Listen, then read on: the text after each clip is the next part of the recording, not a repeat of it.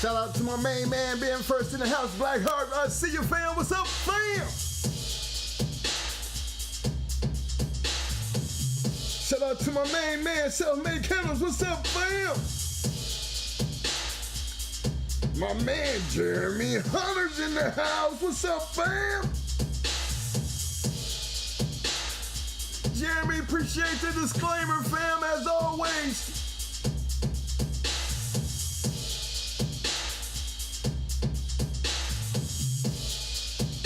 Y'all don't forget to hit them like buttons tonight. Don't forget to hit them like buttons.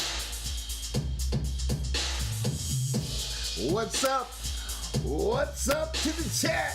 What's up?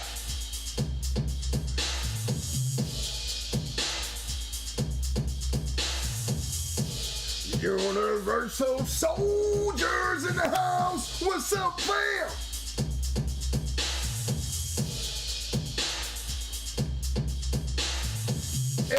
Hey, Kennels in the house representing. What's up, fam?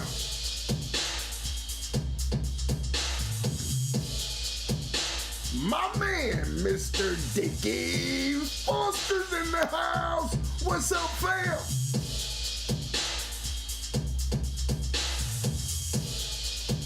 My man, Merritt Scholes in the house. What's up, fam?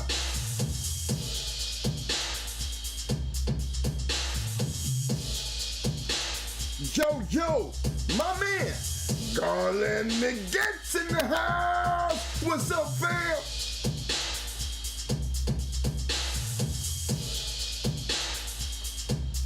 Yo, T-Mac. Yo, T-Mac.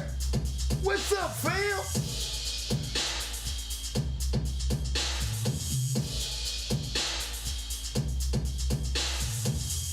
My man, ODG Bulldogs in the house. What's up, fam?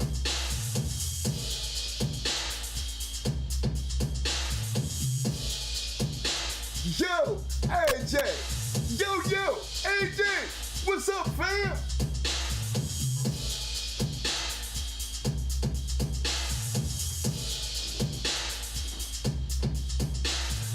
Benny. Yo, Benny. What's up, fam?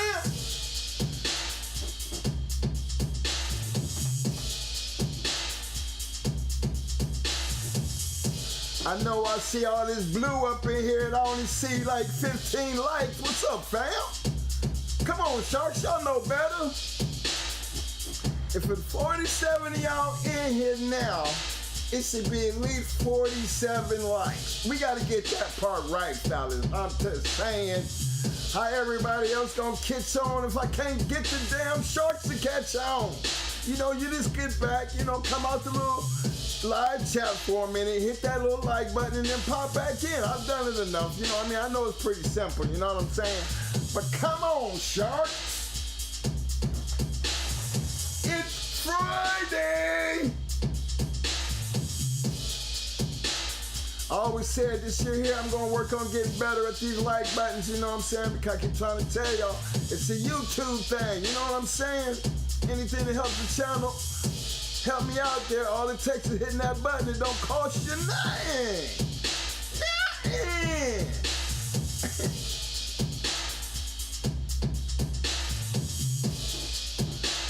I don't know how young some of these Sharks is out here. So, that 80s and 90s situation, I don't know if they're going to be brand new to it or nothing, but you know what I mean, if you've been in this dog game long enough, I'm pretty sure you done went back and you done took a peek to see what was going on in that time period. You know what I mean, work your way back up. But you know what I'm saying, you can still take that poll based on what you know. That's all I'm saying. Yeah!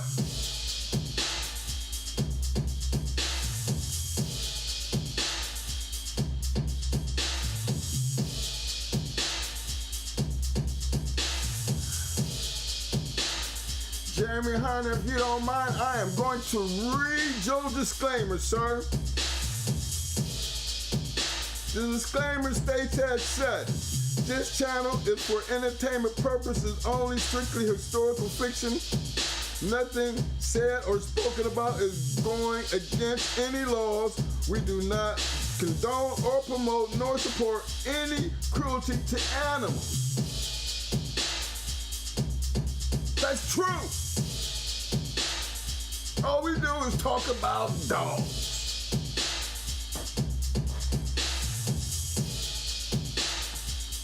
Appreciate the love, fam. Appreciate you guys for showing up. Now we done showed up. It is time to get ready to show out. Y'all don't forget to use that super chat. You know what I'm saying? I'm pretty sure a whole lot of y'all gonna have a whole lot of comments, and we gonna be looking for a whole lot of opinions on. If you finished the 80s, let's talk about it. If you finished the 90s, we going in and we grabbing pedigrees and we gonna talk about it. Because we gonna get out of here and we just gonna find out.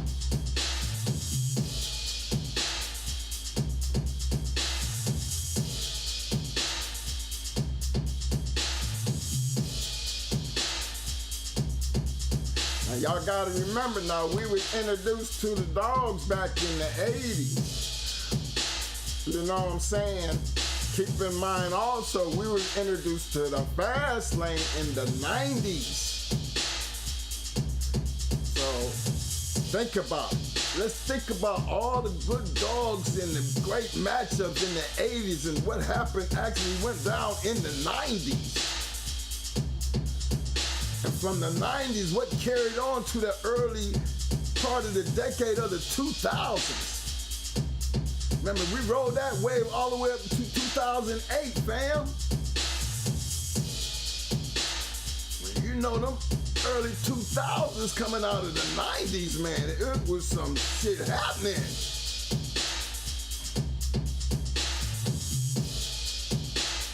Y'all know what I'm talking about. If you was living, you know, you had bulldogs, you know what was going on in the 2000s now.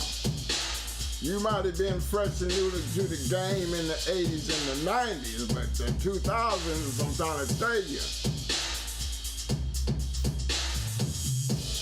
it wasn't as hot as the 80s and 90s, but boy, it set the trend for what the rest of these 2000s is gonna look like. Because we got something on the yard, I can guarantee you, it started in the 2000s. You believe that. Might have been a little bit of that reminiscence coming off them 80s and 90s, but them 2000s, they brought a whole new, different outlook to the game. You know what I'm saying? Y'all know what I'm saying. But guess what? Y'all take that post, so we gonna have something to talk about. Again, welcome to the show, fam.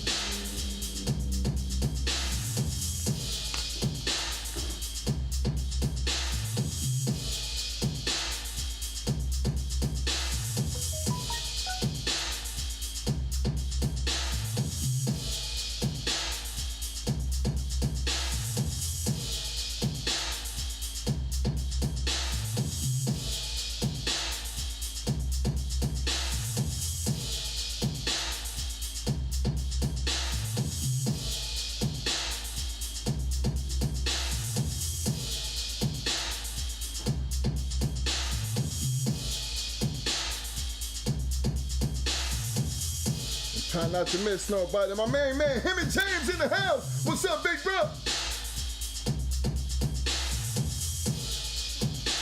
Shout out to my boy, City Boy Kennels in the house. What's up, fam? My man, Greg Evans in the house representing. What's up, fam? Yo, Night Ghost. What's up, fam? Welcome to the show, fam. I see you. Night Ghost, I'm tell you right now, fam, and you know you come into a room with a whole bunch of blue, fam, and I'm gonna tell you something, it don't cost you nothing to get that blue. Now you done showed up, you halfway there, cause now all you got to do, being that you showed up, participate in the chat, fam, and guess what? You'll be getting your hardware, fam. Just to let you know, I see you, fam, and welcome to the show. Shout out to my boy Supreme Excellence in the house. What's up, fam?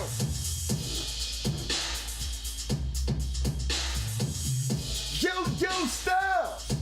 Yo Styles. Kennels in the house. What's up, fam? My man. The one, the only.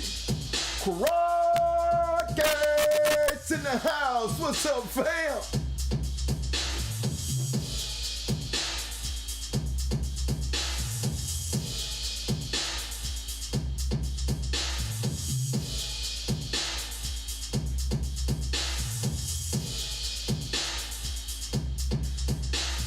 My man, Gallery Kennels in the house. What's up, fam?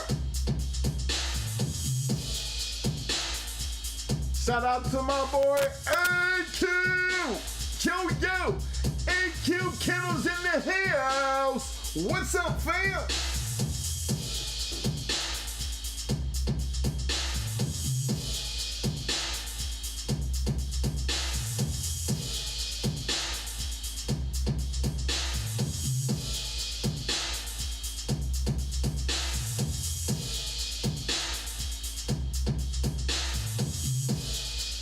My man, Fat Fern Kennels in the house. What's up, fam?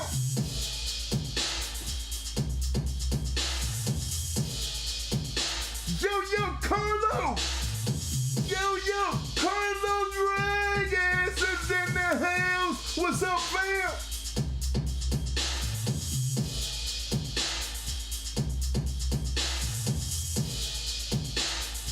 My boy Rack City's in the house. What's up, fam?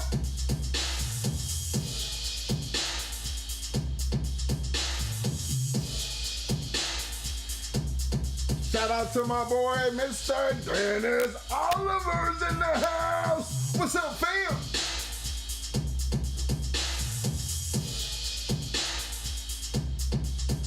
Yo, when you? What up, fam?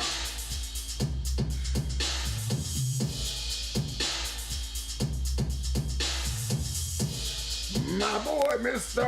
Ron King's in the house. What's up, fam?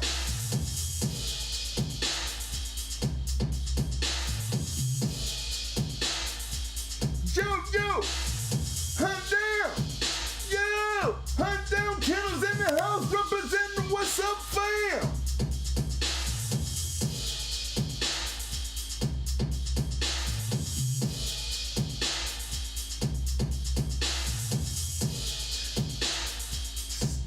Salute to my main man. Yo, High Key, what's up, fam?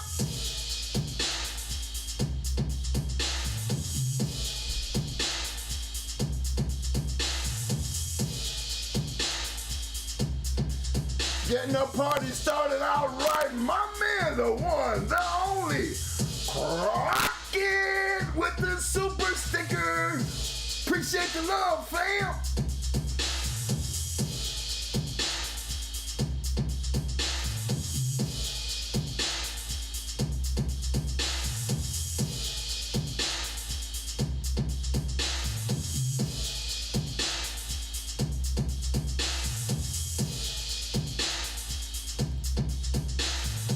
My man, Double M. Double M, there's Mo's in the house. What's up, fam?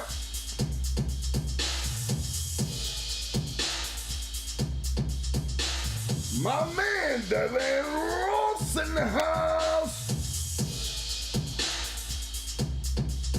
Oh. Special shout out goes out to my man. Long-time supporter, Mr. Dickie Foster with the super stick. Appreciate the love, fam. Long-time supporter.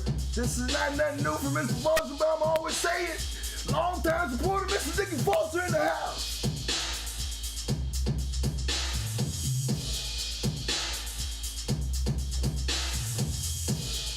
My man, Big C. Yo, Big C rules. What's up, fam?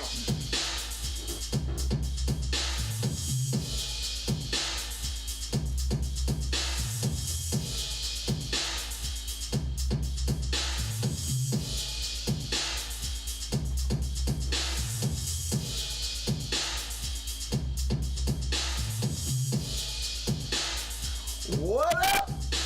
What up, Mr. Michael Schrader? What's up, Mike?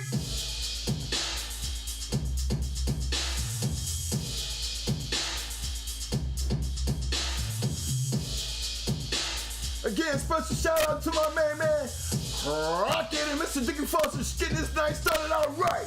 Y'all need to be following the lead. I'm saying, you know what I'm saying. Them is long-time supporters. Guess what? I wouldn't expect nothing different when it comes down to them fellas because they always show up and show out. Appreciate the love, fam. Always.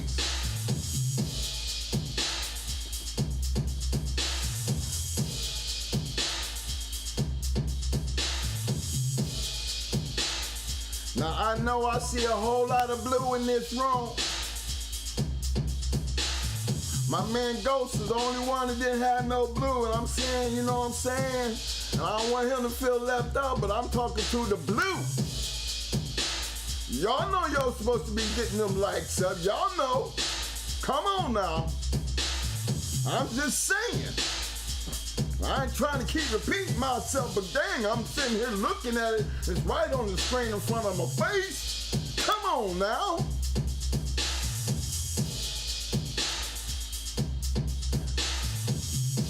Shout out to my man, Mr. Lee Marshall's in the house. What's up, fam?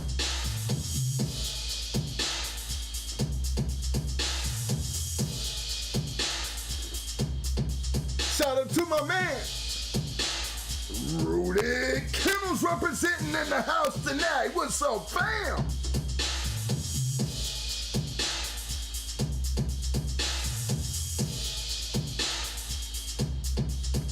Shout out to my man, Nevin R. Austin. Uncle Willie in the house. What's up, fam? I see you, fam. Welcome to the show, Mr. Nevin. Check it out, fam. Being that I see you, you notice you're in the room full of nothing but blue here. Check it out. To get this blue, fam, you done got one of the things you needed off the bat because it don't cost you nothing. All you got to do, and being that you done showed up, is to participate in the chat. That's all. If you participate in the chat, I see where you're coming from. Guess what? You will be getting that hardware, fam. So now that you're here, you might as well go ahead and participate.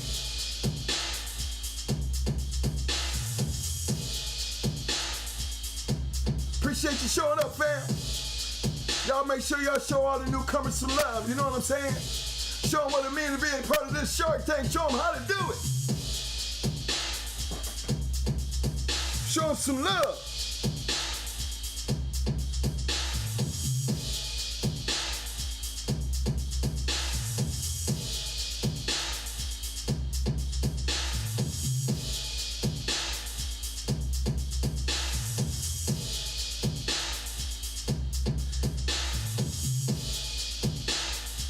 Shout out to my boy, Mr. Eric Collins in the house. What's up, fam? Yo, PGA 412. What's up, fam? Representing hard. Yo. Special shout out to Angel Dust in the house. Welcome to the show, fam. Appreciate you showing up. Like I say this to all my newcomers. You know, I see your name. I got to give you that special shout out because you're here. Now that you're here, let me explain something to you. You notice you're in the room full of a whole bunch of blue. We call this the Shark Tank. And the Shark Tank, being that you're already here, you done knocked out half the battle. You showed up. Now you're here. All you got to do is participate in the chat. Trust me, I'm checking you out. You participate in the chat, you will be getting your hardware, fam. Big shout out to my main man, Mr. Michael Schrader's in the house with the super chat. He said, hit that like button one time. That's all he wants you to do. He spent some money just to tell the damn Shark Tank to hit the damn the damn like button. Come on, man. Appreciate the love, Mike. But come on, y'all. Y'all know better. Come on now.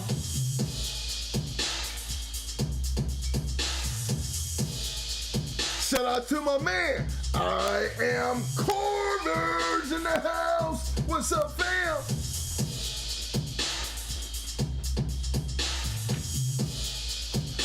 My man, the one and only Dreadlock. What up, fam? Showing up, my man. Reckless for shows in the house. What up, fam?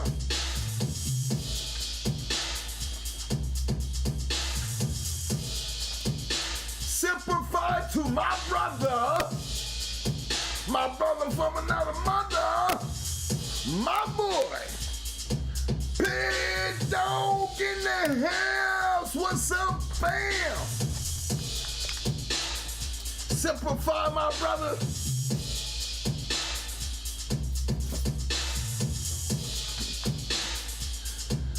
Salute, respect, 100 blessings. GH.CH, scratch and win, my man. Always with the big shout outs, my boy, Damian Johnson.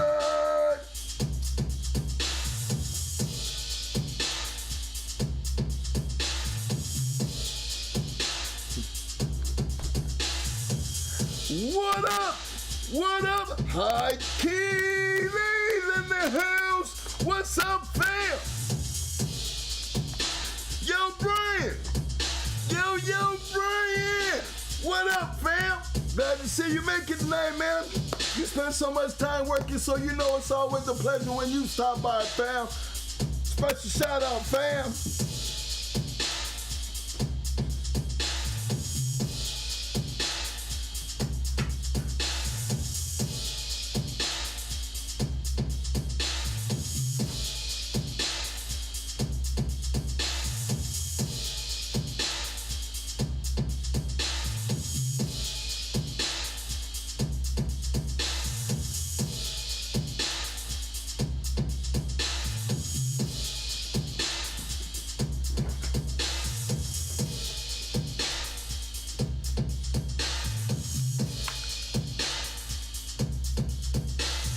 Shout out to my man, Donnell Gulligs in the house. What's up, fam? Welcome to the show, fam. Appreciate you showing up, fam. As you notice, I say it again. Welcome to the Shark Tank, fam. You halfway there to get that hardware. Now that you done showed up, all I ask you to do is participate in the chat. Trust me, I'll be checking out the chat before the night over. Participate in the chat, fam. You will be getting that hardware. So appreciate you for showing up to the show.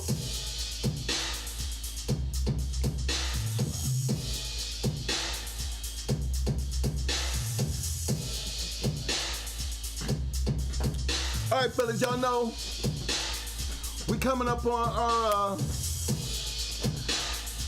our anniversary will be February 28th. We done hit that 1900. We over that 1900 mark for all you new viewers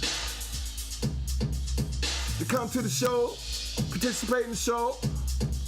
You know, y'all don't forget to hit that subscribe button. Not only hit the like button, but hit that subscribe button. You know what I mean? Help us get to that mark. We're trying to get to 2,000. That's all. We're just trying to get to 2,000. So as y'all watch the video and you can't hit that subscribe button, you know, y'all just reach over there as you're watching, hit that like button, then slide over and hit that subscribe button. I don't put too much pressure on you for that notification because you should already know. We're on Tuesdays and Fridays. Hot Mic Tuesdays. No, Talk Shit Tuesdays. Hot Mic Fridays. 8 p.m. Eastern Time. And if you want to hit that notification, just in case you want to forget, just hit the notification thing so it can go ding. Let you know when we on. But appreciate all the love. Appreciate everybody showing up. Again, for all my new viewers, all my new people that's in that chat with the Sharks. Trust me. Participate. That's all that you need to do, fam. Participate. Don't hold back. You know, say what you want to say. You know what I'm saying? Participate. You will be getting that hardware. Because that's one thing this Shark Tank gonna always have in common. We're all about that bulldog thing. You know what I'm saying? But they respectable. They blue sharks. You know what I mean? But we put them in the bulldog term because they will eat your ass up in here with that nonsense. Because we all gonna be on the same level up in here. You know what I mean? Nobody's bigger than anybody because we all share that one thing, and that is the love of these dogs. And then as long as we're gonna share that love, we're gonna share it together. We're gonna share it on the same level. That's why it's important that you show up. And you just don't just sit back, participate. You're in here now. You can talk dog. You're amongst a bunch of dog men. Have a conversation. Don't just sit back. Enjoy yourself. And I see you doing that. You have every right to be a part of that Shark Tank. Everything else to come with it, you'll see. Because it's always gonna be about integrity, you know what I mean? Respectful, truthful, you know what I mean? Fraternity, honesty. We carry all that right here. We don't do nonsense. We don't do BS. We don't deal with lies. And we definitely ain't gonna be dealing with no BS as far as, you know, what they call them trolls. Oh, my sharks be looking for something to eat. They be waiting on that chum. So be careful what you say and how you say it, because guess what? They swimming looking for some madness. But I'm pretty sure you'll learn that as this thing go along. You know what I'm saying? That's all I'm just put it out there. There ain't nothing nice in that Shark Tank. Ain't nothing nice out there. You gotta be careful what you do and how you do it, because they will check your ass if you ain't right.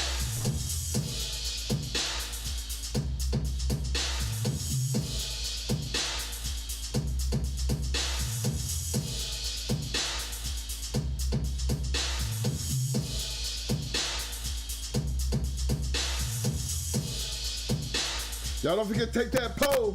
Let me see what we're looking at here. Keep an eye on that poll. Yo, Jimmy! Yo, Jimmy! I see you, fam! Appreciate the love, fam. Glad you had a chance to check out the show.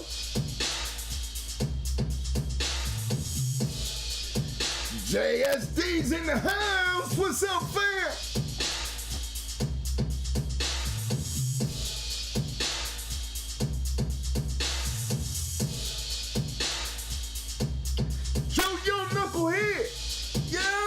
Knucklehead Kennels. What's up, fam?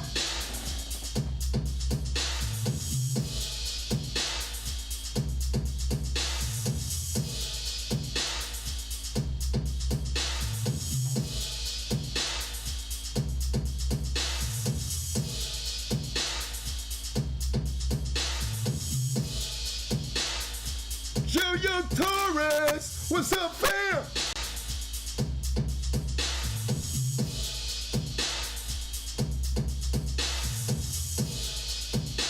Y'all don't forget to hit that like button, fellas. Don't forget to hit that like button.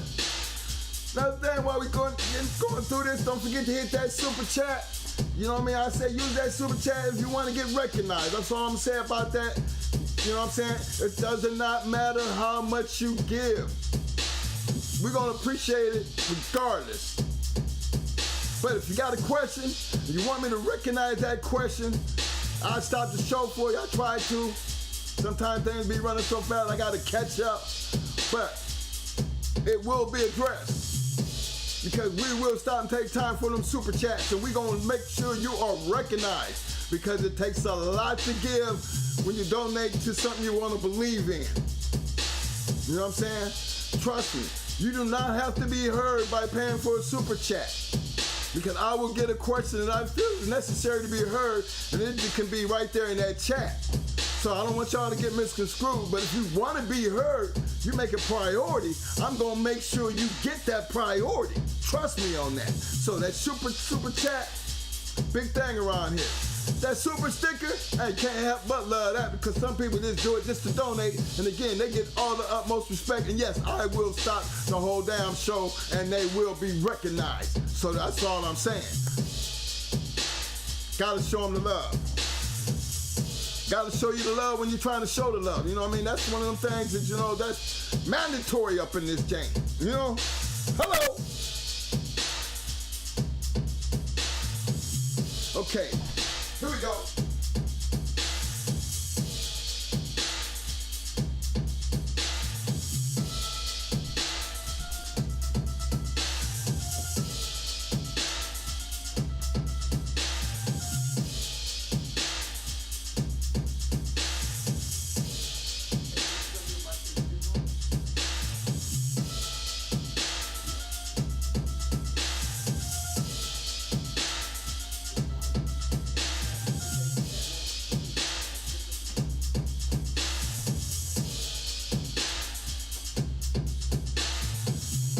Yo, Mo!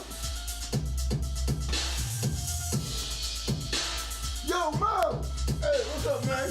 Man, let me tell you, man, that damn Shark Tank is on thick. Oh, shit! Boy, they must have heard it was Friday night tonight, baby, because it is on super thick. Come on. What? Special shout out to my man, Jeremy Hunter. If you people... As you're watching the show, he has that disclaimer sitting right there. Please recognize, because we live by the disclaimer in here. Yes, we do. Recognize the disclaimer, handle yourself appropriately, and we can take care of it from there. Yes, sir.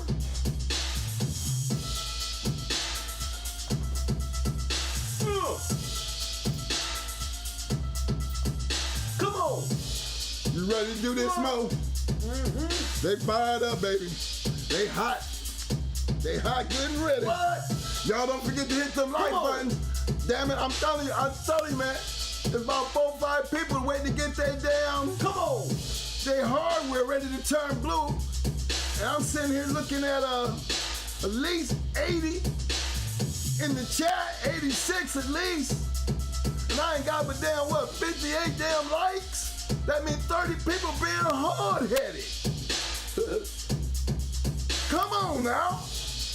All you got to do is back out, hit the like button, and come right back. That's it. That's the man. That ain't that damn hard. You ain't gonna miss nothing, fam. I think the video still be moving, right?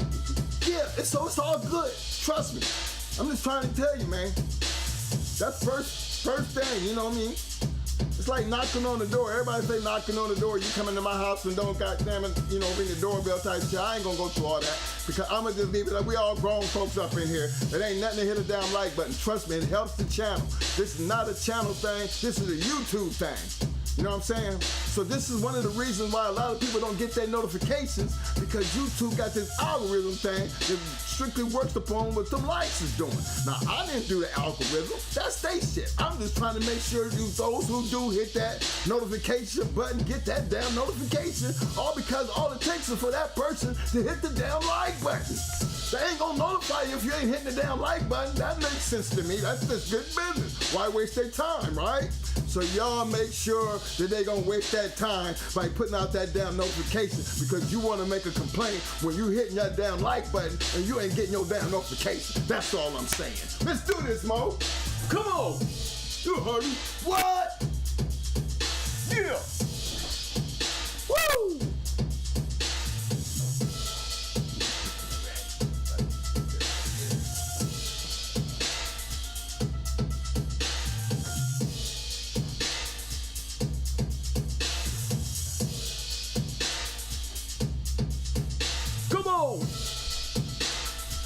Oh yeah, this house look hot tonight.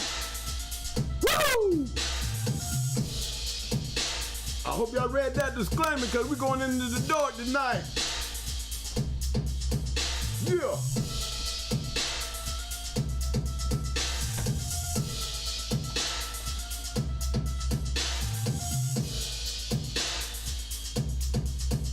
Woo! Y'all know what time it is. You know what we got to do. We got to get the get down before we sit down. Did y'all do your job today? Did y'all give us that clean water? Did y'all give up that goddamn food? Did y'all rake up that shit? Now, let's start doing some checking. Did you check the chain? Did you check the collars? Did you check the gate? Did you check your cameras? You know what's up, baby. You gotta get down before you sit down. And if you did, you get down and let's sit down and talk dog. Come on. Yeah. What's up, y'all? That's right, y'all. We here on Friday Talk. Shit Friday. On some hot shit, hot topics. Yeah. Thank y'all for coming out on this Friday, y'all. Hope everybody had a good week. So now we kicking down into the weekend. Go Bucks! That's right, y'all. We gonna go say when we start off the show saying how to go Bucks. That's right. That's right. Buccaneers, man. Buck them Buckeyes, man. Them Buccaneers, man. We ain't gonna get that shit twisted. We ain't gonna get that shit twisted with the home front now. We ain't talking about them Buckeyes. The Buckeyes, I don't know what happened to them boys. Them boys took a lunch break. But we got to go with the Bucks. Okay, so what? We are definitely 50-50, you know what I'm saying? And we still in the playoffs. Actually, we won the South Division. So, you know, we got a bunch of scrubs down here in the South. But guess what? We're the best scrub because we're in the playoffs. That's when we do get a bye. That's right. Everybody got to work their hands, get in that goddamn wild card game. Guess what? We don't. Okay, then. Big shout out to my homeboy at home. And act right. What's up, homeboys? That's right. I still love you, man. You know I was home gonna be home. That's right. Riding it all the way down to the Tampa Bay, Florida. Still riding on the home front of home, Akron, Ohio. Shout out to my home front. All right, y'all. Let's start this day off right. We're gonna be talking about some game dogs tonight, right? Okay. Uh-oh, we looking at the poll now. Ooh, everybody's like, wow. We got 103 votes already. We got 51% of y'all said the 90s. We got 25% said the 80s. We got 15% said the 70s. And then we got 9% said 2000s. Now, we in 2023. So we got a long way to go before we go into the 90s and then the 2000s. Now we can go to 2000, from 2000 to 2010. That's a decade right there. Okay? Now I know we got some shit going down in 2010 because 2008, 2007, 2006 was a little hot. But that was during the time, too, that things started getting hot. I mean, it was starting to get hot then, boy. They was running all over the place, snatching up them kennels. Yeah. Dope cases, dog cases, all kind of cases started flinging around. Guess what? They couldn't stop them Bulldogs, no. They couldn't stop it, Jimmy. They couldn't stop it. And they gonna never stop. But they're gonna try. You know? Salute to all them soldiers that had to go through that pain. I'm one of them. Having your yard snatched out. Going to jail for nothing. But it was better than doing 30 years. That's for damn sure. I gave 30 months. Actually 2 years after my good time and shit. But why did I go to jail? Basically for having steroids. But that's not really why. Yeah, the jury found me guilty of dog fighting charges, but guess what? The judge, you know he ain't gonna let me slide. He wasn't gonna let me slide. They didn't find me guilty of no dog fighting charges. I was charged with a whole bunch of them, but the jury said, y'all got me fucked up. That's what the jury said. The jury said, guess what? He ain't guilty. Now, we're gonna give him them steroids. Boy, you know you ain't had no business with them steroids, though. You had no business up there baiting. What they call baiting is considering, like you said, taking a rabbit, putting it in front of the treadmill, and the dog chasing the rabbit. But see, I didn't chase no rabbit. Actually, what I was doing was checking the dog's aggression to see what he acting like when he gets tired. All I did is put him in front of a dog. We see that shit all the time on the video. Having dogs barking at each other like that. But you know that how it goes, fellas. Y'all already know how it goes. They weren't gonna let that shit slide like that. They ain't gonna give me 100, but they ain't had no choice. They really didn't have no choice when the jury said, hey man, that man ain't guilty of that shit. Yeah, we heard all the evidence. Yes, he used to be a dog fighter. Yes, we knew that, but that's not what he was charged with. He was charged with 16 dogs, the dogs you took on his yard that day. And based on the evidence that y'all presented today at this trial, well, there's none of them dogs used for dog fighting. So, based on that and that only, he's not guilty of that shit. Okay? He didn't take me to have with some high-paid lawyer. I had 6 damn lawyers in a 3-year time period just to get to trial. Okay? And I still won without a lawyer. So that tells you a lot, guys. I ain't no dummy. Now, I read a comment by Mr. Hill that, you know, that he was up there trying to put down our chat room like he's some damn scientist. This is not Pro M Game magazine there, Mr. Hill. We don't need that irrelevant talk too much over here, okay? You don't put down our guys like they bunch of green nobodies like, you know, your word is relevant. No, it's not relevant over here. So be careful the way you speak, especially when you start speaking in our room. You understand what I'm saying? Because it's not good to be playing around us in a water full of sharks. You know what I'm saying? You don't come in and step in and start playing around with a water full of sharks. So, with that note and keeping that note in mind, be careful how you bring your opinions up in this room. Okay? Everybody has their own opinion. But when you start trying to talk down on everybody like your words is something, we got to start asking a question about who you are. And we remember you. Yeah, you were the one with that little ghost rider for Pro, had Pro and all that shit, because your stories weren't fact-checked. So quick to talk. So quick to use the little fingers and don't be saying shit. Why do you want to be so relevant, Mr. Hill? Huh? We don't care about you, bro. You know what I'm saying? We didn't already seen your messiness, so don't bring your shit over here. We clean up shit around here, okay? And if we ain't cleaning it up, we turn it into chum and we feed it to the sharks. So if you don't like what we doing, don't get in that water, okay? Let's move on. I want to give a special shout out to my man, Marlo Stanfield in the house. Got to give you the special shout out to my man, Tony Montana representing. Tony, what's up, baby? What's up, fam? Shout out to my man, Old Man's in the house. My man, Lil B, DB. DB, what's up, baby? No, not my little man, Lil B. Yeah, he up in there, man. Ben, when we coming on, we're going to get you on the show, man. Yo, I got to get my little partner on the show. This little dude was a little boy. He was a little boy when I met him, man. It was a long time ago when he's a little boy now. This boy know more about going hard. I mean, I coached him. I coached him. He was a great player. I taught him the streets. He was a good street man. Loyal to the game. All the way to the end. He was a good yard man. He was a good conditioner because he listened. And he was loyal. And he went to Puerto Rico with me with Red Ace. And to all the concerts, we used to do these shows, y'all. We had a record company and we used to do a lot of shows. And this little boy was like my little, you know how you got your like Birdman had Lil Wayne?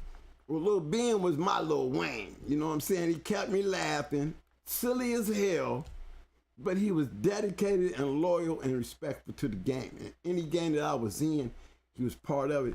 And everybody loved him because he carried that responsibility of respect and loyalty to all the people around him. Like, who is this little boy?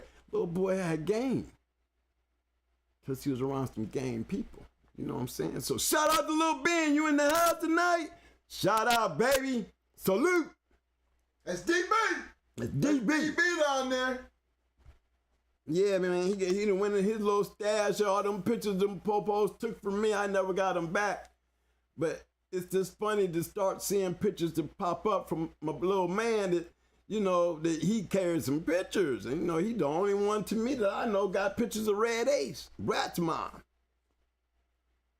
Probably can tell you more about her than me, because he spends a lot of time getting her ready for that damn Puerto Rico run. He raised Brat.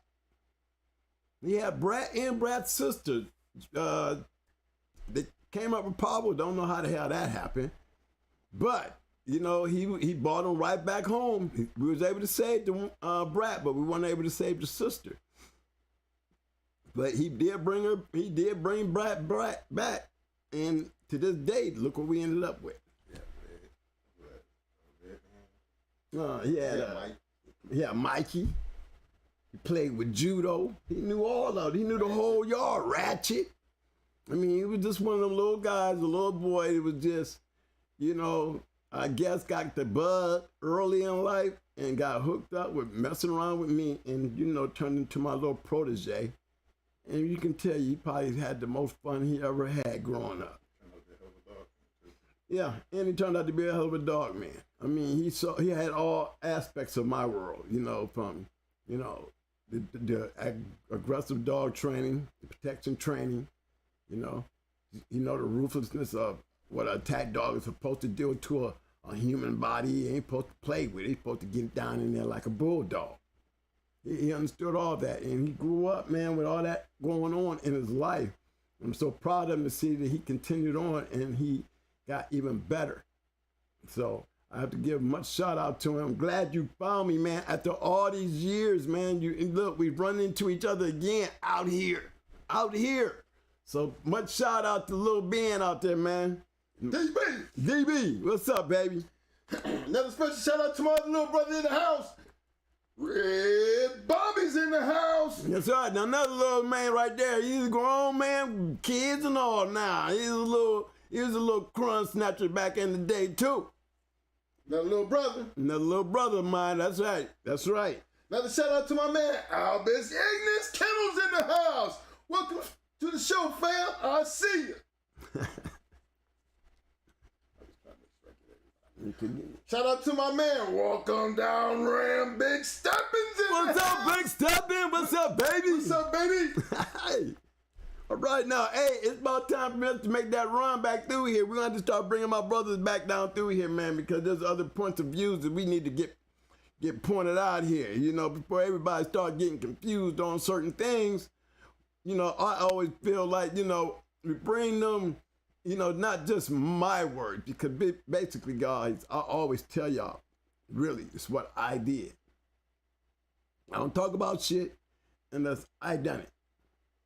And if I ain't do it, I tell you I ain't do it. I'm only telling y'all what I did. You know, and may give you opinion on something somebody else may have done that I observed. But when it really boiled down to it, guys, I really tell y'all exactly what I did. What I did is part of the past. Can't change that shit. Got to like it or you know, excuse it. But you can't change the fact of what I did. Okay? Some of you guys act like y'all missing that point. Hey, man, look. Can't go talking about something I did that's already been done. The results, I wouldn't be sitting here if it wasn't worth it. Okay? So, I guess we got to always have those tight.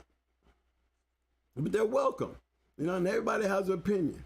You know, as long as they keep it respectful, as long as it makes some sense to us. Now, if it don't make no sense, be prepared to take the beating that you will get.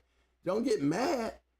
You know what I'm saying? Because sometimes your opinions be opinions that maybe you want to be controversial or a little sleazy or you know, got them hater blockers on. You know, we got to put our shades on because you come in here with them bright lights of bullshit. But that's okay, though, because we handle all that over here. You know what I'm saying? We scratch the wind. If you don't understand what that means, you know, you don't want to get on the other side of that wall because we scratch all night. And we are definitely ruthless about it, you know, because we're coming in for the win, baby. You know how that is. Scratch the win. Scratch the win. Always. You know what I'm saying, Tony? Tony. You know what's up, baby. Them curves come out at night. You know we got to watch them curves, y'all. Shout out to my man OG in the house. Got to put them on the line. They want to act like they want to play. Put them on the line. Shout out to my man Bundle Views in the house. Marcel Shepard's in the house. What's up, fam? My man Joe Brown. What up, fam? My man Twain Marley's in the house. I mean, I got a house full and I ain't trying to leave out nobody tonight. That's all I'm saying. Y'all just bear with me. Yeah, I'm bear with me. Swinging it. I'm getting down the list mode. They still popping in, baby. Tell everybody hi. All I can do is say hi. I can't see you, but I can say hi to you. All right, they good. I caught up. He said he caught up, They y'all. kicking out curves and we ain't got nothing in here yet. They kicking out curves. We ain't got a curve in the corner yet, y'all. Damn. Ain't no curves in here. Ain't no curves in here yet, y'all. We ain't got no. Everybody on the line, man. Everybody still on the line, man. Okay, we ain't got no curves in here now, and we sure ain't got no chum. I know my sharks are getting hungry. You know what I'm saying? But that's good to see some hungry sharks. Because guess what, boy? That means when that chum do hit the water, boy, y'all gonna be like piranha sharks. I'm gonna be calling y'all piranha sharks. Y'all gonna be slapping water everywhere, getting in. This is a hell of a damn chat room right here. These boys right here do not play. AKA Shark Tank. We don't get on the 90s because that's what we can talk about. I happened in the 90s is when we hit the fast lane. Yeah, we was learning in the 80s, y'all. And I honestly believe there was some good things going on in the 80s because the growth started in the 80s. The growth, what we got in the 90s really did start in the 80s. The growth, okay? Because even by us coming in, you have to understand, you know, we may have had, you know, and this is not, I'm not playing on the race card, y'all, okay? Because I'm going to go there. But it's not a race card issue. It's a factual issue. That in the early 70s and early 80s, and when I say early 80s, remember, y'all, I got my first dog around 81. And I was in Carolina on Atlas in them yard. I knew one brother that had a dog at that time, and that was the sheriff. The sheriff, the one that brought me into the game. He was the only person that was of color that I knew at the time. Once I got into it with the sheriff, I noticed there was other brothers. But one thing for damn sure, y'all, guess what? Most of all the North Carolina boys had dogs from some of the great dog men. They wasn't really kicking up their own shit yet, y'all. Just like me. When I got Judo and Blood and BA and Solo and Bruiser, these was great bred dogs coming off of Snooty. I mean, Mally B and Snooty and all them in the first and second generation of these dogs back then. So we were just getting our hands on them. Another one, Tony Wade. Another Carolina brother that was down there. You know, to me, he was the most advanced dog, man. When I say advanced, what I mean is he was bulldogging. You know, most of these other guys, they was bulldogging, but they weren't bulldogging like that. No, they weren't bulldogging like that. And nor did I understand how good he was until we hooked up. And when I went back to Ohio, and then I came back, he could tell you it was a totally different person that he's met before I left. You know what I mean? See, I went home and then I came back.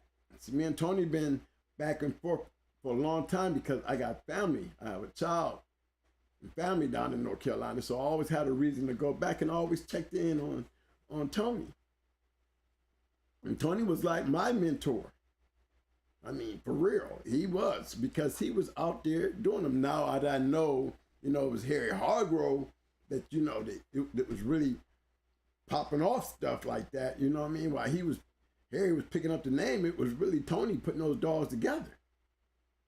Not taking nothing from Harry, but he had a hell of a damn dog man behind him.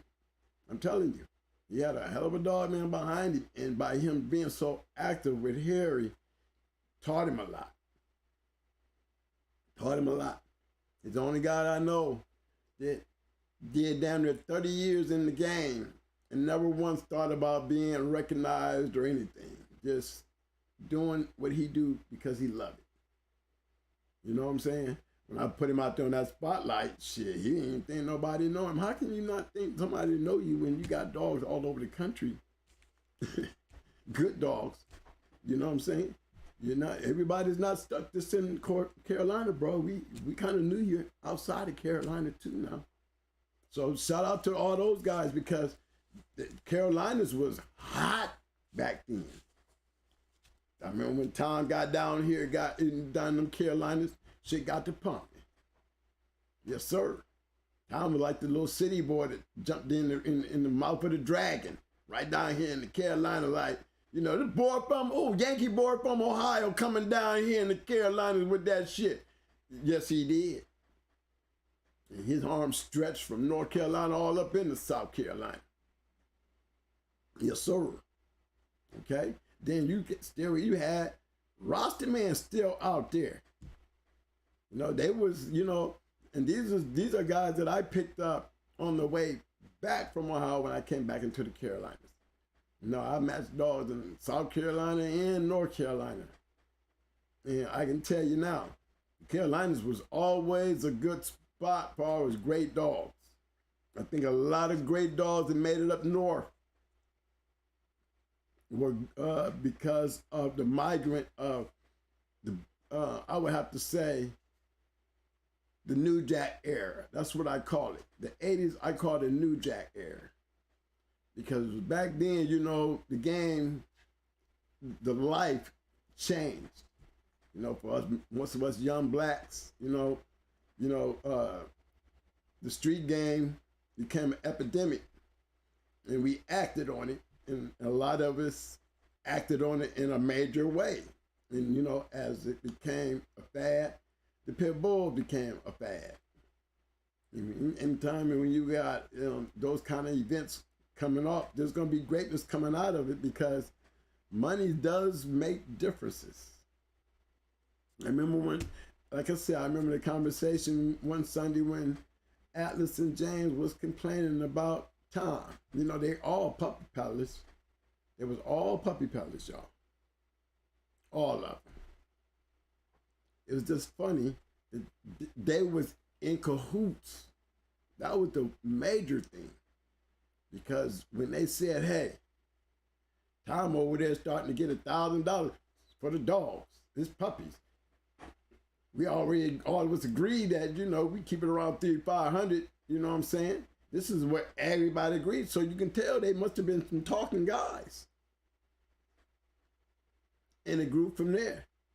Ed Frame, Wildside Kennels was another very popular Carolina kennel. A lot of people was talking about. Perry Powell, another brother with termite. Yeah, he hit the scene and was making noise with termite. You know, and he drew a lot of attention from a lot of guys from the north. Why him? Because he was of color. You know, we didn't always want to buy straight from the old timers, which most of the old timers that we knew back then were white. You know. Tony wasn't selling dogs. He didn't really sell dogs back then. A lot of other guys that I know, they wasn't selling dogs. They were trying to build yards, you know. A lot of North Carolina boys, they was trying to build powerhouse yards. The Robinsons down in Jacksonville, they was selling a lot of dogs out there, and a lot of them Robinson dogs was starting to move around out there. You know, a lot of northern guys was coming down here shopping in them Carolinas. A lot of northern boys was shopping for dogs. Why? Because they wanted to get to work. You know, and then when you add Florida to the equation, you know, it was a shopping basket was basically north meets south. Same with the Bulls dogs. A lot of the Bulldogs migrated up to you guys go back to your little history and you're going to find out a lot of those Boyles champions and great dogs was done up north. A lot of those Bulldogs was getting their recognition from brothers of color, and they was coming from up north. Same with the yellow dogs. When them yellow dogs coming up down through there and start knocking off them Boyles dogs, putting losses behind some of them Boyles dogs, seemed to be the time of change, which at the time we was calling them Red Boy. They didn't have the name of Yellow or Yellow Giant. All we knew them as was Red Boy dogs, and all we knew that them dogs would do was they was durable enough to handle the onslaught that the Boyles dogs could put down on you. They could handle that onslaught and still be game enough to win. And that's when we started noticing it was starting to be a trend. Now, not all the Bulls dogs was like that. It was just the game had evolved into something better. That's all it was. They had that number. They had that number. Them yellow dogs start coming down through there. They start knocking off them Bulls dogs. Them dogs start taking losses. You know, and then, you know, guys adjust to the change. You know what I mean? Didn't change the growth of the Bulls dogs. All they did is just change and started making them better. And that was happening with them on the yards of some of these great brothers of color back then. You know, a lot of that, those changes was due to them making those breedings. It was no more the old timers sitting back making their great breedings and then selling the puppies, and then, you know, all we doing is using them and throwing them away. No, we started breeding them too. We started learning more. And I say it started picking up around 85, 86, shit started getting real smoky. I mean, things was getting hot. I'm talking about there was some great shows building. So by the time we got into the 90s, it was on full bloom. I mean, an array of great dogs, an array of great kennels. It was not just the old school dog man in there no more. Matter of fact, they started sliding back and getting down into being more of puppy parlors and not taking the chance of taking their own shit out there and getting it taken out to hurt their brand. You know, a lot of them just went on ahead and started branding their old names, and they seen they could get to traffic because there was a lot of us guys out here looking for good dogs. And we was willing to pay the money. And when we got those good dogs, we was willing to put the money and the time into it to get these good dogs to make them great dogs. And that's what was going on. It was a heavy number, big number. Man, I can say it. There was a lot of them. I ain't just talking about men of color like black. I'm talking about the Puerto Ricans. I'm talking about like Mexican Dan and them guys. Them guys was pretty active back then. Pretty active. I mean, some great matchups. You know, Fat Bill came out of the woodwork. You know, like I said, Tom Ratliff, Harry Hargrove, they was real busy back then. But, you know, the activity, more where I was, New York area started blowing up. Baltimore started blowing up. PA started blowing up. Buffalo started blowing up. Ohio on fire. On fire. By the early 90s, Ohio was on some goddamn, some juice. Remember Ricky had fired up Tennessee. And then Ricky was on fire on Tennessee, and then don't forget, you had Kenny Gaines and them. You know, there was some good, he was pretty good too now. Yeah, but Ozzy was still up there at that time too. Was that? Ozzy was still on. Yeah, Ozzy was always a bad boy. Ozzy was the man. You know, he was one of them old school dog men that didn't really fall back and start becoming a peddler, puppy peddler. But one thing he did do, he started advertising his yard because he too was wise enough to see what the trend was. And Ozzy knew that if he get the dogs, his dogs in the right hands and with the right people, that he could grow. I mean, like high-tech kennels and those kennels like that, those are like proteges of Ozzy Stevens, man. All these guys started growing and good dogs start popping up. You know, I mean, real good dogs. And it just made the matches better, you know. Back then, we always saw great matches. It's very seldom that we saw a bunch of bum-ass dogs. It was very slim and slow when it comes to the bums. You know, I think they was really doing yard checks a lot better in the 90s. Early 90s, even got worse in the late 90s because, you know, the game was on fire and a lot of guys was not keeping bullshit. You know what I mean? I think at their most, you know, there was a lot of hard checking. You know, the quality of the dogs was enhanced. You know, a lot of guys was either going after champions or trying to breed to a champion. Either was trying to go in and whoop one, or trying to go out and breed one, or trying to go out to buy a puppy from one. And that's what I think made the game better in the 90s. In the 90s. You know, especially, I would have to say, between 89, 90, 91, 92, 93, we was on a peak movement. We was headed there. By 94, 95, 96, 97, 98, it was on fury. Full blown. Full blown. I mean, full blown. Some of the greatest kennels, you know, came up. Hey, what was Vietnam? Were they in Chicago? They was up north, though. Yeah. Because somebody asked, what was Indiana doing? Indiana was pretty good. You know, Indiana was in that fold. Illinois was in that fold. You can't forget Windy City, y'all. They was up there near Minnesota. I think that was Minnesota. I know I was way up there.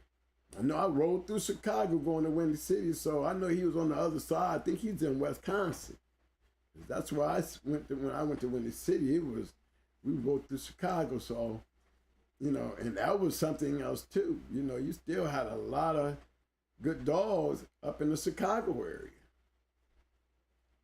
So I think, you know, during the 90s, yeah, but I think the 80s had a lot to do with the growth. And I always say it started in that New Jack era. You know what I'm saying? In that New Jack era. You know, we was betting on everything. We was betting on cars. Shit, we was betting on ATV bikes. We was betting on dogs. Betting on chickens. You know what I'm saying? They was betting on anything. And it didn't matter. You know, betting on the kids, you know, in the football games. Betting on the basketball games. We was getting all that money and we was, you know, converging to making things better. Not only did the dog game get better, I think, you know, in some of our communities, especially in my community, it got a lot better. You know, I always felt like, you know, in my neighborhood, if I seen an electric man pulling up at somebody's house, I made sure that electric man didn't do his job. That means somebody down the street there is going to get their electric off. Not in my neighborhood. We kept everybody's electric up. We kept everybody's yards up. We kept everybody, you know, because this is how you grow. And I guess that's what my little cousin was talking about that made the twins a little different from everybody else. It was involved in that kind of life. You know, it's a grueling life. A lot of us know that, and there's a lot of good guys that, you know, that was sitting in jail for a long time with life sentences when the feds wanted to turn this RICO thing into an attack on actually our neighborhood. You know, giving guys life. Thank God for Obama. Obama came in there and knocked all that shit off. A lot of these guys that had life sentences were able to come home.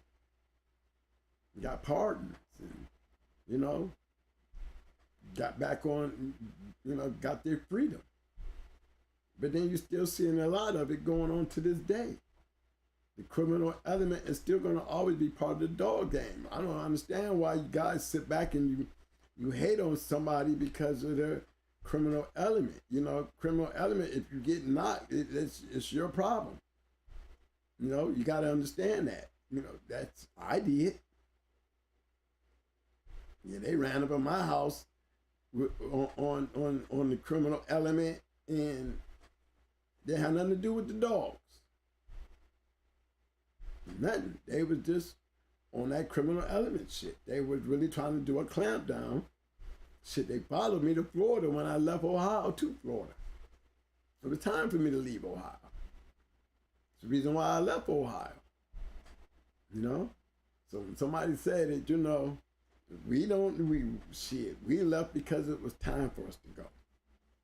We did what we could do in Ohio and we had our fun, but it was just time for us to go. And they followed me all the way down here. And it was a good follow because I enjoyed myself when I got here. Never had a problem with them. Whatever they were trying to get me on, they never got me on.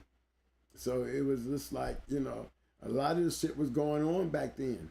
A lot of it. I mean, a lot of great dog men got hit. A lot of great dogs were taken. I remember that night that shit jumped off up in Romulus, Michigan. Guys, they was taking dogs out and shooting them right on the spot.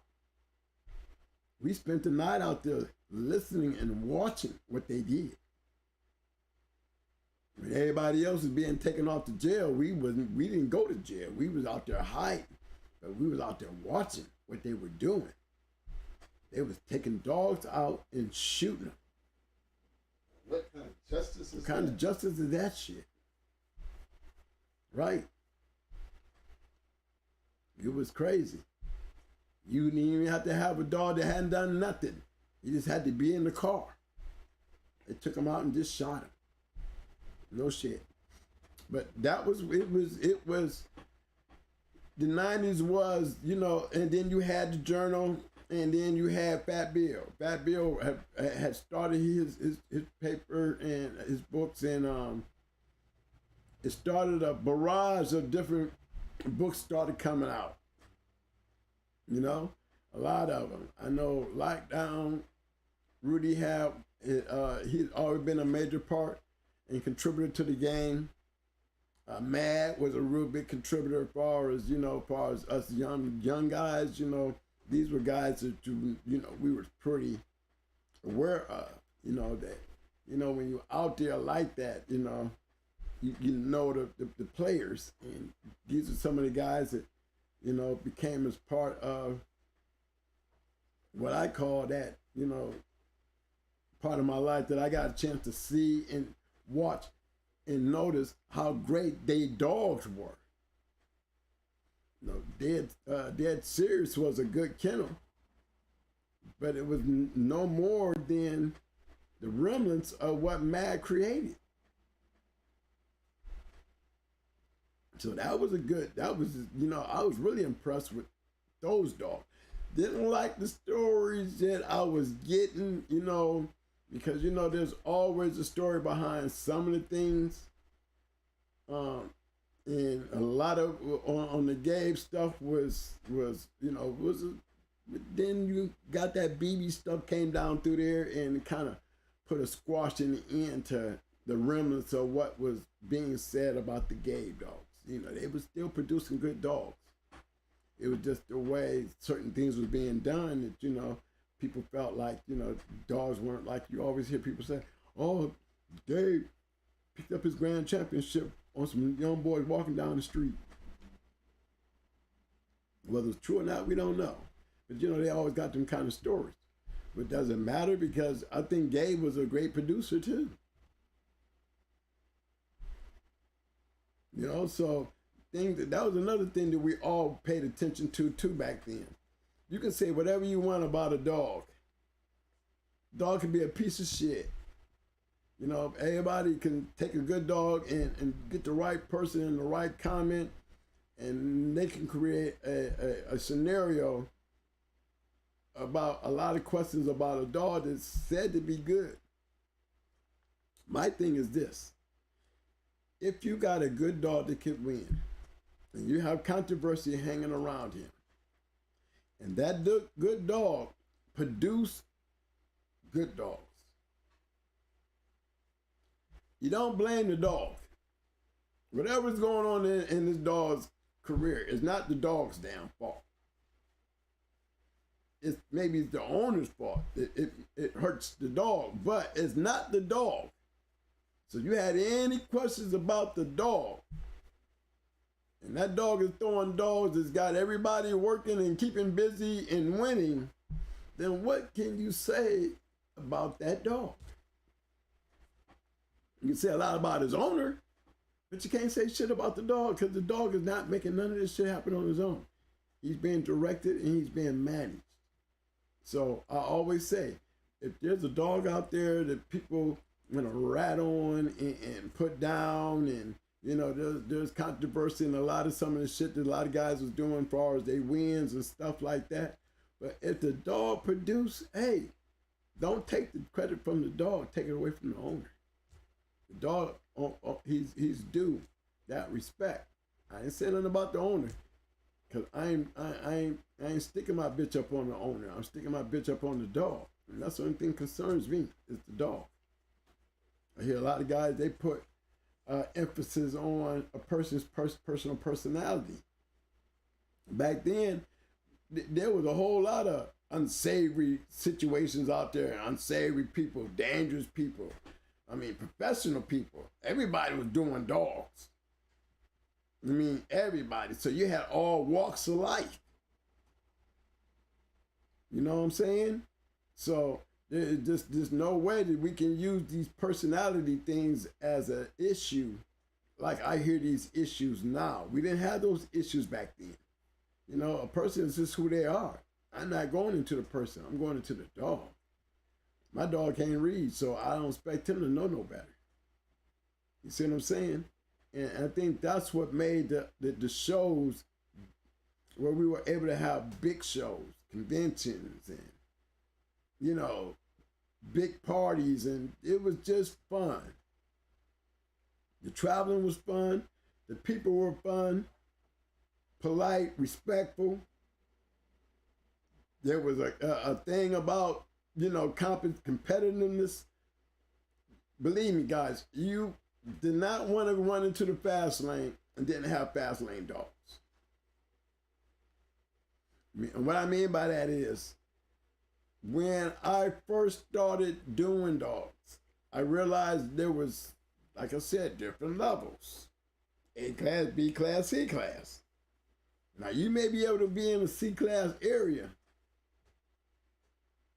and that's what we call them, C class areas. And the only way I call it a C class area, because if you can win in your area, that's great. The purpose is, if you don't leave your area, this is that, you know, and this is the area you were winning in, and these are the dogs. You know, does it say much for the dogs that you are beating? What about the other dogs in your area? Did they have wins and did good like you? I mean, were the shows good? You know, these are the kind of controversies that were starting to show up when we started knocking off. The Boyles dogs started losing. You know, when they started losing, y'all, it was like wildfire. If you go back through your history books and go back through your matches, you'll see there's a few great Boyles dogs that was taking L's. You know, I think I would have to say Andy Cap and the Queen, Bobby Jr., them dogs right there, they were just set in stone. They were special. They were fast lane. They could take on the fast lane and improved it. You know? I think they were trying to get them now. Oh yeah, there was people out. How you think Queen got 8? You know, I mean, there was 8 people to believe they could whoop her. You know, and that's the key out there in this game. You're always gonna, you know, I mean, somebody's out there is always gonna think they can get you. Shit, we went after Tommy with Red Ace. And then we went after Legion of Doom.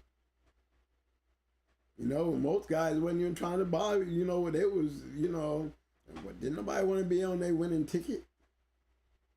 We didn't know no better, so we did. You know, we always got that competitiveness to go and win against the best. Because if you can win against the best, then you know you got one of the best dogs out there. Then who do you worry about? I go into anybody.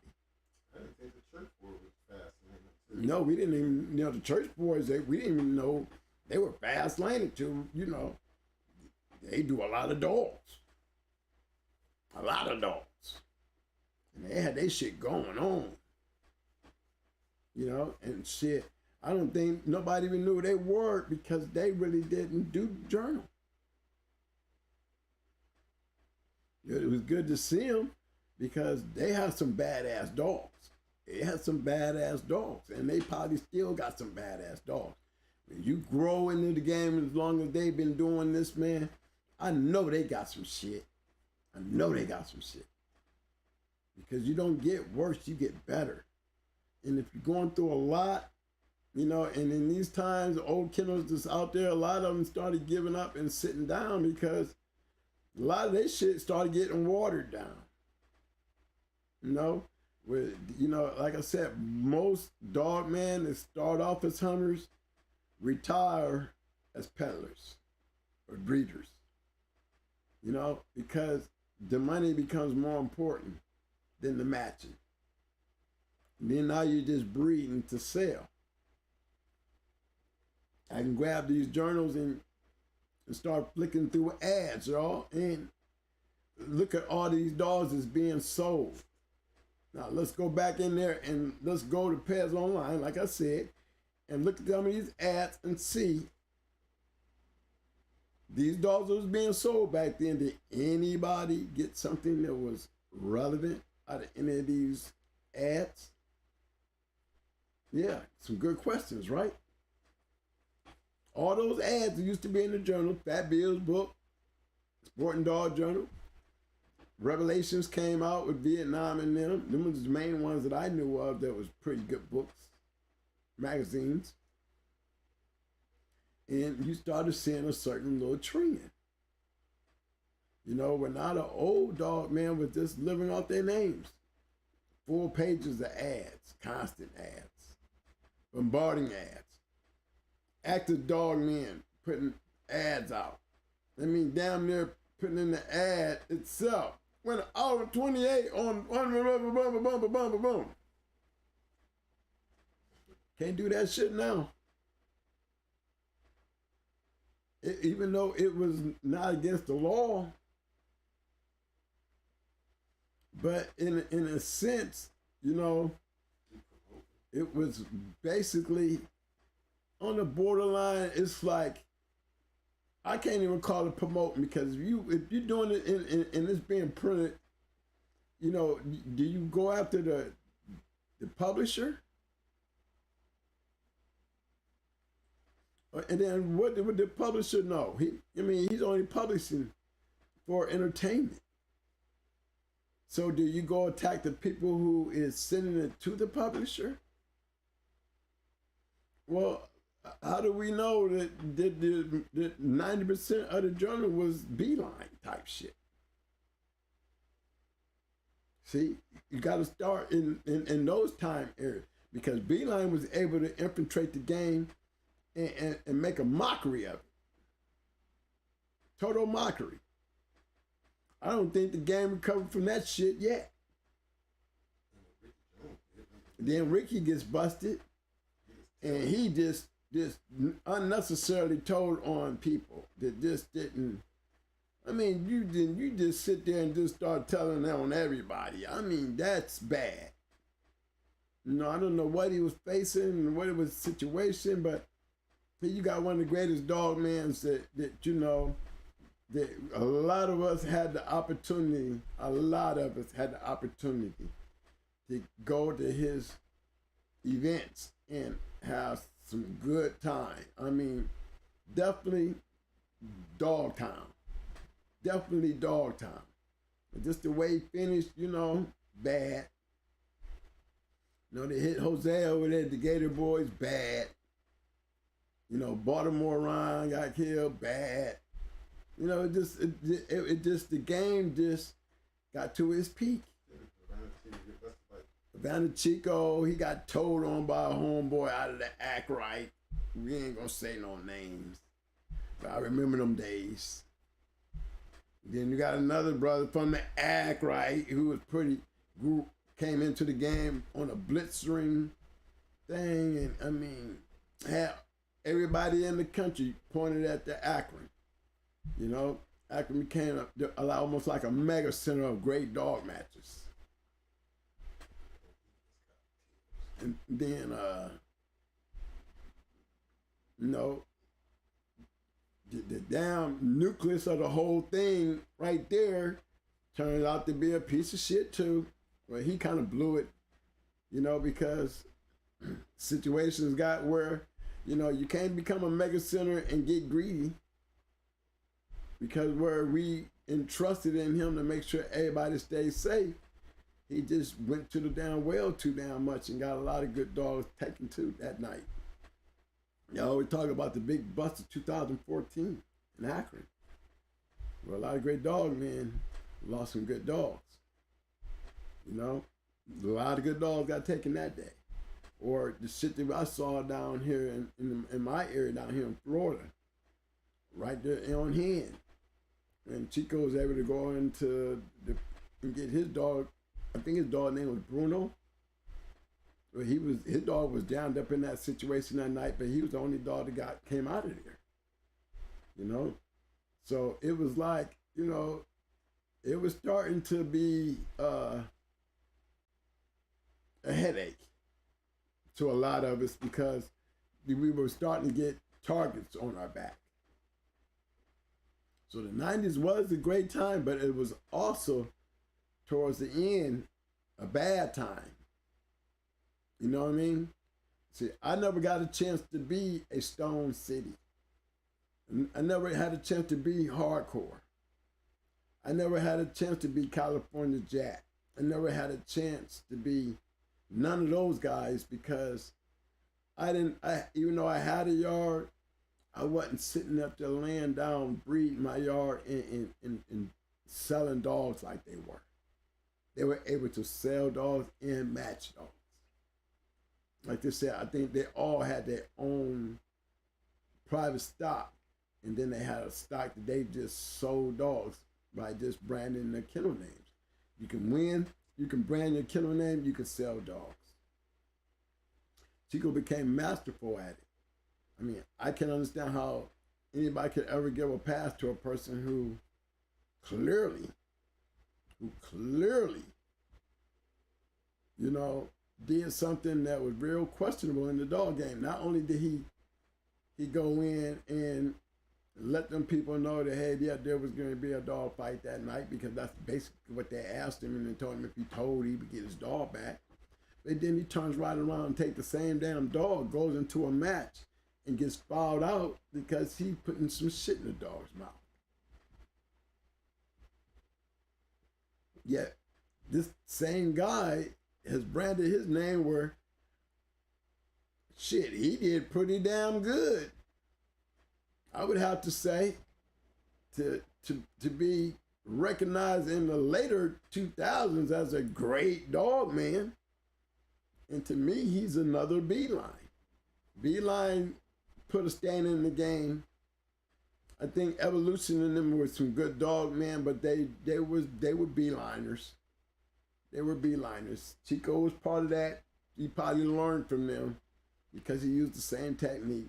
But they were, I call them Beeliners because Beeline was just that. They came in and got away for years with fake dogs.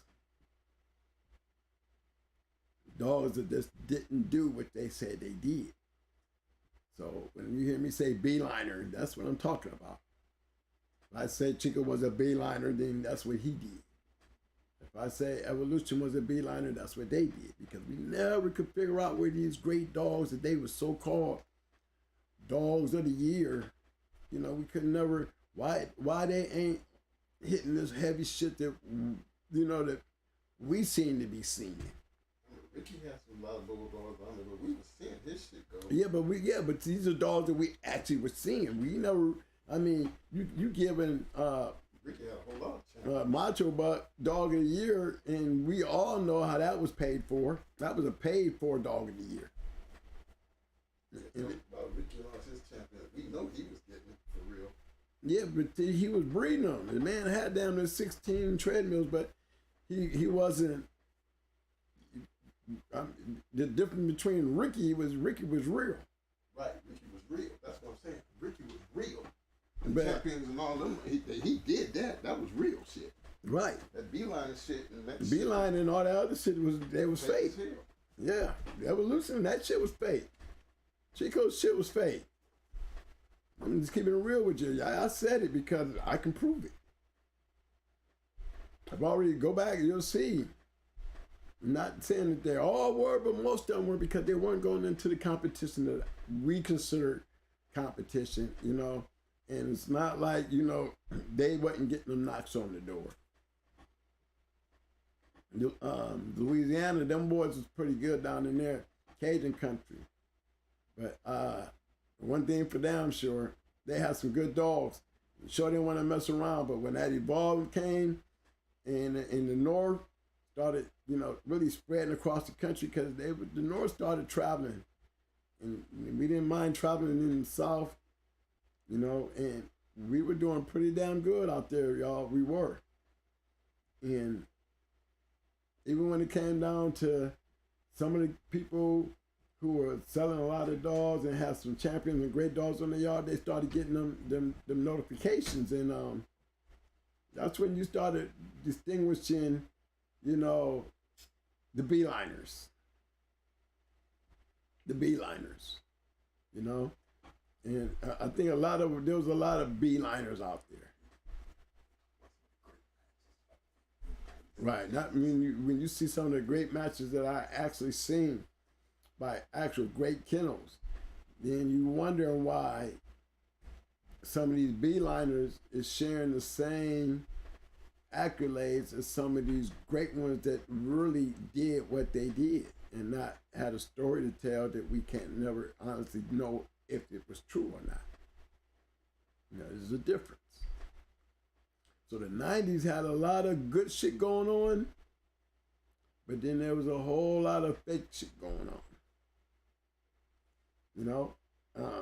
It was always, it became the other thing when it became in the 90s was the Fat Bill, and Jack Kelly thing, I think Fat Bill, he despised Jack Kelly.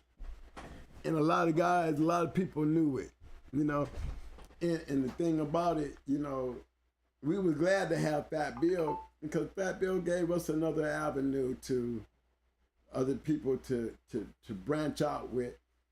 Because at some time, the journal was a little slow on doing things that, they was a little slow. And yeah, he had a certain preference. It's like Jack was trying to hold a lot of us of color down. Just being real. You got something from one of the good old boys, fine. Your shit is good to go. But if you sitting back, and you didn't got to that level where, you just as good as the good old boys, he kind of drug his feet. And I think Fat Bill started calling him on that shit. You know what I mean? And he started Bill up he upped the game, put it like that, His show matches was more detailed. Yeah, his show matches was more detailed. On top of that, the fact that, no more champion males at 3. It was Bill the first one that came out. Hey. Over here, you got to win 4.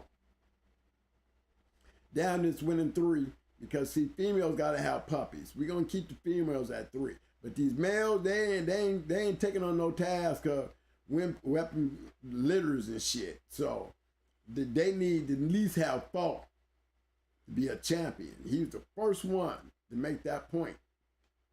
And it was a good point. And guess what? The journal didn't really catch on, but they really didn't have a choice because it did make sense. It did make sense.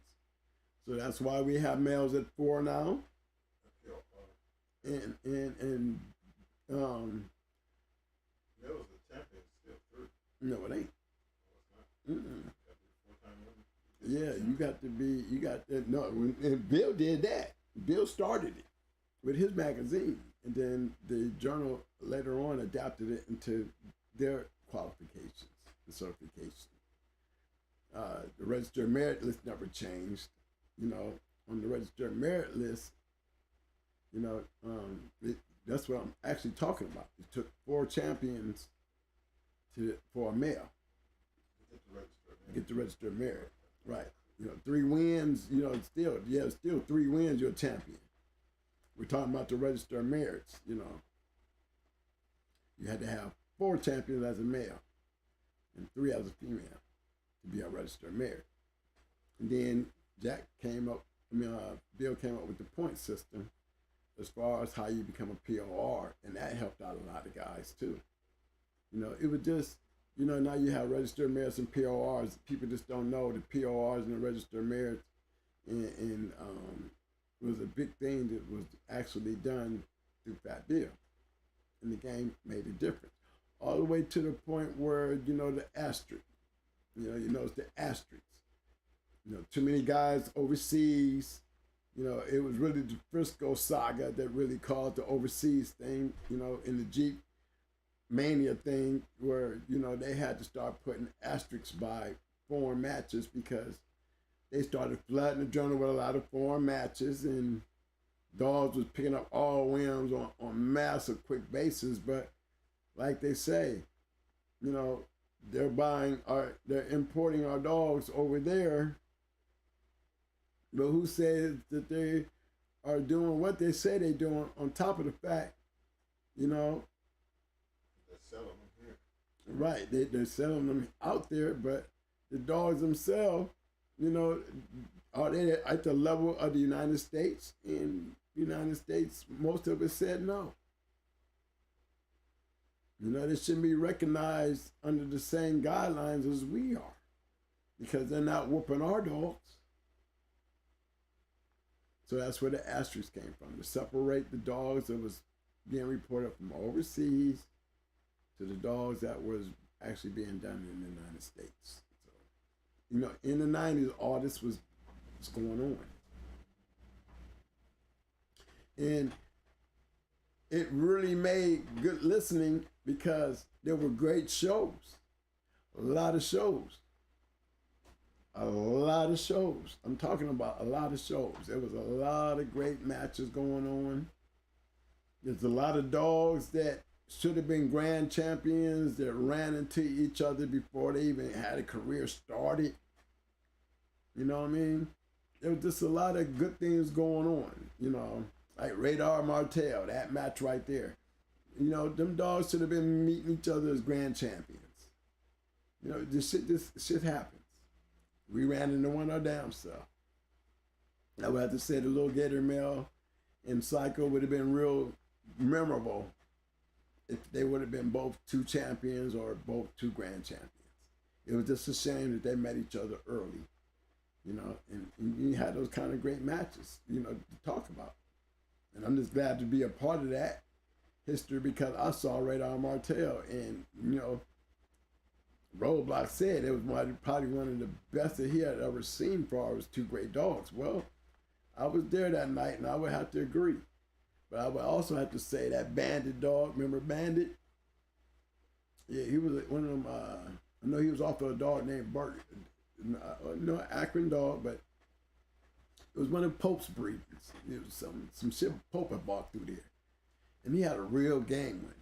He had a real game, and that was that match was almost like Radar Martel. It was a great match, even though the Bandit dog lost. It's still, the losers still were dogs that you have to respect. That's why it wasn't nothing back in that time. It wasn't nothing to see a loser come back out and win 3. Yeah, losers. Most of them did. I didn't see a lot of losers come back and win. Because, you get picked up. Some dogs was getting picked up and their weights were changing and they would come back and win. But a lot of them, the great matches, a lot of, they really, most of them didn't make it home. Because they were long, drawn out, deep game, 2 bulldogs, all out war type matches. Those are the ones that I'm talking about. Most of them didn't make it back. Radar didn't make it back. Bandit didn't make it back. To win 3. Bandit could have came back and won 3. He didn't make it. A lot of dogs. Then I've seen a lot of them. They got into these great matches, and then the next time out, them motherfuckers was like damn near quitting 30 minutes. Like the last match was his best match, and that's all he had left in the gas tank. That was another thing that was becoming a lot of talk back then, They really thought they could beat Satan because Satan was, they couldn't beat him quick. but they feel like he was putting a lot of mileage on it. You know, they figured, you know, go to the well too many times, you know, the well's gonna be dry. You know, well, he had a deep well, but I can understand where a lot of the dogs in the game back then what they were saying, because a lot of kennels had ran into that too. You know, Strictly Business, Gator Boys, the Baltimore Boys. Man, I can just, you know, Shady Days. I mean, Crane Valley. I mean, they were just great. BBK. You know, all these were great kennels. Stone City, STP. Y'all can talk shit about STP all y'all want. But one thing for damn sure, you know, they matched dogs. They wasn't running from shit. They wasn't running from shit. So for people to sit there and put STP in them down, I'm pretty sure that you never been in the STP. You never seen STP in them go. And if you did, why didn't you match them to them? So, you know, you hear people just sometimes say shit just to sound like they want to be relevant in the conversation. You know, and I think the best conversation to make somebody relevant is them talking about somebody else's shit. So probably some shit they probably never seen. Probably some shit, why didn't you go into them then?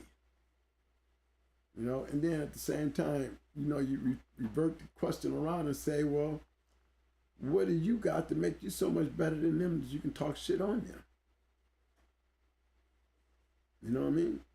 So you had a lot of that starting to grow into the game too. You know, a lot more bitching, whining. You know, I can go to the 98, I think, what books of those we got? I think like 99. We can go through there and you'll start seeing there's a whole lot of bitching going on back then. You know, now it's a lot of bitching. Bill was starting to do a lot of bitching in his books. And there was more, you know, more whining going on. You know, I'm being, as a Marine, you know, you already know how we feel about a bunch of whining.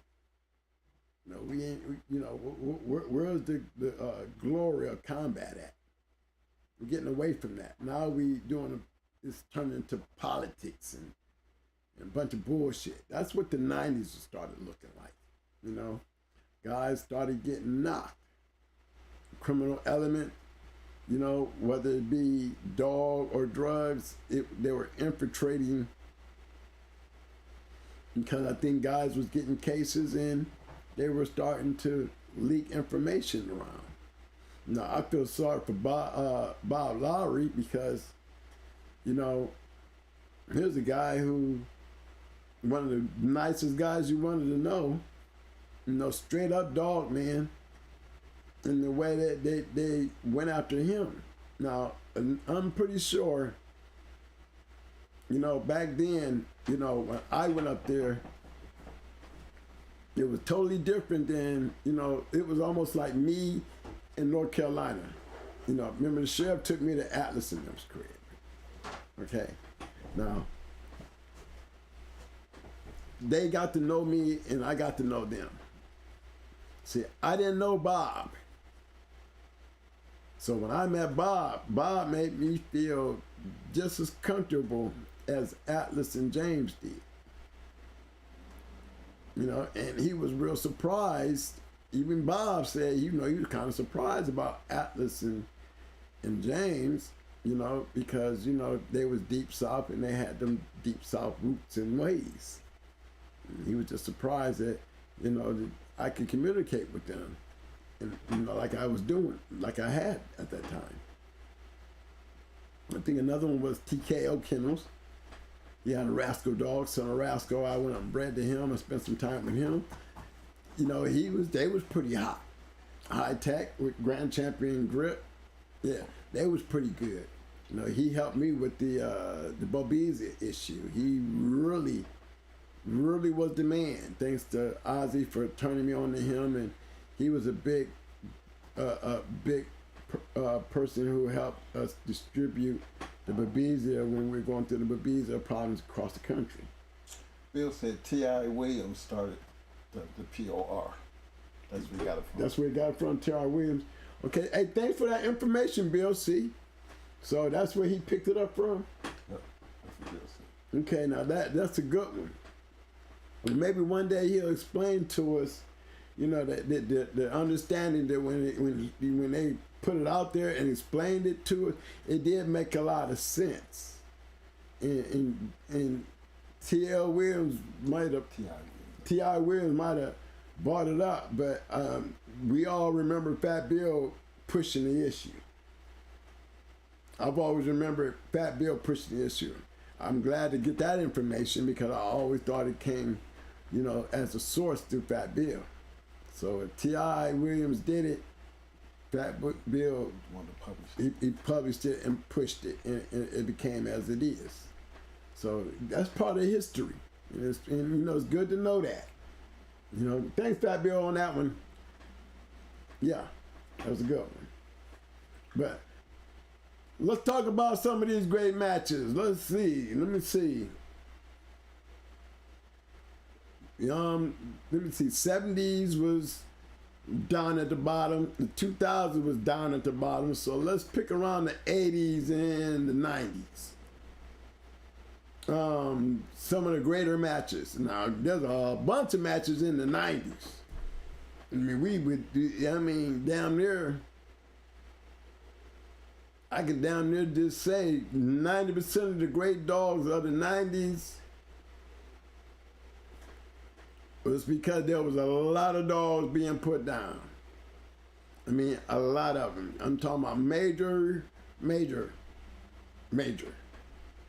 activity. Kenny Gaines, I mean, all the time. I'm talking about everybody was on Swole. Everybody. And that's where all the history of some of the best dogs came from that era. I would have to say. I think the 80s was the setup because the 80s put the paperwork in order for the breedings that was being produced for the dogs of the 90s. So I have to give that to the 80s. See, the 80s came in with a foundation for the 90s. And on that foundation that the 80s had produced for us in the 90s exploded. Because now we got that blood and now we got it, we're using it, we're winning with it, and we're breeding now. We're not just winning and going back buying us another one to go win with. No, we're sitting there making the breedings now. That's where Bakari, Big Steppin', us, BLB. I mean, again, when I start ratting off these names, these are guys we talk about that, hey, these dogs was coming out our yards. Now we're being breeders producing our own match dogs. We're doing what the old timers in the 80s and 70s was doing, and by luck, a lot of us learned through trial and error how to do it. You know what I mean? We didn't probably, very few guys gonna have the mindset of a Maurice Carver. I mean, just being honest, Earl Tudor, Don Mayfield, Danny Burton. I mean, I don't think we'll ever have their mindset. I don't think that we could ever think that good. But we can think good enough to produce a good bulldog, especially if we are the ones putting our hands on them. We have a better chance of producing good dogs because we know what they look like. If you got dogs and you have won and you have done your part in this game as a contributor, then you definitely know what a fast-named dog is, and you definitely know what a fast-named dog will look like. And that's a very important thing for the game to have grown in the 90s, and that's what it did. It started falling off in the 2000s because there was so many yards being rated. I can remember all my friends from, I would have to say down there, all levels, at some point have been jammed up at a match. All of them.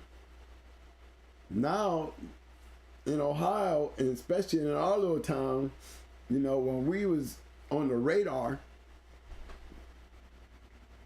they had us getting insurance. They had us putting green signs posted on our house saying that we had pit bulls. We had to pay for this green sign, and we had to pay for these green collars. So they took advantage. How did they? Why was Akron so fluent up on that? Because somehow Akron knew that the boys out of Akron were becoming very strong in the pit bull business, because it was a direct attack. It was strictly a direct attack. Now, where are we going to buy some insurance at? Who sells insurance for pit bulls? Especially back then. I got a case that I appealed to Ohio Supreme Court that had that overturned. What? In your case, it was overturned on the registration. On the registration. Remember, we had registration papers, and they charged you anyway. Said that wasn't good enough. So we took it to trial, and again, the kangaroo court shit, and they said they didn't have to take it, even though it was a legal government document certifying that these dogs were registered. And so we appealed that. Did we have lawyers? No. We went to the appeals court, Supreme Court of Ohio, and won. Yeah, me and my twin. Our argument was great, but we did it on our own because it's still a legal document. All you were doing is restating what we read was the law. And that's what we stuck to. Didn't have to be no lawyer to read what was already part of the law. All we're saying is what they did to us is they stepped outside the law to find him guilty. And the law said that the information that exonerated him was a government document and should have been taken as a government document and used as a government document to to say that, hey, that man, his shit is legit. And the court was stuck on just trying to burn our ass. But here we go again. It was part of the goddamn Ohio law books. You'll see the Bayless twins up in that damn thing on some dog shit. They got case law, called case law. It's called case law. That was one of them cases that became case law. And that was a government document can be used as proof, regardless of what's on it. The information that exonerates the fact that's being spoken on, then you got to take it for what it is if it's on a government document. And that was case law. I don't know if it's changed or not, but it's been many years since I looked in there, but that was one of them that became another big old issue in Ohio where they was probably getting sick of those twins. Yeah. Somebody said was Mayday relevant in the 2000s. I would have to say Mayday dogs were. In the early 2000s? Mm-hmm. I said Mayday dogs were relevant in the 2000s. Mayday was relevant in the 96. By 96, Mayday was at his plateau far as he was a grand champion. He was dog of the year. Now he got his offsprings out there. Right, the 2000s. Yeah, he was relevant because he had a mass of young dogs out there who was just taking over the game. That was from our boy Jimmy. That was from Jimmy? From Jimmy. Jimmy was the one asked that question about Mayday being relevant in the 2000s. Yeah, he was relevant as far as a producer. He had already had his name as far as a match dog. Now he was becoming a relevant as far as a producer. And, back then, by 2000, I think that, Mayday was done. I think that when Victor took Mayday off to Ecuador, I don't think Mayday was producing dogs. I don't care what nobody say. You know what I'm saying? You know, with too many dogs that was not taken when they were breeding to him, and this was before he went to Ecuador. So that was around in close to 2000 when he made that move to Ecuador. So it was in the 90s when Dragon Lady and Chance and Choice and all Choice and them was doing all that damage. Yeah, that was Mayday and them in their early career. They was like 93, 94, 95. Yeah, 92, 93, 95. Yeah, that was daytime. That was part of the 90s. Yeah, they was the 90s. Yeah, tell them that, cause I'm just reading the chats and seeing them. I mean, you tell me the words and I'll tell you how to speak. I'll tell them what you about the Mayday dogs. Right, they were relevant. No, there wasn't no Mayday dogs back then. Right, in the 2000 they became relevant. They became Mayday dogs. In the 90s they was match dogs. You know, well, Mayday was a match dog. Choice was a match dog. Dragon Lady was a match dog. They didn't. They was just like any other dog back then. Yeah, Jimmy, that was for you, being you was asking the question. I seen your question, and maybe Mayday and them. Mayday mark in the 90s. They was part of that big 90s runs with Chance and Choice and Mayday. The Choice, Dragon Lady, and the Mayday. Mayday. Yeah, got it. They was match dogs in the 90s, so they really hadn't became anything other than just regular dogs back then. Yeah, they were just winning matches. Right. Yeah. They were just winning matches. Same with Stone City. Same with Hardcore. All those dogs were being matched to that yellow area. Remember I was talking about that yellow dog shit? You know, back then they were Red Boy at the time. You know, these are the dogs we're talking about. Total Buster shit was relevant back then. They was talking a lot. You know what I mean? You had Ricky Jones. You had a lot of Jeep dogs, you know, especially in Ohio. You had a lot of art dogs. You know, there was one of the dogs coming into the early 90s. You know, towards the end of the 90s, you know, a lot of the yellow dogs had just taken over the game. I mean, most of the greatest dogs out there had yellow in them. And then, you know, they started pushing the buck stuff. Now you're getting dogs like Super Kennels, Color Brothers, Tom Ratliff, Undertaker, and them, Gaston, you know. You're talking about those dogs. They were producing great dogs. You know, these was, you know, I can pick a couple of them, 357, Omega Red. You know, I remember Fat Boy with Batman. You know, the game was just on fire. I mean, everybody thought they had the greatest, so that was pitting a lot of great dogs against each other, and that's what made it great, you know? And it wasn't, it was fun because,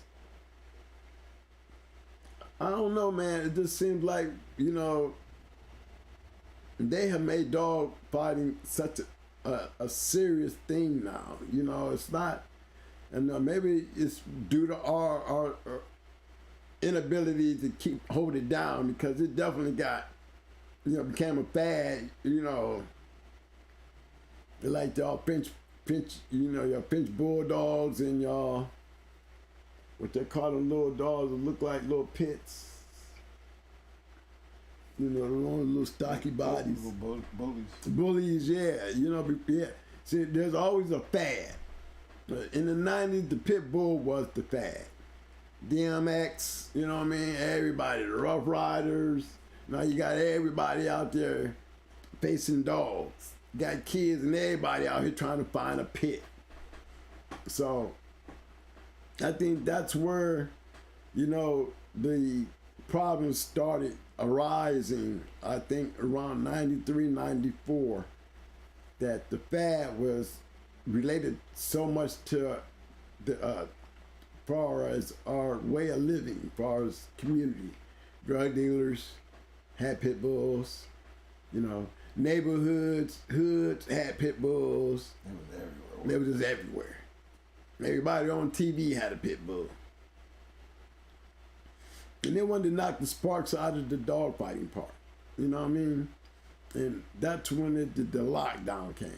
Because back then, man, you know, it wasn't nothing to go to a 5-card show. Down there, 300-400 people in that damn show. So I've been imagining where the whole goddamn county was up in that bitch. Them boys up in Tennessee, them truck boys in South Carolina, them boys, they bring the goddamn county with them. Shout out to my man Jimmy for the 10-piece, sent the super sticker. Appreciate the love, Jimmy. Oh, dang, thank you. But is there any questions, man? No, they just, you know, Fat Bill got his he got the whole edition 2000 page for $4.99. Fat Bill got full set available, all 6 volumes, 3,000 pages, 16 pounds of books, bounded, $4.99. So they all talk about the books was out. Hey, Bill, I know you. I'm still trying to find that article you did for me, man, in one of your book. I'm still trying to find that book. So, you know, if I got to pay $4.95 $4.99 to get that volume, I want to make sure my bitch is in there. So you know what I'm saying? I want to make sure my bitch is in there because I don't see her in any other books, and I know that you had her in your book. So you got to show me that she's in there and she's part of them 3,000 pages. Then I know I'm getting the full edition of what you put out there. All right. So you know, but with love, man, I ain't trying to make no trouble, but I'm trying to tell you, I'm still looking for my bitch in your book because that's real important to me. You know what I'm saying? That I made it to your book. And I just wanted this one. I mean, I don't have it. The people took mine, and I never got it back. And I used to love that. You know what I mean? And I just want it back. You know what I mean? I just want, if you got that and that issue is she in there, then I'll pay that $4.99 just so I can make it part of history, my history. You know what I'm saying? But hey, that's not a bad idea. $4.99, 3,000 pages. And you got, yeah, especially that book. Especially that book, because I mean, I'm pretty sure it's, if you see his other books, they're very interesting. So, you know, I'm pretty sure you'll be happy with that. I would. I just want to make sure my bitch is in there because she was in his editions. I just can't find her in none of his the books that we got. So all I want is just to, you know, that one thing to have y'all. Like, here's an interview with us with Pretty Mama in Fat Bill's book. Lucky Orion 9, I see you, fam. He was like, was it the Joey and Tex fight one of the good ones? Yeah, the Joey and Tex match was a pretty good match. I mean, first of all, Texas was a bad dog. The one thing that Texas had going against him, and I would have to say this about really Texas dogs, is they're bad dogs. But when you got somebody coming out of the north, you better take note. Now, we didn't have some guys come up from Texas up to the north. And believe me, it's always been, you know, when Texas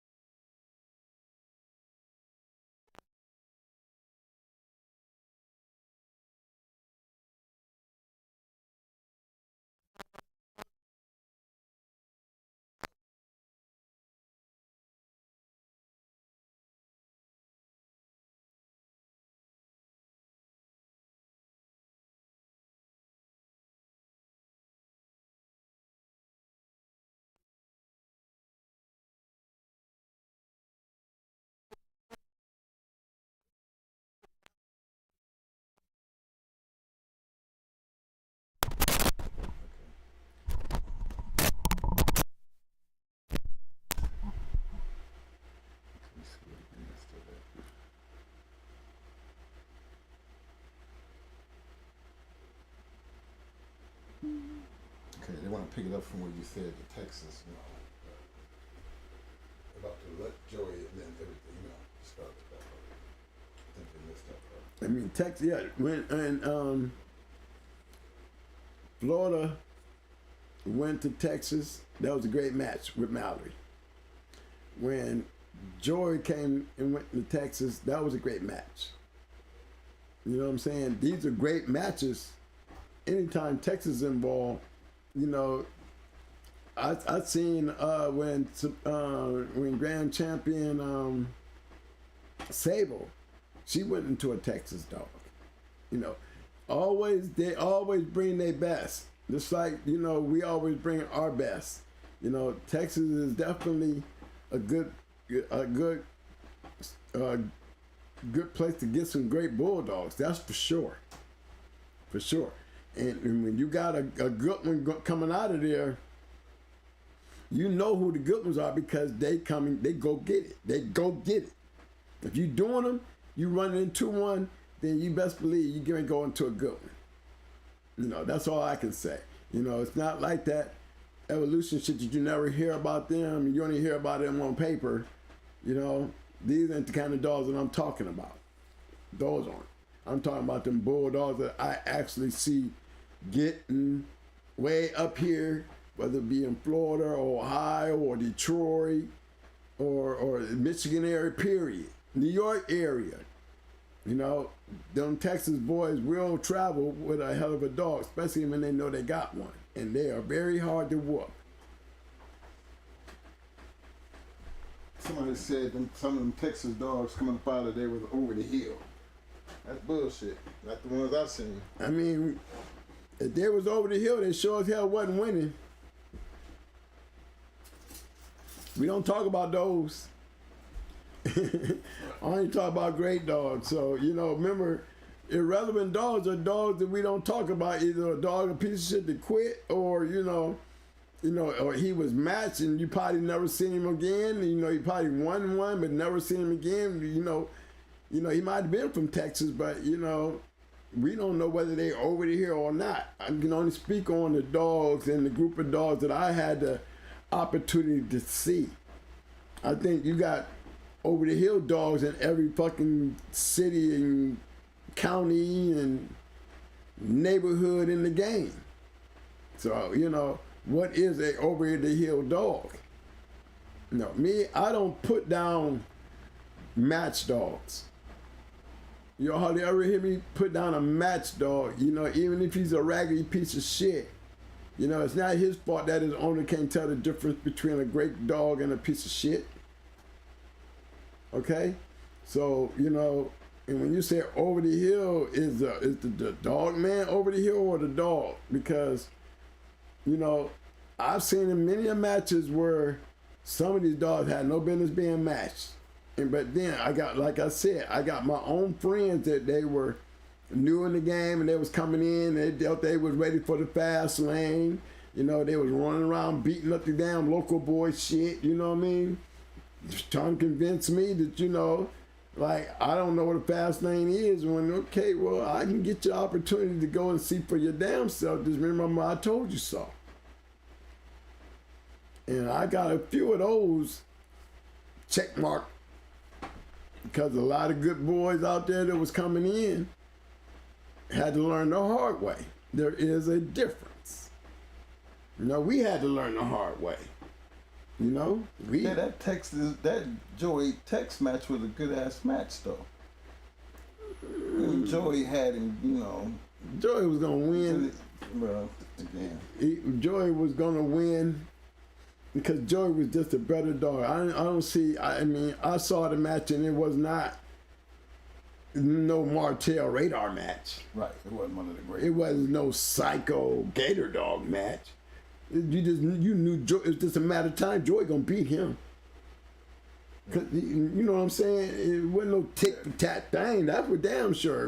Joy just took his time, like he always did, and methodically picked him apart. That's all that was. Good handler, good condition. Mr. Kirkland was a bad motherfucker, so it wasn't like he was no rookie.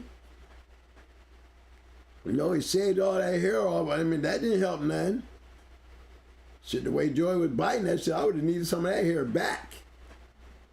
Oh, shit. So, I don't see Over the Hill. Over the Hill, I can put on a dog man. Over the Hill is a dog man who's coming to the end of his career and he's just putting shit out there and he's probably losing. Now, I would say towards the end of my career, you know, with some of the mistakes that I made, I would say that's Over the Hill shit. Because I made pretty major dumbass mistakes in the end when I was heading out the door. You know, and I would call that Over the Hill, but I wouldn't call the dogs Over the Hill because it wasn't on them. You know, those was moves and things that I did. So if I was going to take the blame, let me take the blame as being Over the Hill. I wouldn't put no dog over the hill because a dog that's over the hill has no business being matched anyway. Period. We shouldn't even be talking about them because they're not winning, so what's the purpose of talking about them?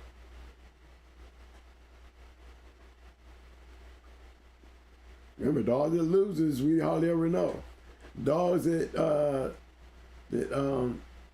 don't make the game test or make it off the yard, we don't talk about.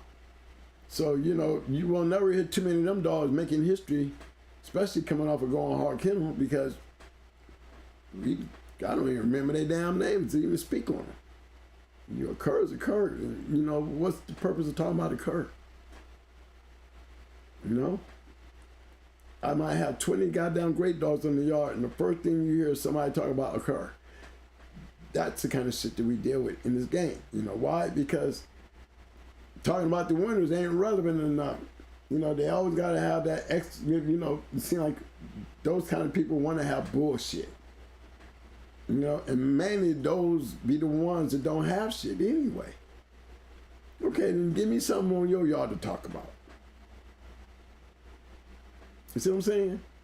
And then we're now, I'm hoping you're just going to be talking about some matching and not, you know, how he bred or how he look or your feelings on and confidence in that shit. You ain't shown me shit and you ain't done shit, then them type of conversations have very little relevance to somebody who has put in that time and work. He said Champion Texas was 6 or 7 years old when he went to Joy. And Joy wasn't no spring Joy chicken. wasn't no spring chicken either, though. Right. They was both old dogs. Now, don't be whining like there's an excuse to that. And let's give credit to Mr. Kirkland. What are you saying? You saying that he was dumb? He was stupid? He didn't know what he was doing? He took Texas out and went into Joy. Joy wasn't no young dog. He wasn't no young spark. He was old as goddamn Texas. Let's get that right. No, we don't take nothing away from Mr. Kirkland because he did what he wanted to do with his damn dog. You know? Again, I have to ask the question for the speakers of that conversation. No, they were just saying. I mean, you know, they're just saying. Somebody said, you know. They did it. They do it all the time. There's more champions and grand champion who has lost from guys. Goddamn it, Max did it against Cochise. Okay, that was worse than Texas and Joey. Texas and Joey is around the same age. Max went in going into goddamn grand champion. Max going into champion Cochise was two different damn things. It was a fact that Max was old and Cochise was young. That's a fact, all right? No, Texas was not an old dog going into a young dog. They was both seasoned dogs and two seasoned dog men. So I wouldn't be going on too old or nothing. That's like trying to take away from Mr. Kirkland, like he don't know what the fuck he was doing. Or taking away from McNasty going after Texas because he's an old dog. Don't see that? That's the kind of shit that I'm talking about. That's not how history is written. History wasn't written for you to dissect it. Because either way, Texas was there. And he was done. And that's just the plain fact of the matter. Whatever the reason, or whatever the reason why he did it, or whatever the reason why he lost. He did it. And yes, it was a historical match. But don't take nothing away from Texas, and don't give Texas no excuses for losing. You know what I mean? He lost because he was on a badass dog, period. If he had a won against Joy, then what? You know what I mean? Look, give him what to do. Keep the dogs. The dogs is the factor. And by you saying that, it's like, you know, you're kind of putting down Mr. Kirkland, not giving Texas a pass because he was old, but you're putting a stain on Mr. Kirkland like Mr. Kirkland don't know what the fuck he's doing. I mean, Carlos Reyes said Mr. Kirkland did what he did because he believed he could win. Thank you. And that's how dog men do. That's what dog men do. Thank you, sir. I concur. But that was from Mr. Carlos Reyes. Mr. Carlos, you're right. But you see the weight, guys, in this, when we start talking dogs, what I'm talking about, you know, that's what I'm talking about. Relevant conversations to those unrelevants. It's not relevant how old Joey was or how old Texas was. What was relevant, two great dogs going into each other. That's all. And them two going into each other, whether one was older and one was not, it still wasn't no short ass match. Yes, Texas gave up his all, but he wasn't no bum. You know, and Mr. Cookland knew what he had. You know, shit. That's like saying, you know, giving credit where it shouldn't have been. And y'all giving McNasty and Joy too much credit. Okay, I'm starting to see something in the chat. For all the people who think Ajax and Banjo would have beat Joey, first of all, I don't think they was around at that time. They weren't. They weren't around at that time. No. And then again, you can't even talk about on that situation simply because Ajax and Banjo was around there at the same time, and Ajax went into and there was different weight classes anyway. Right.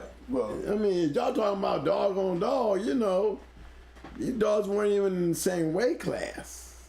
Joy and them were little dogs. Ajax and them were bigger dogs. What is y'all talking about? You know? Shit, that DSK shit was pretty good. But let me remind y'all, that shit wasn't all that damn good when it started losing, when you started running into the right shit. See, one thing about it, goddammit, Banjo didn't bring his ass up north and run through shit. Beware of that. Let's remind y'all that. You know, no, let's just give credit where it's due. He might have done his thing and he was a bad, just like BB Red, but let me tell y'all something. Their careers was over when they started bringing out them little BBs and all that other shit, Trina and all them. What happened when their asses stepped outside that boundary? Something BB Red or Banjo didn't do. What happened to them? Same thing would have happened to Banjo and BB Red. See, that's what y'all need to be talking about. You understand what I'm saying? yeah, they didn't come with it. They didn't come like Trina and all them. No, Trina and all them, they stepped out the area that BB Red and Banjo was stuck in. They won their shit that way. Them other ones, they tried to spread it out. And no, they start getting their head cracked. Nah, same thing with Diablo. He was all right. But when you start venturing out, you gonna find the right ones. And that's why it had to slow down. Yeah, BB Red and Banjo are registering merits. Yes, they are. But they in them registered merits, they ain't a goddamn one, too many of them motherfuckers undefeated either. Okay? Think about that. And why was they losing? Because by then, they were trying to branch out. If you understand what I'm saying. See, just remember, we travel. We travel. You know? And if it happens, it happens. But nobody's scared of no champion, whether he's a 4 or 5 time winner. You got a good dog. Ain't nobody scared of that shit. In the real game, ain't nobody scared of it. The person who should be scratching their head is the person who's got the winning dog. Because his confidence should be awful high compared to a person who's got confidence that I believe I can beat his ass. See, there's a difference. That's what makes the game. That's what makes the game. But you're not going to tell me that you stay close to home and you winning, that all of a sudden, you know, you get a pass because here go a motherfucker right here just done the same damn thing as Banjo and BB Red, but he did it going all over the country like Grand Champion Satan. You can't compare Grand Champion Satan to BB Red or Banjo because them two did not do nothing that Satan did. Satan went into all top kennels in all 5 different states. BB Red or Banjo, neither one of them did that. So we can't even discuss that when we start talking about Grand Champion Satan. Or who beating who. Or who beating who or who beating what. Right. You know, that's not even a conversation to have because it's you can relate that to the same point that I'm making now. You can't compare BB Red or Banjo to Grand Champion Satan. Shout out to my man Dog Money. He said Joey and Banjo are Texas dogs. Yes, they are. Yes, they are. And you notice Joey went to Texas to get him. So it wasn't possible for them to meet. They was just different weights. Because I don't think it had anything to do with fear. Banjo just didn't travel, and BB Red and them didn't travel like everybody else was doing. No. That's what we saying. Shoot, I mean, there's a rumor going around these days that I heard champions can sit at home and if somebody want to go into them, they got to come down there. This is what I started hearing. I mean, when do a champion have a right to stay home and we got to bring our trash to him? I mean, most guys wouldn't care. If I got to come and see you and I got a one-time winner, I ain't got a first-time out dog. If you don't want to move but you'll let me go into your house, I'll come to your backyard. You know, you don't want to travel, you ain't got to travel. But open the door and let us travelers come in. See, that's what makes them great. That's what makes the show great.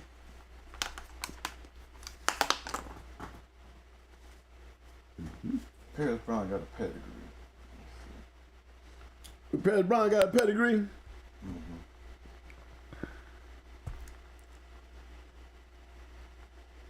I'd say some of the best matches was the greatest matches to me back then was some of the and we traveled, so we got a chance to see a whole lot of them. Mm-hmm. Let's see if I can pull up something right quick to get up so we can pull some numbers. Pitbull Tone, you're right. That's what we talk about. Butcher's Grand Champion Satan.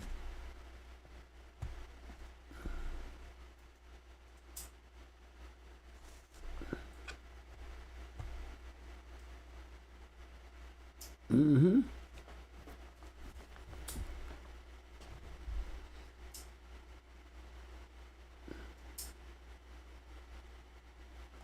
Yo, Albus, that comment you made about they didn't have to go nowhere to find great competition. Well, let me explain something to you. That's a bullshit. That was some bullshit. Because you can go back and look at that comment you made and then read about the ones when they had them coming in from out of town whooping that ass. That's right. What you know, we travel, man. And we went in a lot of damn places and beat that ass. Beat that ass. You believe that. Believe that. A lot of great dog men up north, we make it a point to travel. A lot of those great dogs you're hearing about, we traveled and got that ass because a lot of you guys do stick at home. Yeah, in your area they might be great. That's how I look at it. Only in your area. Okay? It's only good, your dog is only good as the area you're living around. You ever thought about that part? He's only good because of the area that he's in. How you gonna say great competition Great in your competition area? in the area. What level is your competition? Take that motherfucker outside that area and Right. talk. There you go. That's the thing right there. You cannot compare a stay-at-home dog to a dog that's traveling all over the country whooping ass. Stop it. That's a green quote, all right? That's a green quote. That's one thing you don't never say too much of because you got great shit around you. Ohio had some of the greatest damn dogs, and we was, you know how we proved they was great? We was coming out of Ohio going around here kicking y'all asses with them. Ohio had great dogs too, but guess what? Them dogs, we was traveling winning with them dogs. Okay? We wasn't sitting at home where all the other great dogs was. We had great dogs amongst each other, and we still was traveling. So if you sit your ass at home, don't call your shit great. It's great for your area. You ain't no worldwide great shit. You was just good for the area. And how good was your area to be graded? We don't know how good that area it is. He wasn't whipping nothing outside the area. We don't know. Y'all wasn't letting nobody else in to check his shit. So we don't know. So I don't hold a grain of salt to that comment. None. Sorry, bro. Yeah, I'm not a fan of that comment. I'll pick a trout over any day that a person wants to sit in the backyard and be the only people that he live around. Open the door and let me in. Let me see how good your shit really is. That's how we do it. Right? That's how it goes. You should be open to go into anybody. It shouldn't be about what area or yeah, great competition. Great competition is only good as where it's at. You know, it might have been good for y'all area, but was it worldwide great? No. So you got to tone that shit down now. Champion Jawbone. Okay, I got me one right here. Who gave me this?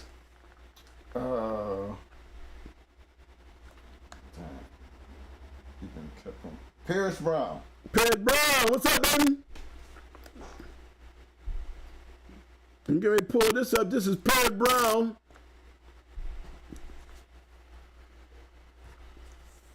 This is Champion Jawbone, a 4-time winner.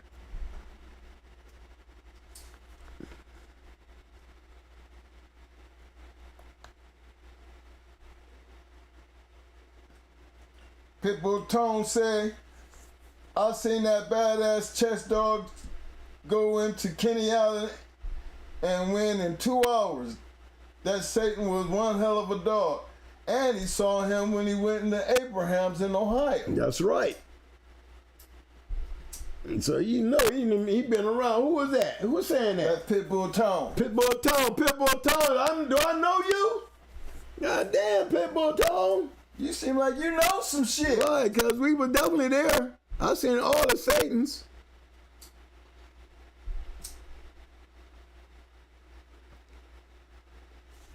Okay. Somebody wanted to know, tell them about a good dog that was slept on that they probably never heard of. They slept on?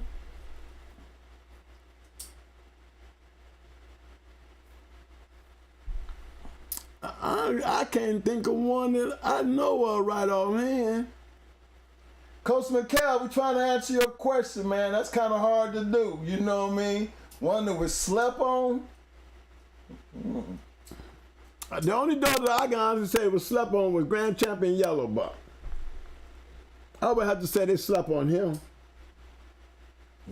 Yeah, to me it would be Grand Champion Yellow Buck. They slept on that one. Because he was a badass dog. Yeah.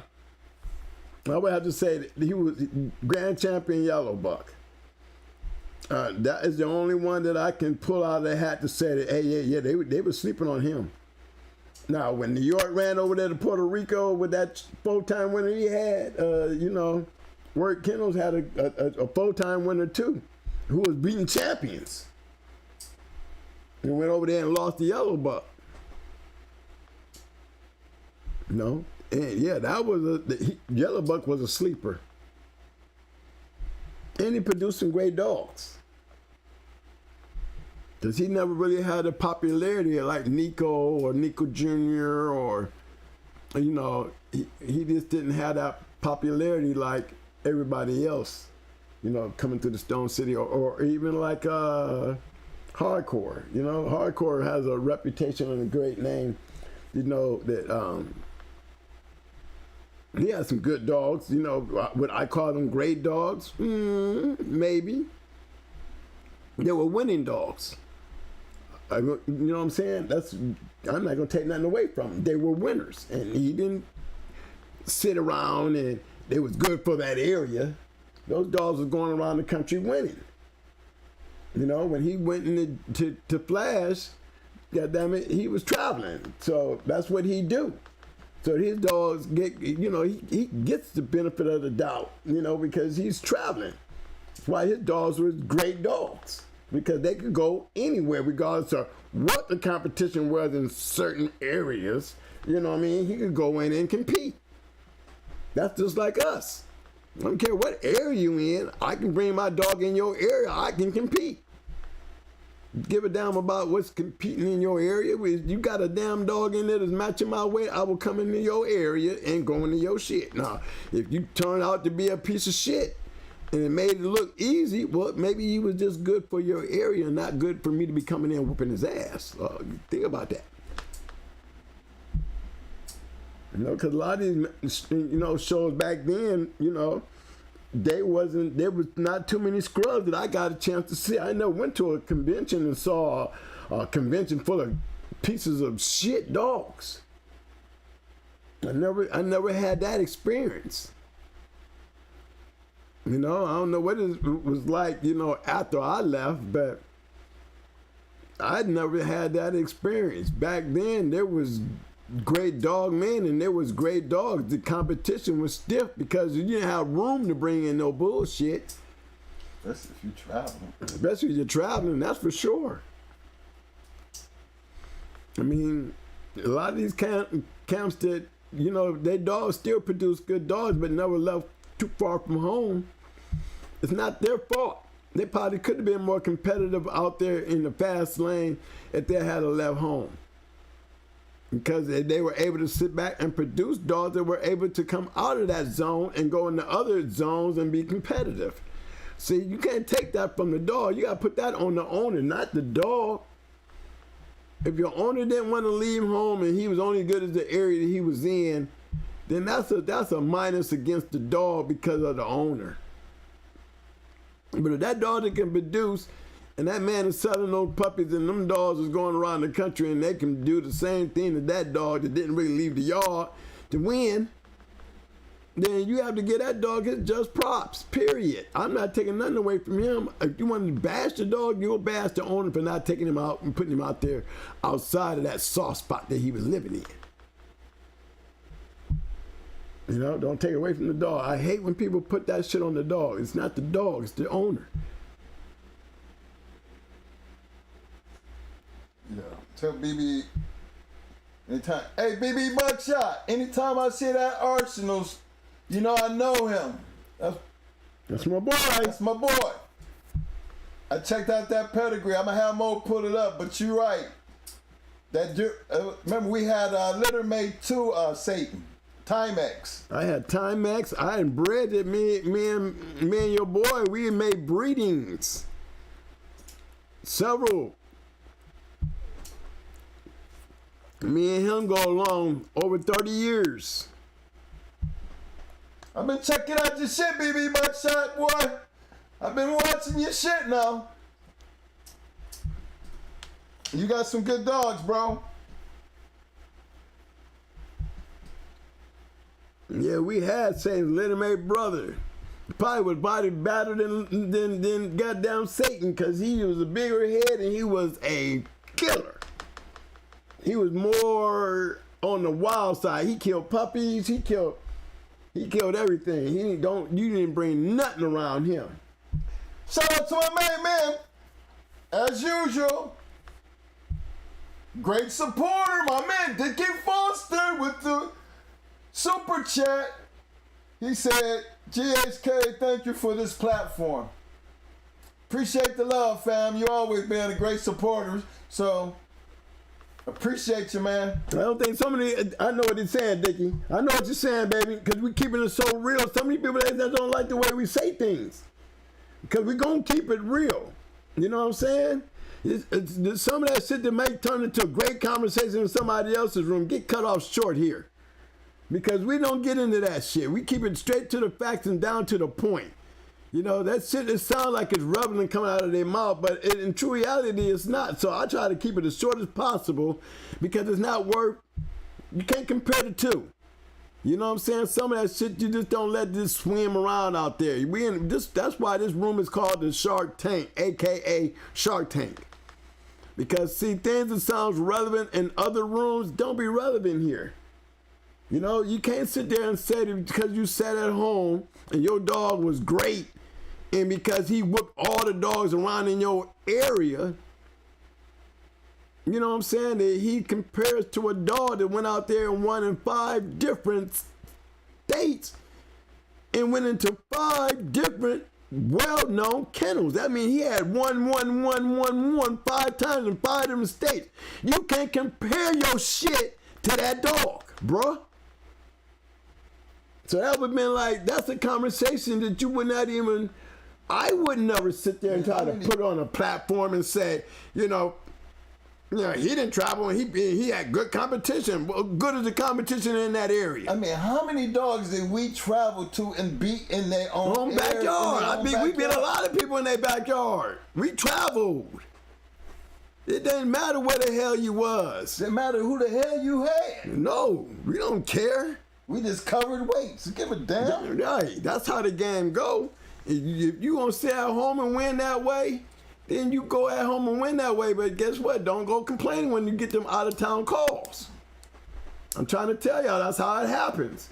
Yeah, you can get away with it. Just like Beeline was getting away with it. You know what I mean? He got away with all them champions and grand champions because of the area he lived in. It wasn't in North Carolina too, wasn't it? He got away with that shit for years, and nobody said a damn word. The only reason that shit hit the fan because too many people was knocking on their door. Wasn't getting no answer.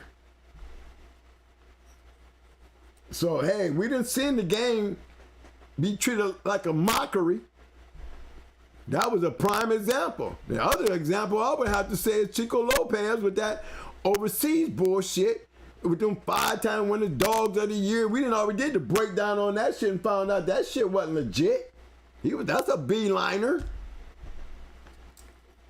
And I ain't taking nothing away from Chico and just telling y'all that y'all fell for the sucker move with Beeline. You fell for it with Chico.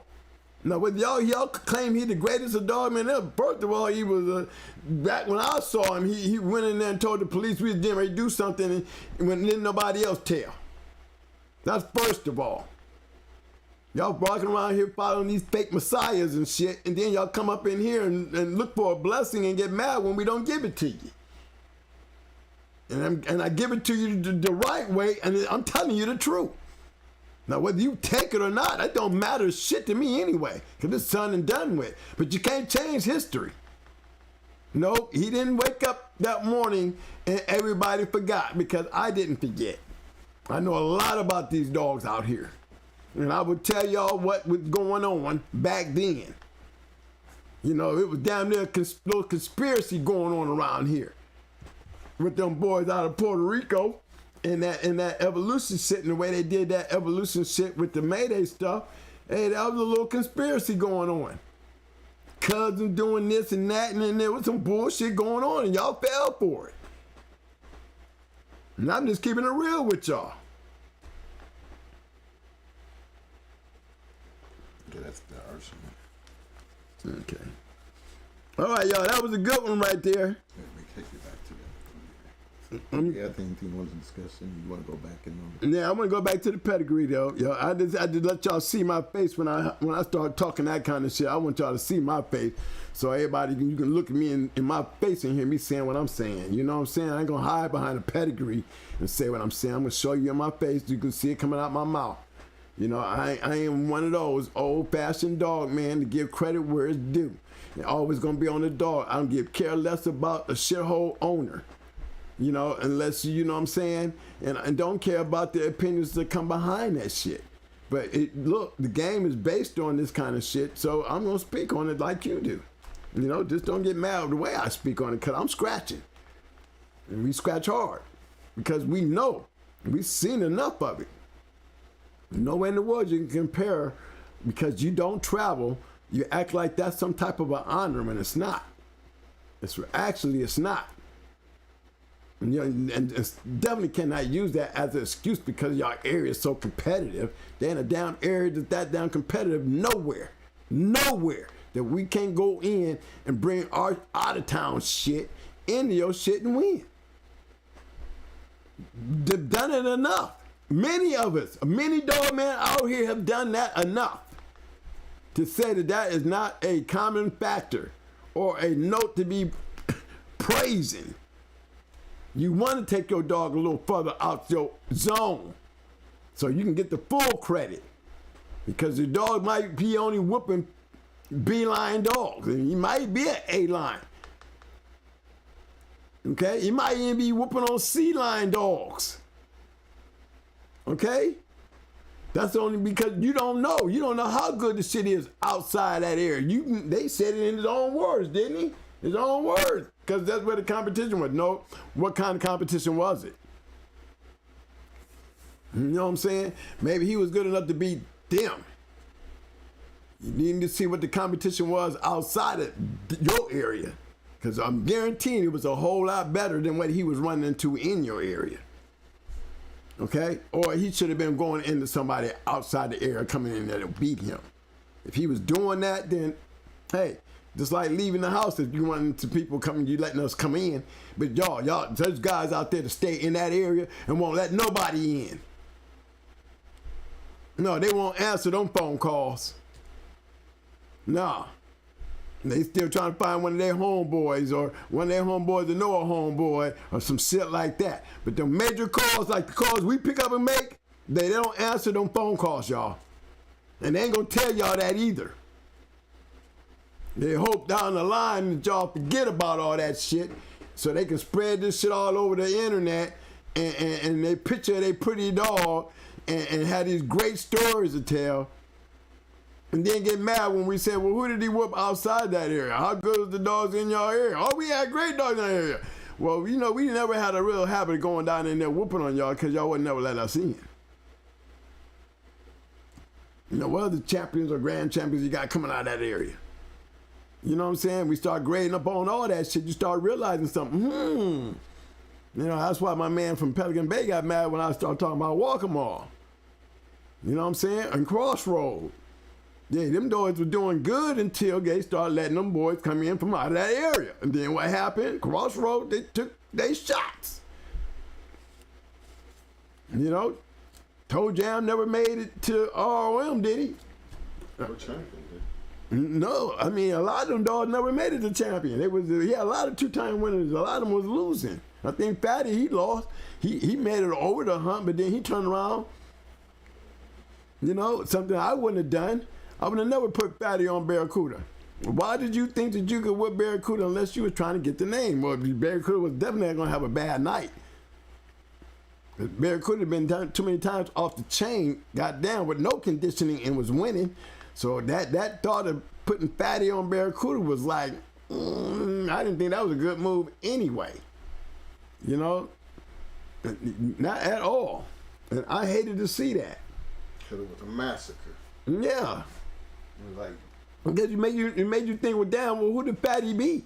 right. Here we go, talking about them dogs in your area, that competitive shit. Yeah, he was competitive in his area to be a champion. But when Barracuda came through there, he was not as competitive as you thought he was, because that was not even a match. It was a goddamn just They could have just walked through goddamn Patty. embarrassing. So you gotta be careful when y'all be out there saying that kind of shit, because you're gonna have those kind of remarks like me coming back, and then y'all gonna be like mad at me and be like, Twin, he be, and then y'all be mad at me. But I'll be keeping it real with you, so you can't get mad at me if I'm keeping it real with you. I ain't mad at you. I'm just keeping it real with y'all. I'm giving y'all some shit that y'all need to really implement into y'all thinking, so we can stop a lot of this unnecessary shit being said. It's gonna make me say this kind of shit. Don't get mad when I say it, because it is the truth. Okay, yeah, I'm gonna go back and find him again. All right, hey, I wanted to talk about this, dog. We got to talk about everything else so much. You know, this is a... First thing I'm gonna do, I want to start at the bottom. All right, y'all.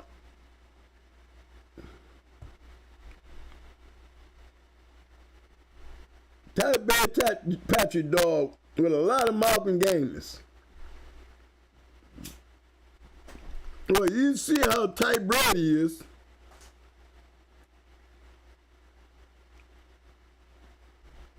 You see this shit here. It's almost like some Tate shit here. This is snooty shit. Yeah, it's type Patrick. But that ain't Patrick. You see what I'm saying?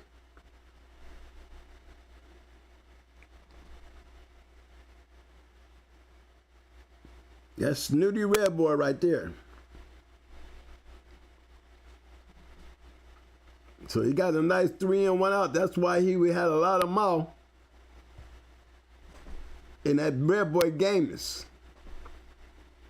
You catching my point, man? That's what made him a bad motherfucker. That part right here, Jesse. Jesse helped him a whole lot, because that's actually a 3 in. Right here, 1, 2, 3, and there's my out. Those make some of the best dogs in the game. That 3 in 1 out, and then, you know, it gives him room to be able to produce too. I mean, he's bred great. You can't tell by, you know, he got winners coming all the way up. You know, that's the good thing about it. But yeah, I would breed to him. If I'd have had me some dogs out of Champion Tate, I'd have been the first person knocking on your door if I had a bitch. If I had a bitch, I would have been running to your house trying to breed to your shit. See if you got any offspring. Did he breeding?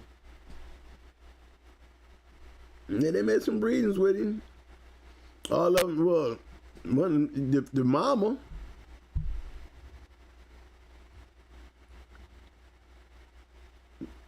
That's her.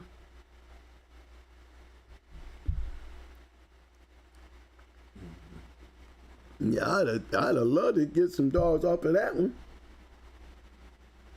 Okay, wait a minute now. Didn't I push offspring? Okay, I was on the mama. Okay, that's why I did that. And see, I was just on the female. Let me get back to him. See, that's the mama.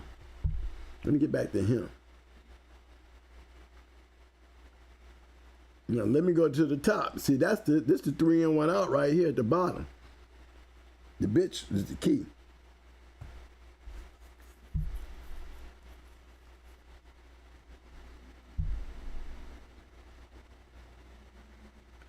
You're gonna see some more red boy here too.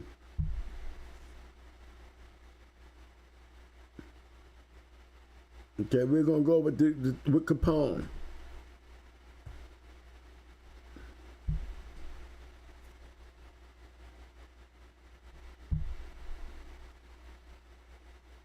There's your Jeep.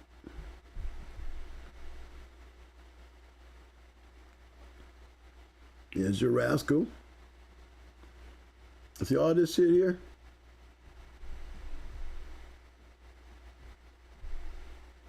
See it?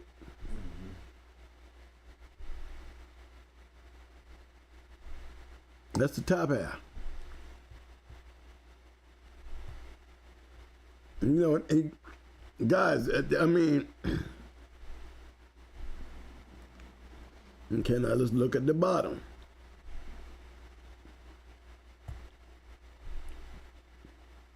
What you're gonna be missing here is missing. But one thing for damn sure, what y'all gonna notice, you're gonna see it here in just a second.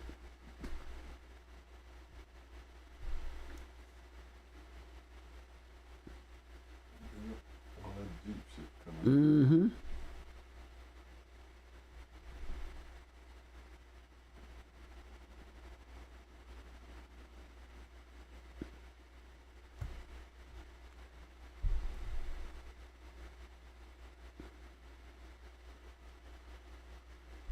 See, I mean, I'm just gonna speed this up because that Carolina Rose ain't getting me back fast enough.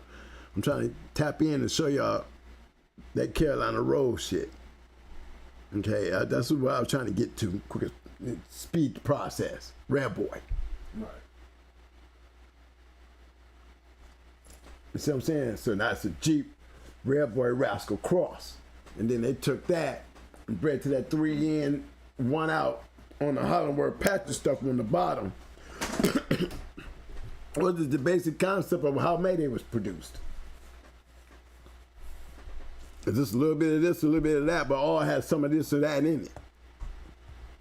So you're gonna get those kind of dogs. They had that good mouth and gameness. I see what you're talking about there, Mr. Paris Brown.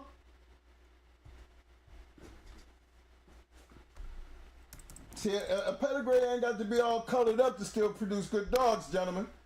But if you go back far enough, you'll understand and see the formula because it's still got a formula to it. Mm-hmm. And always think about the people who's breeding.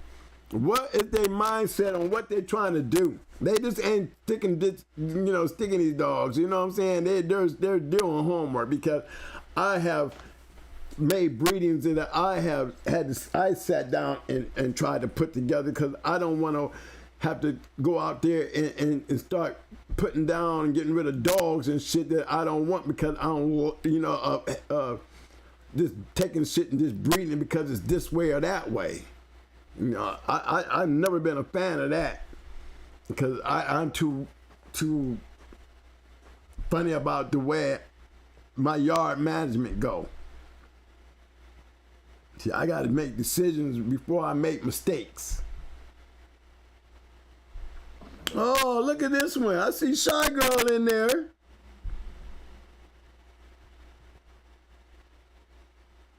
Oh, you could just hit Bella. It's gonna take you all the way back. Just shit. Yeah, I can go right into Bella, yeah. So,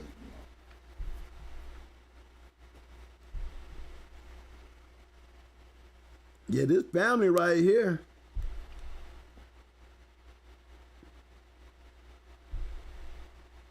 Mm-hmm. Napalm and all them. You see old Sarah Kell.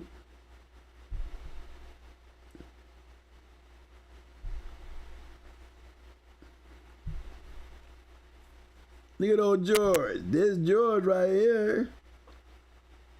And the Sandy. Let me help y'all with this one.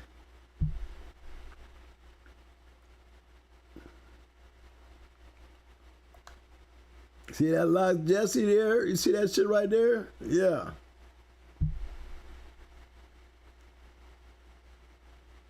Let me check on George. Let me see if Shy Girl.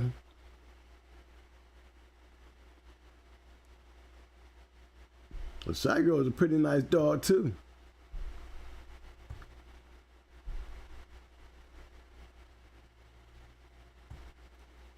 you knew Mr. Klein, didn't you? Mm-hmm. Yeah.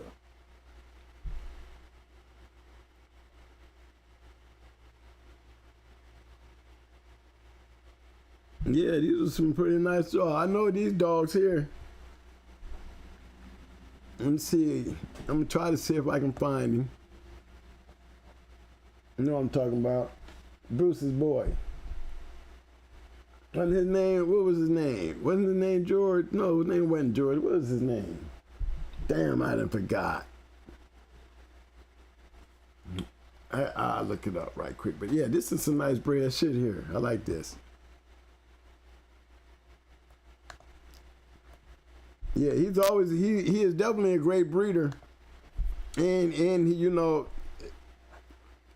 the funny thing about it, I always got some arsenal shit on the yard. BB Buckshot, you know. BB Buckshot, that's my boy there, man. I'm trying to find something that's gonna have you tripping, man. But we have made breedings with the Satan dogs several times. I had Reva off of Satan and Sable. I had Reva. And I took Reva up and bred to George.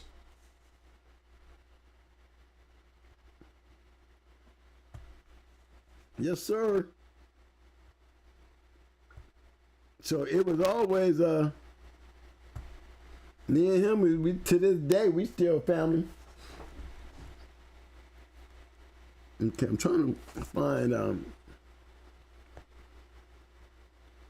that was Rapping Bella, okay. He said, look at 462, 698. Okay. 462 698. Yeah.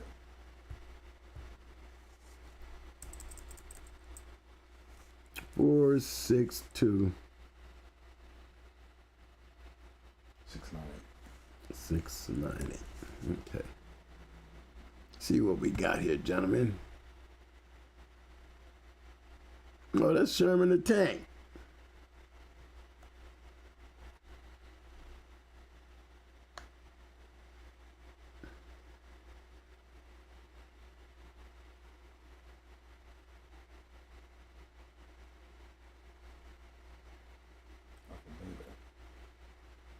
Yeah, I know these dogs right here, don't we?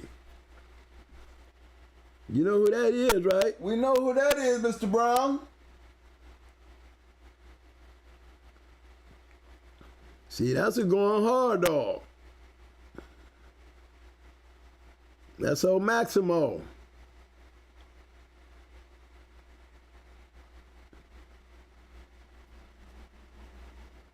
Mm-hmm. Red boy stuff here. Again.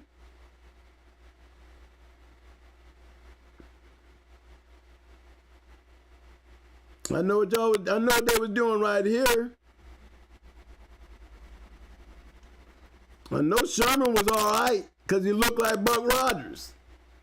Yeah, look at the dog on our logo.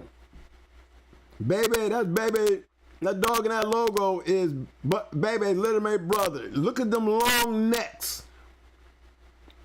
If you look at him, he got that same kind of neck.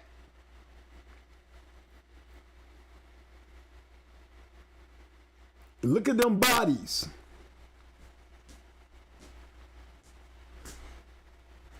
Anytime you cross that Stone City and that Mayday shit, you're gonna see those type of dogs, man.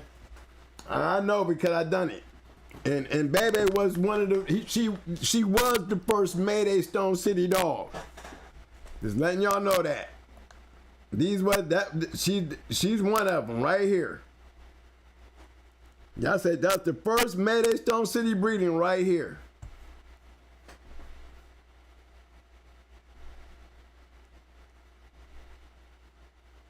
First time it's ever been done. Then after they saw them puppies, everybody started doing it. But that is a registered married bitch now. Her little mate brother was Buck Rogers. Not only was he a winner, he was a producer. Yeah, I mean, it's funny when I see my name, and it's surprising that people don't know the difference. There's people out there that still don't know that Bayless is going hard kennels. I had a guy send me a pedigree full of Baylesses, right? And he said, man, how's these puppies, how's these dogs? These dogs all right to you? What you think? I said, "Do you know who Bayless is?" He was like, "No, who is that?" I said, "That's me." The boy had no idea his whole pedigree. Tell you who it was. It was Bucko. Matter of fact, let me see if I can pull it up. Let me see. Littermate, sibling.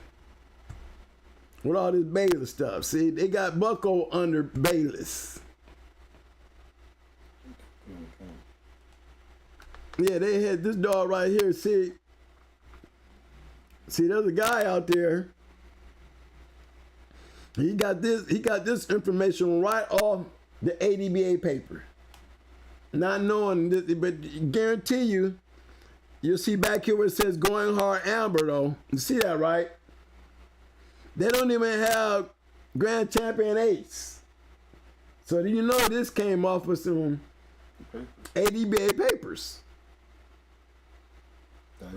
Directly off. And like I said, all my dogs was ADBA registered, and this is what it looks like when you put an ADBA registry on Pass Online using the person's name. The only place you're gonna see Going Hard Kennels anywhere on anything that I did is right back here. The only dog that we ever had ADBA register as under our kennel name was the foundation of this bitch right here. Going Hard Amber. And you see who she's off of.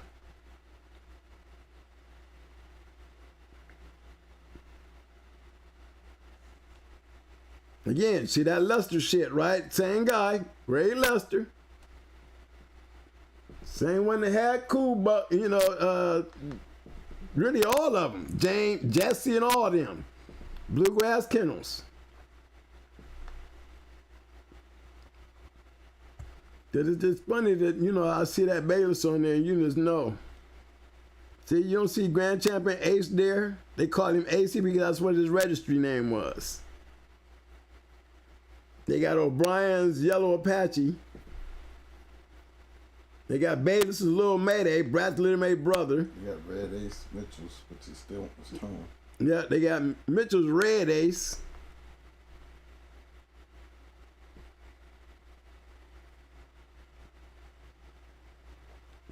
Yeah, that was us in our that's definitely me doing me.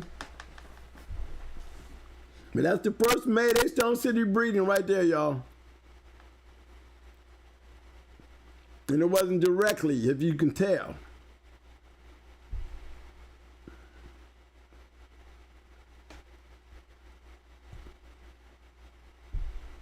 But he looks just like, I would say, he would look just like all the rest of them dogs look. Hey, didn't we see Onyx when he was in Puerto Rico? Yeah, we seen Grand Champion Onyx was in Puerto Rico, yeah. Okay, his name's Champion Onyx is different than... Because Grand Champion Onyx, he was a Grand Champion. He wasn't a Champion Onyx, and Grand Champion Onyx ain't the same dog. Okay. Yeah, I like that, man. That was a pretty good one there, BB Buckshot. No, that one right there came from... Who'd that come from? Paris Brown. Oh, Paris Brown. Paris Brown, what you know about that stuff there, boy?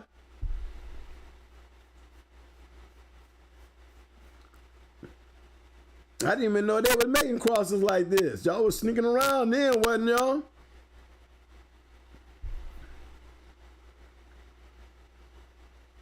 Like I said, I just told y'all, I said about that Tate shit. You know what I mean? Man, look, I almost had an opportunity to have Champion Tate. A day late, I would have had Champion Tate, and I've been breeding. You'd have seen Champion Tate being bred to most of all our bitches. Because he was definitely a good dog. It was definitely a good dog. But this is a nice one right here, man. I like that one.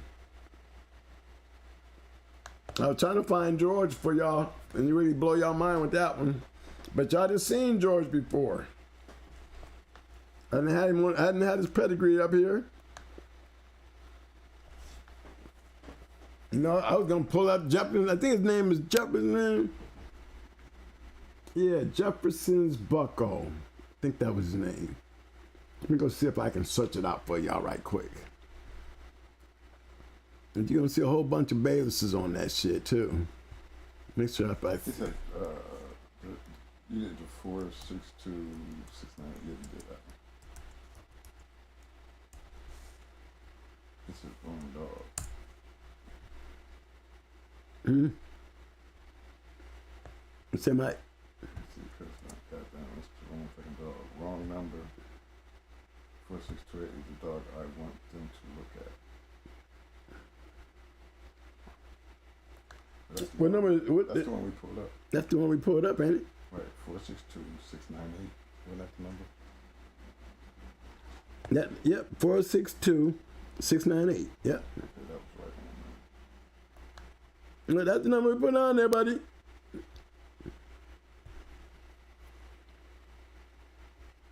that's the right number. Right number? Yep. Okay.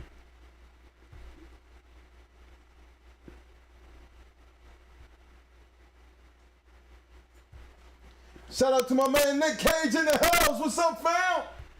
Not Nick Cage. It's been a while, baby. What's up, man? Wolfie!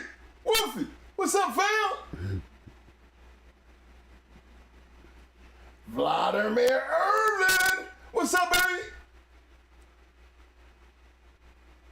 Rudy Kennels in the house. What's up, fam?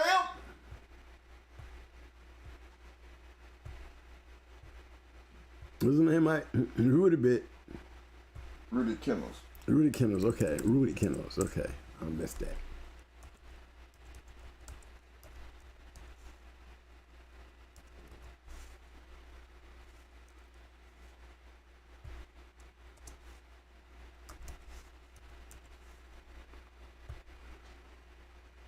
You looking for?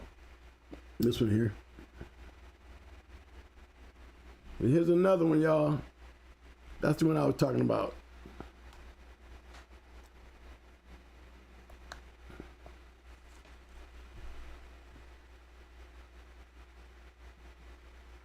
This guy here. This guy asked me, sent me a pedigree, and somebody asked me about this dog right here. Is that a good breed? It looks almost like yours. I said, but do you know who Bayless is? No, I said, that's us. That's my name. This dog right here. That's Bucko. That's Bucko. That's Buck Rogers' littermate brother and Baby's littermate brother. No, they was breeding his ass now. A couple times over and over. You know, double bred and bred. I mean, he was bred like couple times.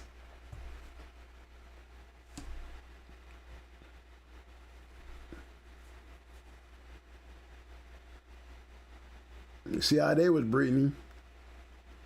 Bring that Jeep shit back. Mm-hmm.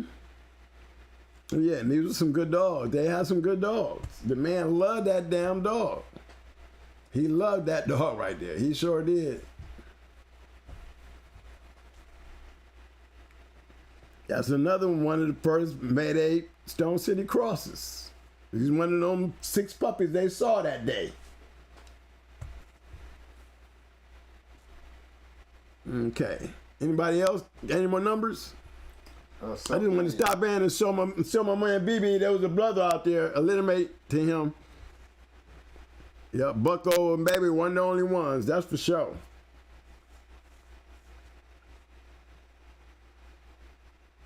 Okay, what's the next one, Money?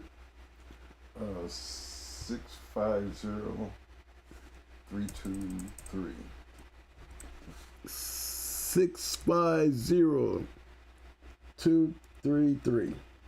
Right? I got 650233. Who was this? This is Self-Made Kennels, man. Self-Made Kennels. Here you are. You're on the chop block, baby. Okay, let me put it down. Let me get a chance. Let me look at it first so I can check it out. Okay, here we go. Hold on real quick. Shout out to my main man, Eduardo Venezuela. He said, hey, twin, I got a quick question. Why you choose the Mayday line over any other line? I didn't. Tell me what happened.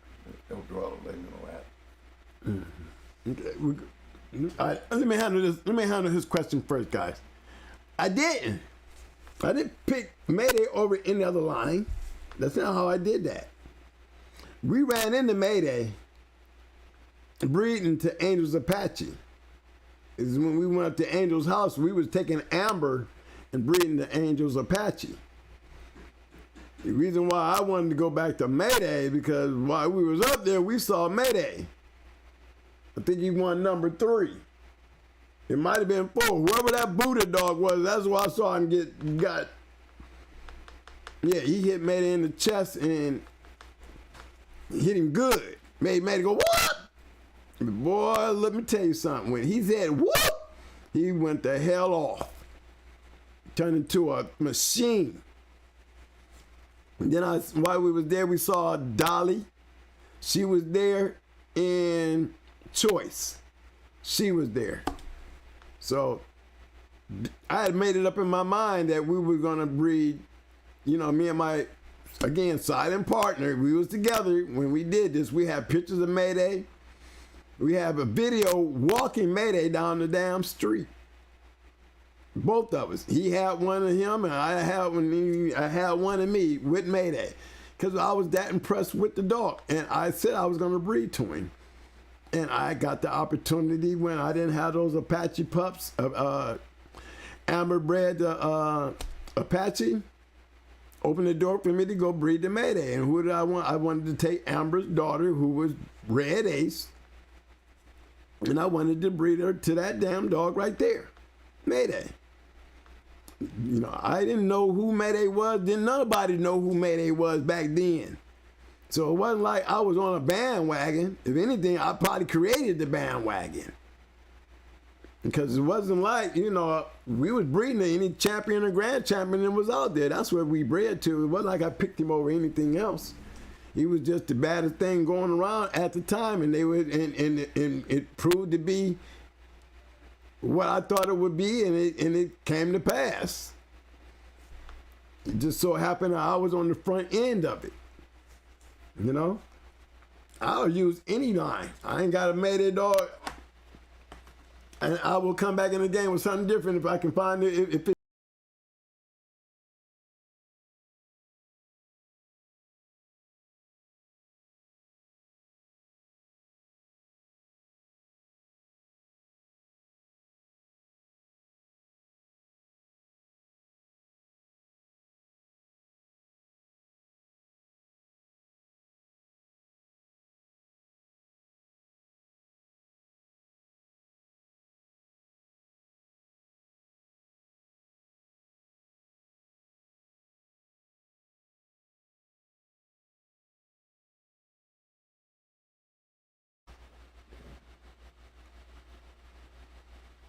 Okay, we're back on. Okay, we're back on, fellas. We're back on. Let's see what happened. You're back. We're back. Okay. No, actually, if you want to go talking about choices to be made, my choices was more like I was not just a Mayday fan. I was a Stone City fan too. Remember, I bred the Mayday, right, with Red Ace, had the puppies, took Red Ace, and ran right to Puerto Rico to go in the Tommy Boy. Got up there and met Tony and Jesse, got a chance to go around their yard, seeing what I saw with them. So I met me some new friends, came back with a son off a yellow buck. He was a puppy, let him grow up, and he turned out to be a badass while I'm sitting on Brat and Little Mayday. Now I'm sitting over here with this little Brindle Stone City dog. You know, the pudding was already set to be made. You know, that breeding was going to happen because they were both on my yard, and I was impressed with both kennels. I was impressed with Mayday, Choice, Dolly, Dragon Lady. And I was really liked my 2 damn puppies. I only had 2. I had 3. Nope. Let me see, it's Brat and Little Mayday. And the little Brenda's sister, the sister. Yeah. Yeah, it was 3 of them. 2 females and a male. Little Mayday, Brat, and she had a little sister, Brenda Ace. Yeah. And little Brenda Ace, she died. I think it was almost over a year old when that happened. Bad situation, but yeah. And I had Little Buck. So I was impressed with not just Mayday, I was impressed with more of the Stone City dogs because I seen a lot of Stone City dogs and there was nothing to be fucking with compared to the Mayday dogs to me. You know, when Brat was winning, there was not a Luke Cannon and all them dogs. We didn't know that he was going to come with a whole bunch of dogs right behind her. We didn't follow him like that. You know, we took the opportunity to breed Red Ace to him. I took Red Ace, had puppies, took off with her, ran to Puerto Rico, I met Stone City, and then from there, that's where the Stone City connection came in. Came back with Little Buck, liked what I saw out of Little Buck, and I liked what I saw out of the Mayday dogs, which would have been Brat and Little Mayday, and that made the difference. You know what I'm saying? And I'm a fan of any line that's working. If I can win with it, I love it. You know, I'll use it. You know, that's how that was. It just so happened that, you know, when I made that cross right there, I was looking more on the Awesome Baby to Yellow. I wasn't looking at Mayday. You know what I mean? I wasn't really looking at the Mayday thing. I'm looking at my breeding program and what I saw as far as the yellow in the dogs. And by adding that buck on top of it with that Hollandworth, I knew I was playing around more like a line cross when I do it. That's what I was doing. But you got to remember something, guys. When Brat started winning, there started being a whole bunch of other goddamn Mayday dogs that started winning right behind her. I mean, when they hit the circuit, that's what made Mayday famous. You know, I don't know why y'all hating. For those who don't get the pass now, let me fill you in. There wasn't too many dogs out there that was coming up on different litters, man, that was coming out there doing what them Mayday dogs was doing. The only one that I can honestly say that was doing anything close to that was Stone City. I can't even give Hardcore that kind of prop. And Hardcore had a lot of good dogs. But I'm going to tell you, Stone City and Mayday dogs were hitting the scene and they made an impact in the game during that time. And it just so happened I had both of them on my yard. And that's how I made the breed. They were my dogs. Why can't I? Do what I fucking want with my shit. And that's what it went down to. They got mad when I did it, but they got over it because this is where history got made. Yeah, I was a fan of Mayday and Stone City. I ain't telling you no lie. I liked what they was doing. They was winning. And winning nice.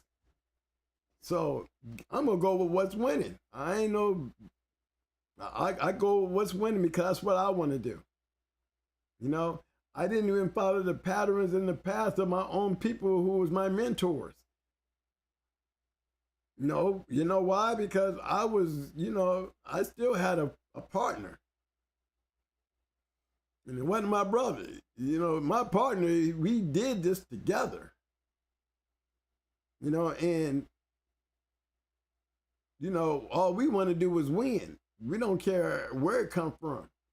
But we're not going to be throwing papers together like, you know, on some wild shit. We was too thorough for that. We was, you know, we do pedigrees. We did homework. We did our job.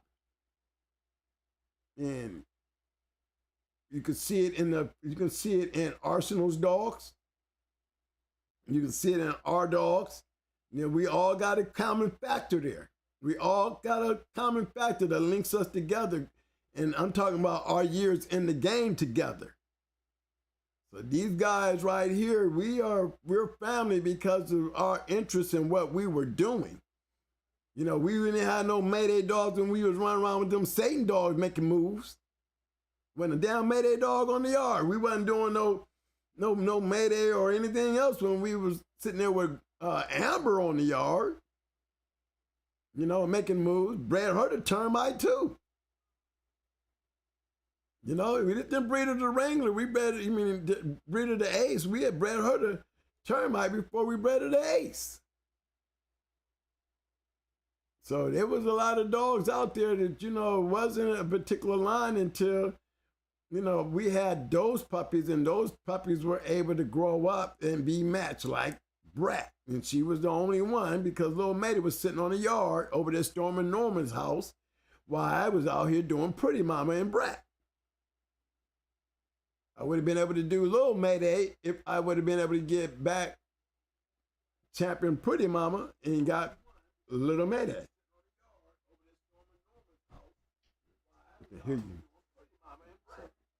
I was just checking sound. You know what I'm saying? So, my particulars is only particular for winning. It's the only thing that I'm particular about. And not only winning, if I can win, I should be able to see it in the pedigree from a winning line. I've been doing this shit long enough that if I want to get into something, my preference is going to be coming from a winning line. The Highland Word Dogs hadn't even began to start winning like the Mayday shit.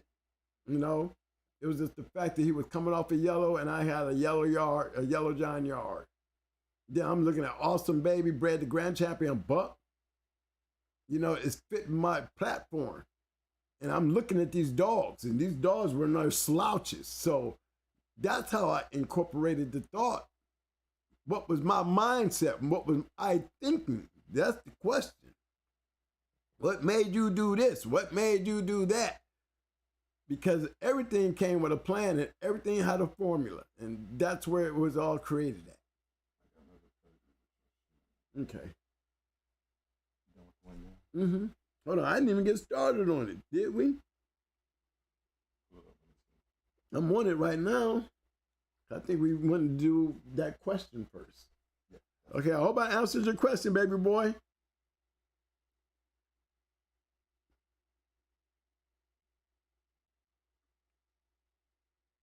Uncle Quacker.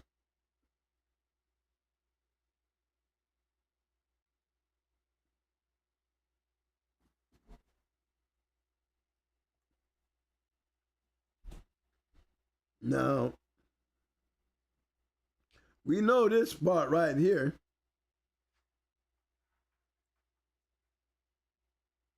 No, let me just go in so y'all can get an idea of what I'm talking about here. Let me start right here. Let's start right here. So y'all get a pure understanding before we go too far ahead of ourselves.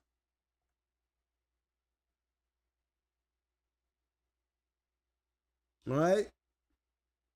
Travis Dog was a good dog, producer. So was Tabby Girl.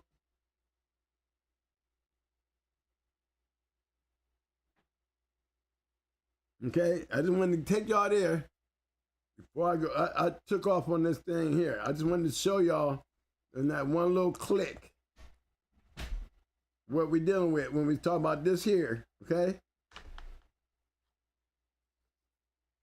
And that was just this part right here. That was just that right there. Now we're gonna tap into the Kennels stuff as a whole.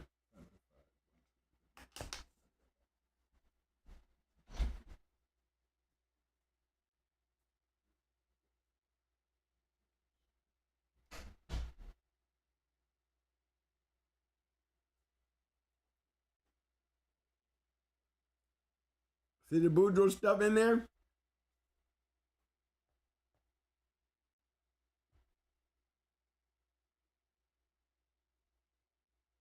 Now you're doubling up on that.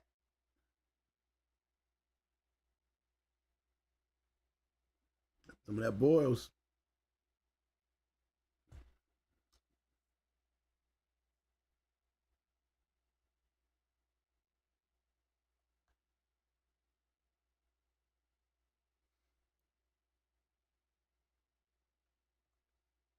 See that, fellas? Now, I literally started off with these type of dogs.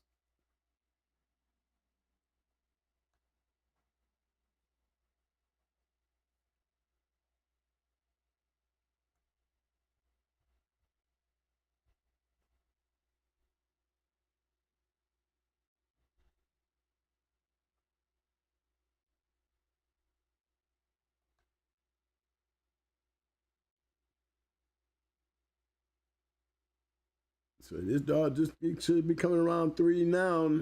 Yeah, he'll be 3 this year, huh? Mm-hmm. My question about him is, he should have the ability. He should definitely have the ability. That's for real. The question is, did you put enough yellow in there to keep it game?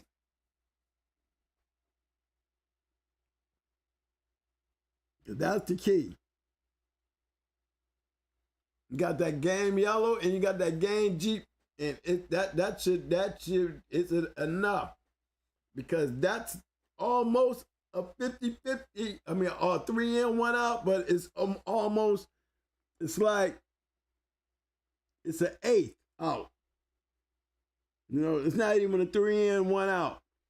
It's really, it's like really a 4 and an 8.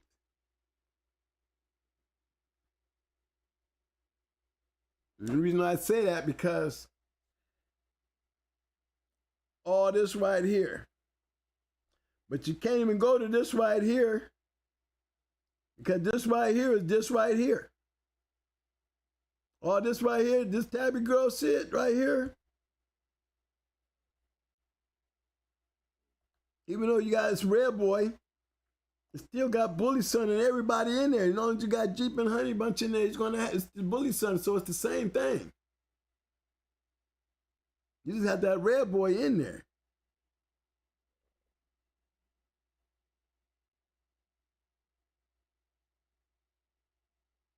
You know, and it's more. Go here, see. You see what I'm saying here, y'all? If you can, you see it? Yeah, we're back down there again. See, it's the same thing. So it's not really a 3 in, 1 out, because the only thing we're really dealing with is that yellow on top, right here, Travis. Everything else the same thing. That's why I asked, did you put enough in it? Do you got enough in that to get the gameness that Travis in the cross with the Jeep gonna bring those type of dogs?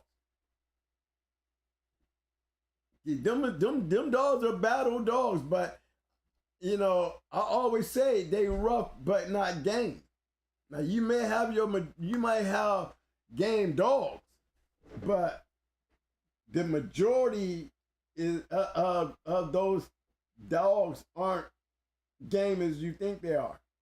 You know, Cadenas, they were badasses now. Not taking nothing away from them. But I mean, I'm not talking about them. I'm talking about, can these dogs win when they're not on their yard? And a lot of them weren't. You know, they were good dogs. You could get some winners out of them. But they just didn't win them long matches. You know, they're gonna get you out of there quick, or they're gonna lose. You know, when it comes down to that game time. Game time is a big time. Okay, we got one more coming, guys. I hope I answered your question, but yes, good breed. Good breed. Did you see how I broke that down? See, when you got a formula, it's real easy to break down a pedigree. And you see what direction they're trying to go. And thank you for that. That was, y'all still sending in some nice shit. Very interesting shit. And this dog is still young. Now, whoever got this dog right here, I would test him real hard and then start pulling straws on him. I'll test him real hard, and then I'll pour straws on him because you want to keep that Cadena shit around. You know what I mean? Because it's going to get extinct here in a few. Because guess what? They're not matching enough of them motherfuckers to keep them powerful in the future. The line is getting weaker and weaker. You know, many of y'all might say, no, yes it is. Yes it is.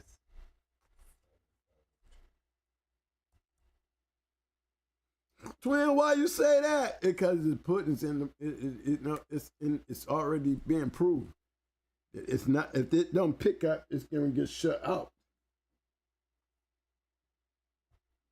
Maybe it only works for them and because everybody else is trying it and it's not working very well for them. I had a guy, one of my own partners, change his whole yard up because he got tired of waiting. Okay, here's another one. Nate's Cappuccino.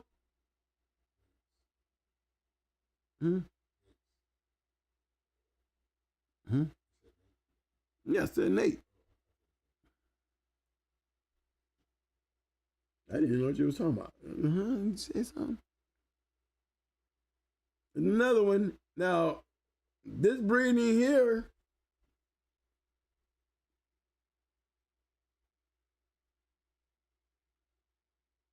No, that's, let me see, how would I put that? China Doll. I'll tell you what I'm gonna do. So y'all know what that is, cappuccino.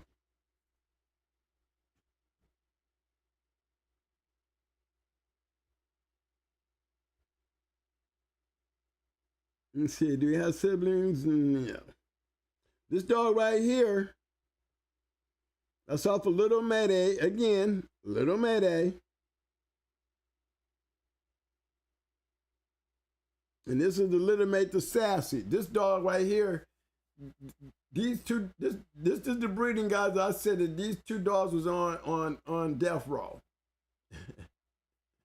These dogs was actually given to somebody and he bred them together. And good thing, because see, Menace was cold and Sassy was Bebe's mom. Bebe and Buck Rogers and all those good dogs is off of this dog's Little Mate's sister. There wasn't but two in the litter. One but two. Him and Sassy Girl. So he was cold. And I just didn't have the patience. So, you know, and then she was cold. And I was, they was getting ready to get put down because I didn't want to get rid of them. And send them to somebody and have somebody abuse them. And then the very guy that set me up with the psycho gator dog match, you know, somebody supposed to be a good friend. I'm trying to help him with his pit bull store. I gave him to him. And he took and bred those dogs. And I told him, man, you know, I wouldn't, you know, as long as he don't sell them into the dog game, I wouldn't have been mad. But, you know, one of my boys got a hold of a couple of them. And thank God he got his hands on them.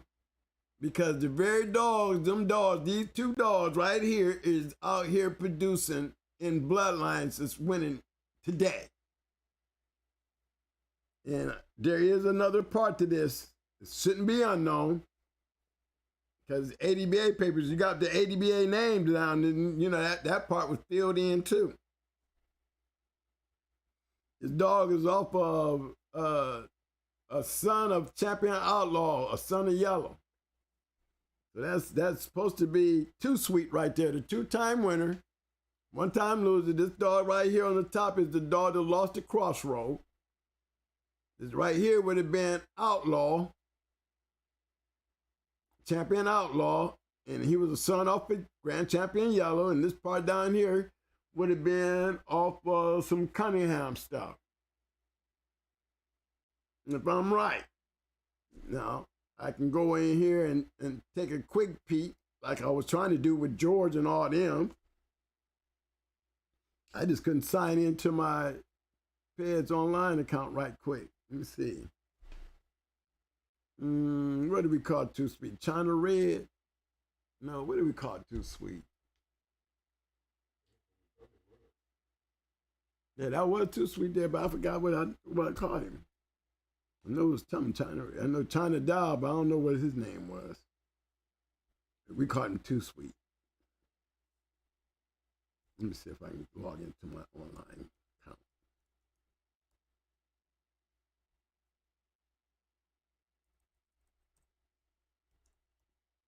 Let me see if I can sign into my shit, fellas, right quick, and see if I can pull him up.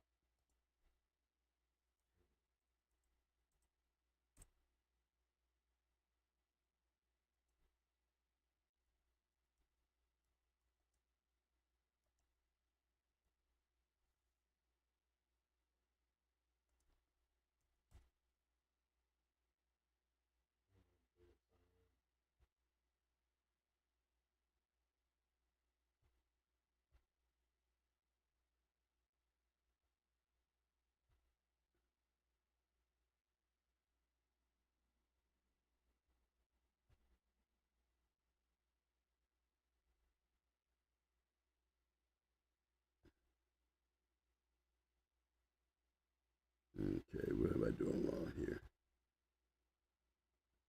Well, it's time for me to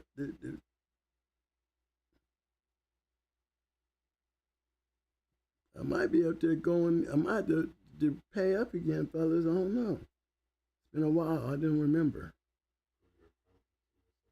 Yeah.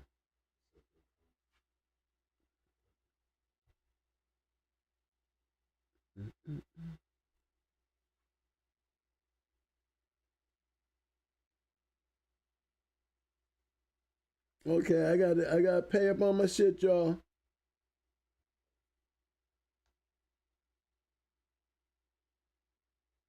Yeah, I got to take care of that, fellas.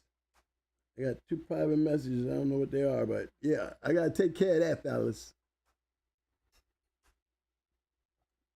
Then, it takes them so long to process shit. I might not see this shit till probably sometime next month, y'all. I missed out on that one. But I would definitely take a look into that one. Yeah, baby.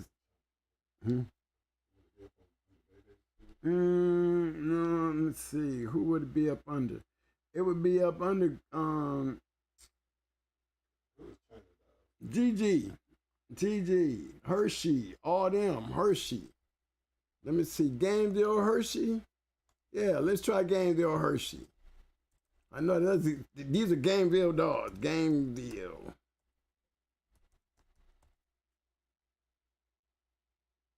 Mm-hmm.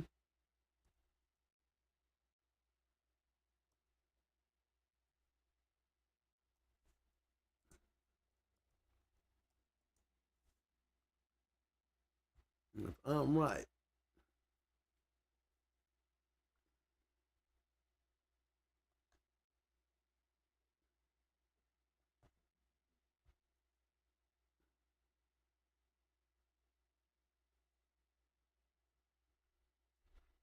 Okay. There's the breeding filled in. China Red. That was his name. And he was off of Outlaw, like I said, in Sheba. Okay, that's what it was. Yellow bred to Cunningham dog, and this was a Niggerino dog right here.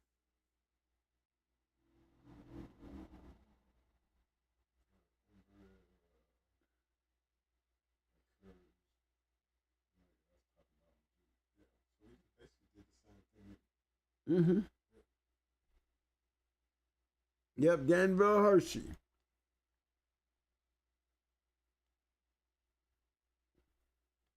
Hope I answered that question right. Yeah, I filled that little space in there for you, buddy. If you look under Gainesville Hershey, you'll find out that unknown spot on there. And Red Sonya, like I said, see how she was bred.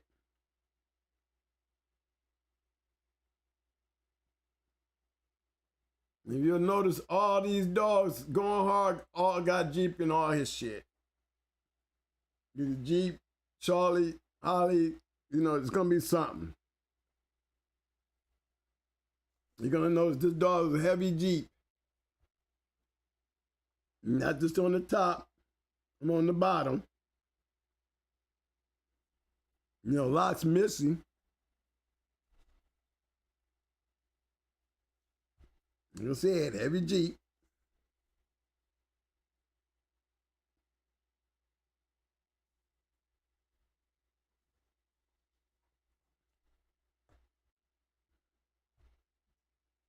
And those ain't all filled in either. And then you gotta look at this right here. See what a lot of people don't know.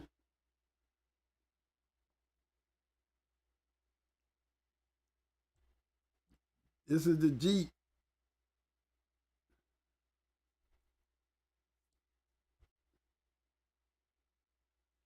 When it comes to honeybee.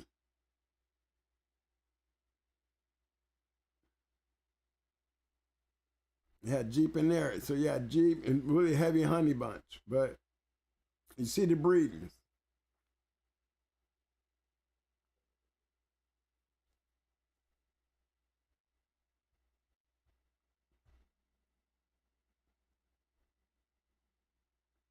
Y'all see that, right? And then you have Buck in there because the others, look at red. See the breeding? Jeep, red boy, yellow. And then you still got that grand champion Buck. So remember, y'all, when I added Mayday to this breeding right there, you see the outcome. Remember, I bred to Stone City. Remember, Miss Nico got Jeep in her.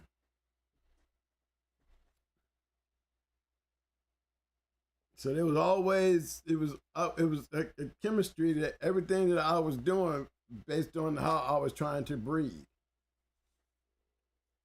Okay, guys, got one. Just wanted to bring that missing formula part to light. Since somebody sent that. That was a nice, thank you. Shout out to my man, Mr. Larry Willis, for the super chat.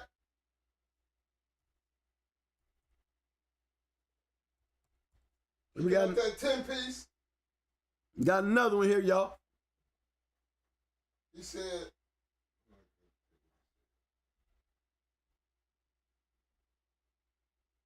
Mr. Larry Willis want to know, Twin, what you think about her pet, new to the yard? What you think? Yeah, which one? This one here or the other one? Right there. Larry Willis, the one you just pulled up. This one here? Yeah. This one one? you just pulled up. Yeah. That's it. Okay. This for you, Mr. Willis. And saying, Honey Badger for the super sticker. Thanks for the super sticker fam.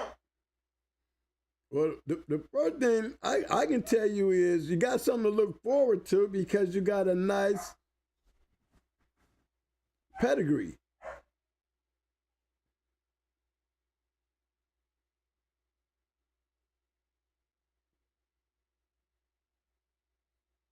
You know, it's lining up pretty damn good. I want to see where this bottom going.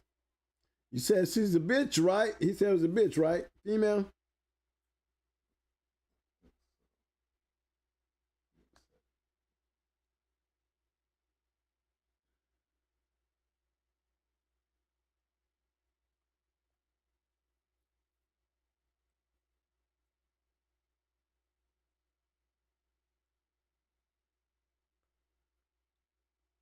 See, he got to be,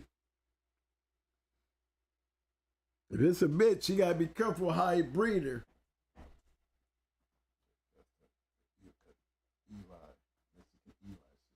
Mm-hmm. Yeah, I mean, see, you got to go in and start tagging. See, like this right here, you need to tag this right here and start in there. This is going to line him up. Because, see, that's Frisco garden shit. You know what I mean? There's Game Jane, Tommy Boy's mama. You see him? That's Jeep. And you got Spike in there. You got a lot of Eli shit in there. You got Big Red, you know, schoolboy shit. See? You got Big Red going to being bred to Tommy Boy mama.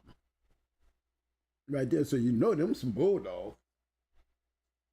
You know that part is for sure. The line of those dogs is definitely game as hell. That's to you, Mr. Willis. Talk about you, my man. You know, now I don't see where the Mexican Eli is at. You know, it must be this on the bottom part because it's showing on the top.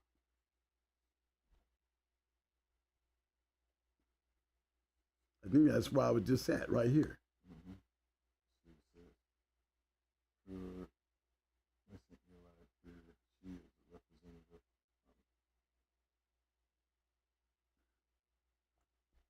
Y'all just tell me where's the Mexican Eli at.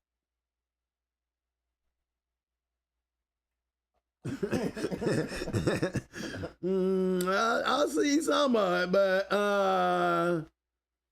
not a lot of Mexican Eli in this one. No, I would be riding on Big Red more than the Mexican Eli anyway. I would stick with the Big Red stuff because this dog here, if it's a female, you gotta make a decision on how you want to go. You either gonna go stick with this or because you gotta find, if you're gonna go line, then you're gonna have a good task to find the line. But don't go into that Mexican Eli shit. Don't go looking for that when that's not what this is. I'll be looking for more some Big Red stuff from Schoolboy, one of them. You know, because that stuff was more, it had more consistency as far as getting what you wanted out of it. You know?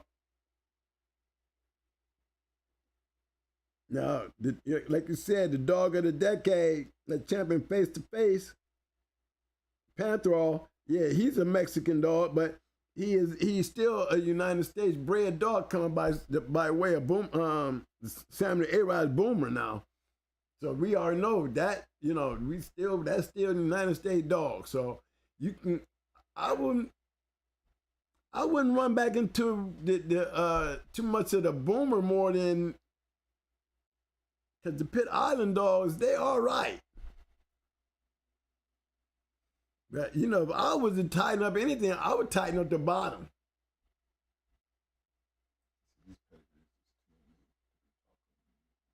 Right, I mean,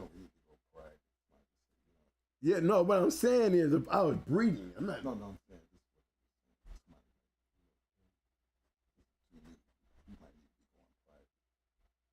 I mean, we're just breeding dogs. We ain't doing that breeding dogs. You know what I'm saying? So when I don't think it's suggesting we could really open up. Yeah, I'm gonna open that because I'm not telling them. I mean, if I'm gonna breed this bitch, I'm gonna breed to the bottom. I'm not telling you what I'm telling you if I was the breeder. You know, I'm not saying breeding for fighting dogs. We didn't say that. Somebody was just saying this would be a good, you know, something that we could go private with and get more detail.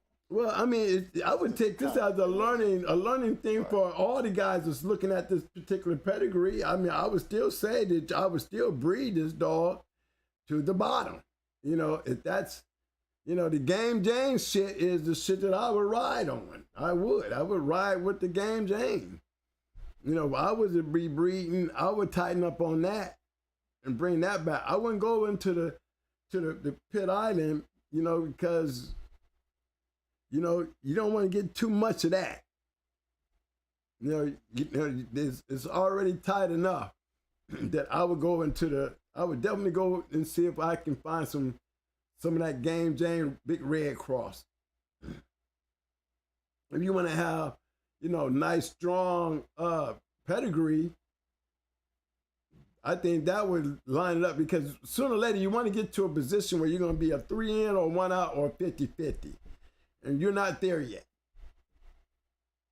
You know, I would work on getting there first. You know, deciding And if I was going to decide, I would go with the bottom side because that Big Red and that Game James stuff, I like that. And that's old stuff. That's old stuff. That's Tommy Boy Mama, Mike. Tommy Boy Mama. You know, Tommy Boy definitely bitch was game. Goddamn, one thing for damn sure. Tommy Boy was, can't get him no gamer than that. And I seen that for myself.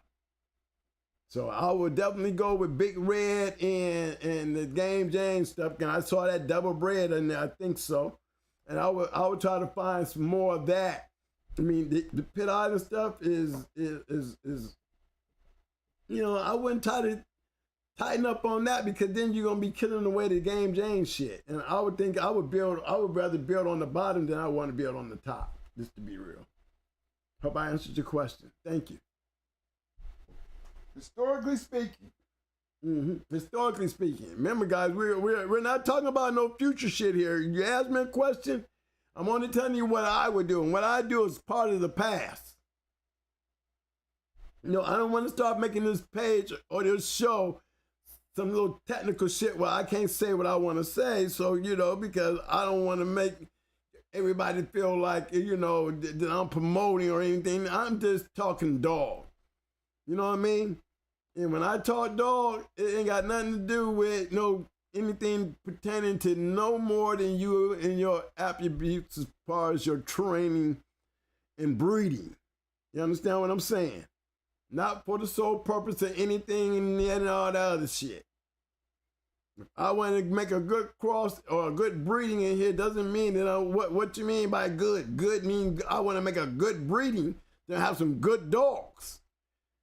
Doesn't necessarily mean for the purpose of anything, right? So let's not start getting all a little currish and start hollering, you know, this underground and the backside, because I don't do all that.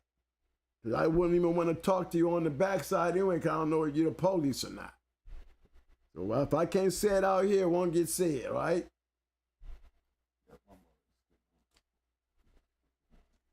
What's that, man? Yeah, that was there. I mean, I don't know about the Mexican Eli stuff, but I would definitely find me some Big Red and that Game Jane. Because it seems to be working pretty well.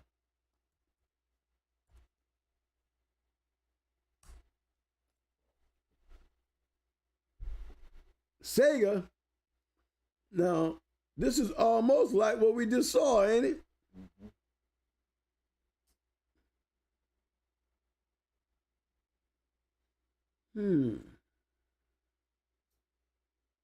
Got some Mexican dogs here on the bottom, too.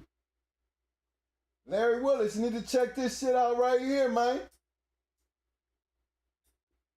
Now, is this the same person or is this somebody different? No, this one here is an insane honey badger.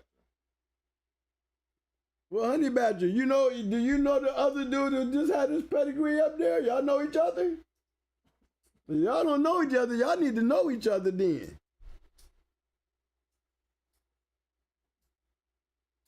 Yeah, y'all need to get to know each other. Because hopefully y'all ain't got two males here. I would have to say one of them was a bitch. I would kind of look over this direction here. Because the bottom, like I said, you know, with that Pit Island stuff, but the bottom is bred just the way I would like it.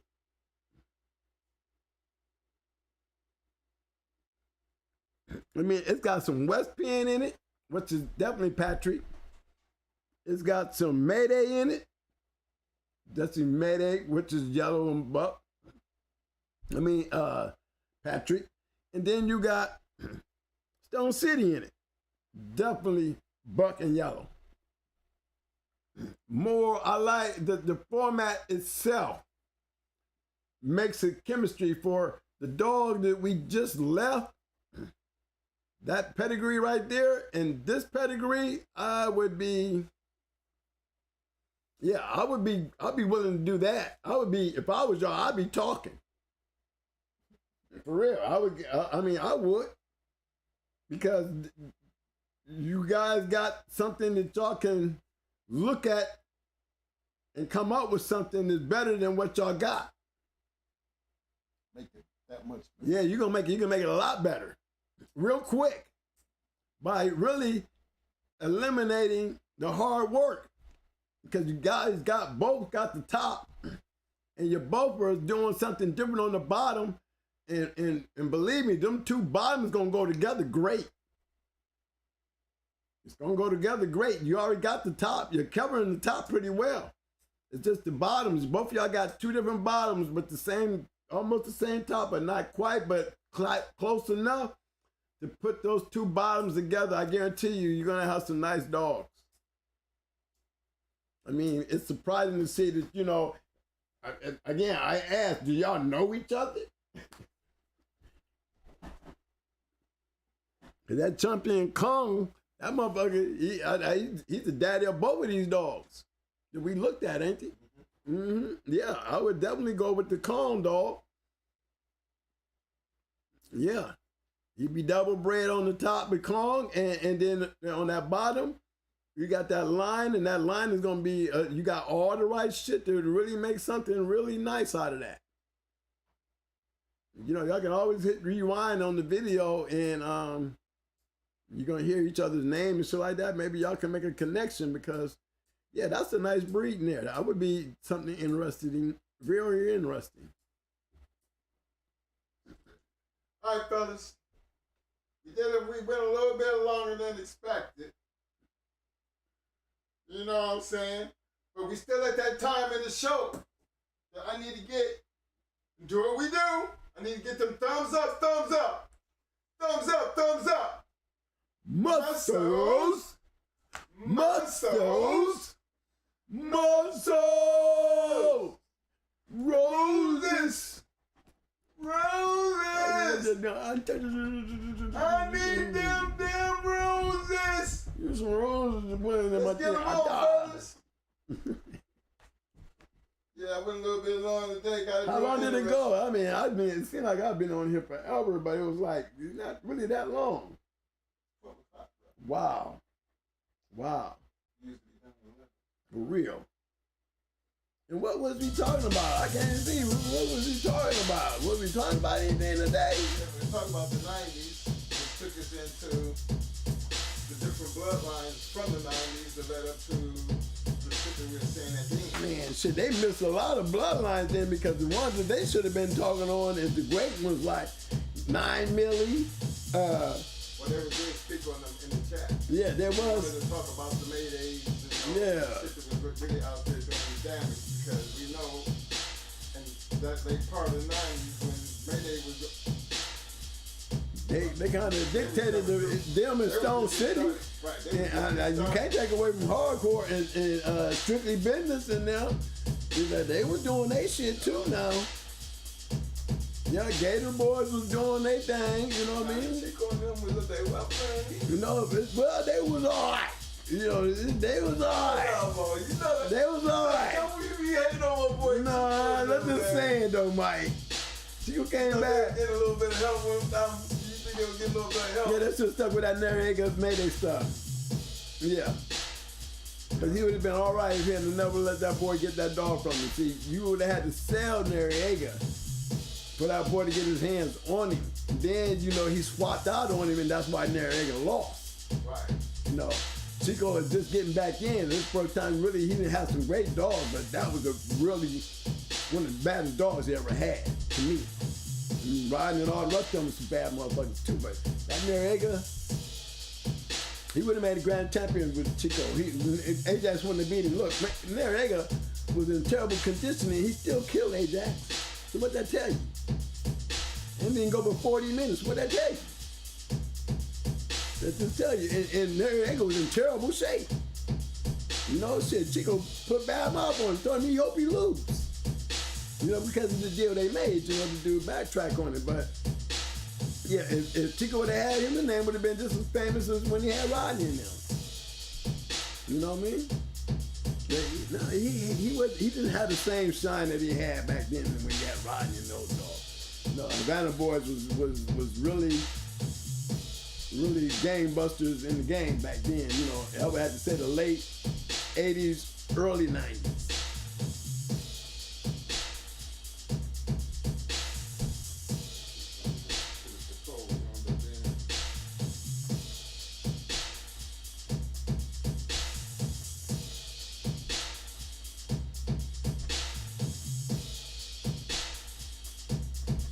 He's checking out the poll, y'all. He's gonna try to get us some numbers on the poll tonight.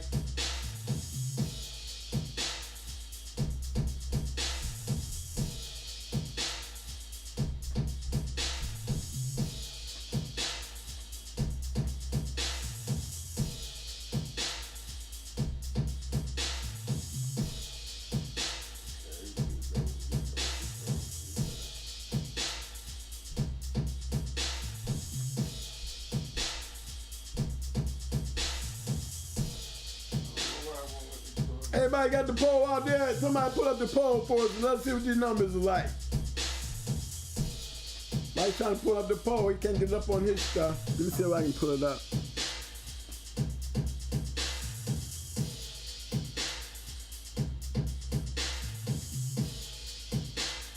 Hey everyone, welcome back to another video. No, shut up. Michael Phelps ain't dead. Shut up.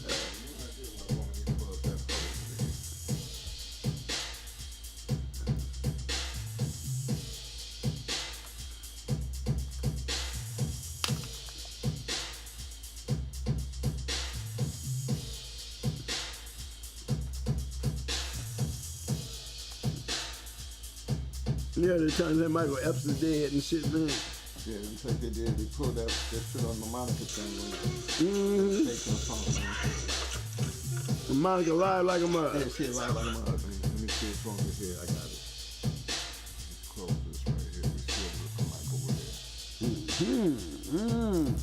there. I see some big numbers over there.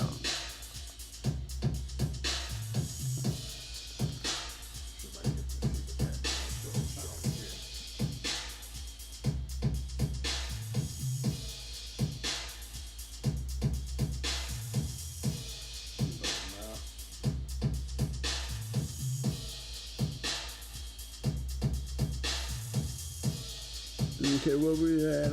Okay, Hot Mic Friday Live. Okay. Okay, 205 votes. There we go right here. 205 votes. So what do we have here? We still have 54% for the 90s. Yep. 9% didn't change. The 70s dropped down a little bit, and so did the 80s. Well, I am in agreement with you guys. The game definitely did a major shift in the 90s. Shit was really turned up back then.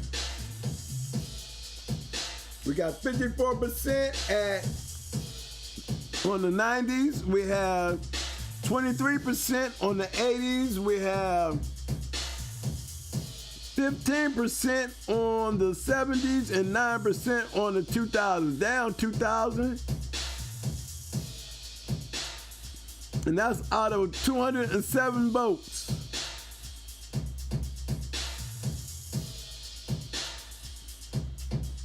Okay, we got a super chat from my man again. Big time supporter, Mr. Larry Willis. He said, yo, twin, who's your take? Pandy or 9 milli? I have both in my pants. I'm going with Pandy. I'm going with Pandy. 9 milli. I'm glad you have them in both of your pants because you got 2 bad bitches in your pants. But 9 milli would have got 8 the fuck up. Listen to what I said, homie. 9 milli wouldn't have been able to stand a chance on Pandy, bro. Not taking nothing away from 9 milli now. I've seen them both. Ain't taking nothing away from 9 milli, but she would have never been able to withstand that onslaught that Pandy was putting out. Pandy was another queen of hearts. She was every bit another queen of hearts. Yes, she was. Yeah, Pandy was definitely. See, Pandy didn't have no tickets for a grand championship, okay? That's why Pandy ended up being a 4-time winner, because didn't nobody want to lose, this giveaway shit on her. So that's why she was a 4-time winner. But like I said, we lost a friendship behind something that, I don't think we lost our friendship. I just think he took it the wrong way when they was calling out 9 milli, You didn't want to go into 9 milli. I mean, if you wanted to go into Pandy, you should have told me. we just had a bad incident. And he felt like I was trying to set him up when I wasn't. But in the end, I was totally against 9 Millie going into Pandy. Now, 9 Millie was an older dog while Pandy was still young in her youth. 9 Millie didn't even have no teeth and was doing what she was doing. So to go in there and go against a dog that had all her teeth and was a destroyer like her would have been a disadvantage, even though, there's some dogs you just don't mess with, and Pandy was one of them. I would have been totally against Pandy and 9 Millie coming together, because it would have been an onslaught. Pandy would have literally killed her quick. Not taking nothing away from 9 Millie. Believe me, nothing away from her, but this Pandy was just that dog. That's all. Hey fellas, I know we ran a little late tonight. We all got caught up. I happened to look at the clock and was like, damn, we've been in there a minute. You know how Mo, when he get to talking, getting all excited and everything, and then he start looking at the categories and everything, he get caught all up and everything, and then it's all like he off to the races. But look, I want to give a special shout out to all my people who did the little super chat thing. Special shout out to the Shark Tank, because man, again, for all the viewers who come and watch the show, you gotta pay attention to what's going on in the Shark Tank. You know what I'm saying? Gotta pay attention to what's going on in the Shark Tank, because we can't address everything that's going on, but again, they are really having a whole lot of conversation going on in the Shark Tank, where it runs right along with the show. So I'm always a fan of the Shark Tank, and I want my viewers to become part of that, entertainment part of it. Don't just sit there and watch us. Pay attention to what's going on in the Shark Tank. Special shout out again to my man Fat Bill for stopping through. Hey, he got them books out there, man. And again, I'm always gonna say this, to get a good look on trying to do what you're trying to do with these dogs and have that good entertainment, because I guarantee you, when we was coming in the game, Mo had every book. He had all the Fat Bill's American, what was it? Game Dog Times. Game Dog Times. He had every one. He used to be a collector. He had books signed by Richard Stratton. So, we're a fan of books. You know what I'm saying? But it's the same when the shit went down, they took all the books and then everything was over. We all never got pictures and all that everything. Shit. All the great pictures we had, they took all that shit. We just never got them back. But again, over there at Fat Bill, that's a start. Because I can guarantee you, it's gonna be a classic one day. It's a classic now. He said for $4.99, and you got the whole 3,000 page thing. Look, man, book guaranteed gonna be worth more than that in another 10 years. Wait till he stop even putting the books out there. Then they're gonna become like collector's items. And you're gonna be glad you got one. And that is on the real. So I'm always gonna support that situation and tell y'all before it's gone. We all getting older in that age, and anything we have to offer, I'm gonna just tell y'all, I need to jump on it before it's all said and done. So take advantage of it while it's here. He got all them videos, he got all that stuff over there. Hey, I don't understand why y'all don't have it in your collection.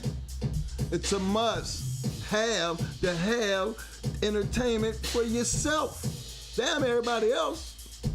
Cause then if you got it and it's all gone, then everybody else gonna be riding your jock then. That's right. Then it's gonna be on you to do what you wanna do with it. So why wait till it's gone? Get on the bandwagon while it's available.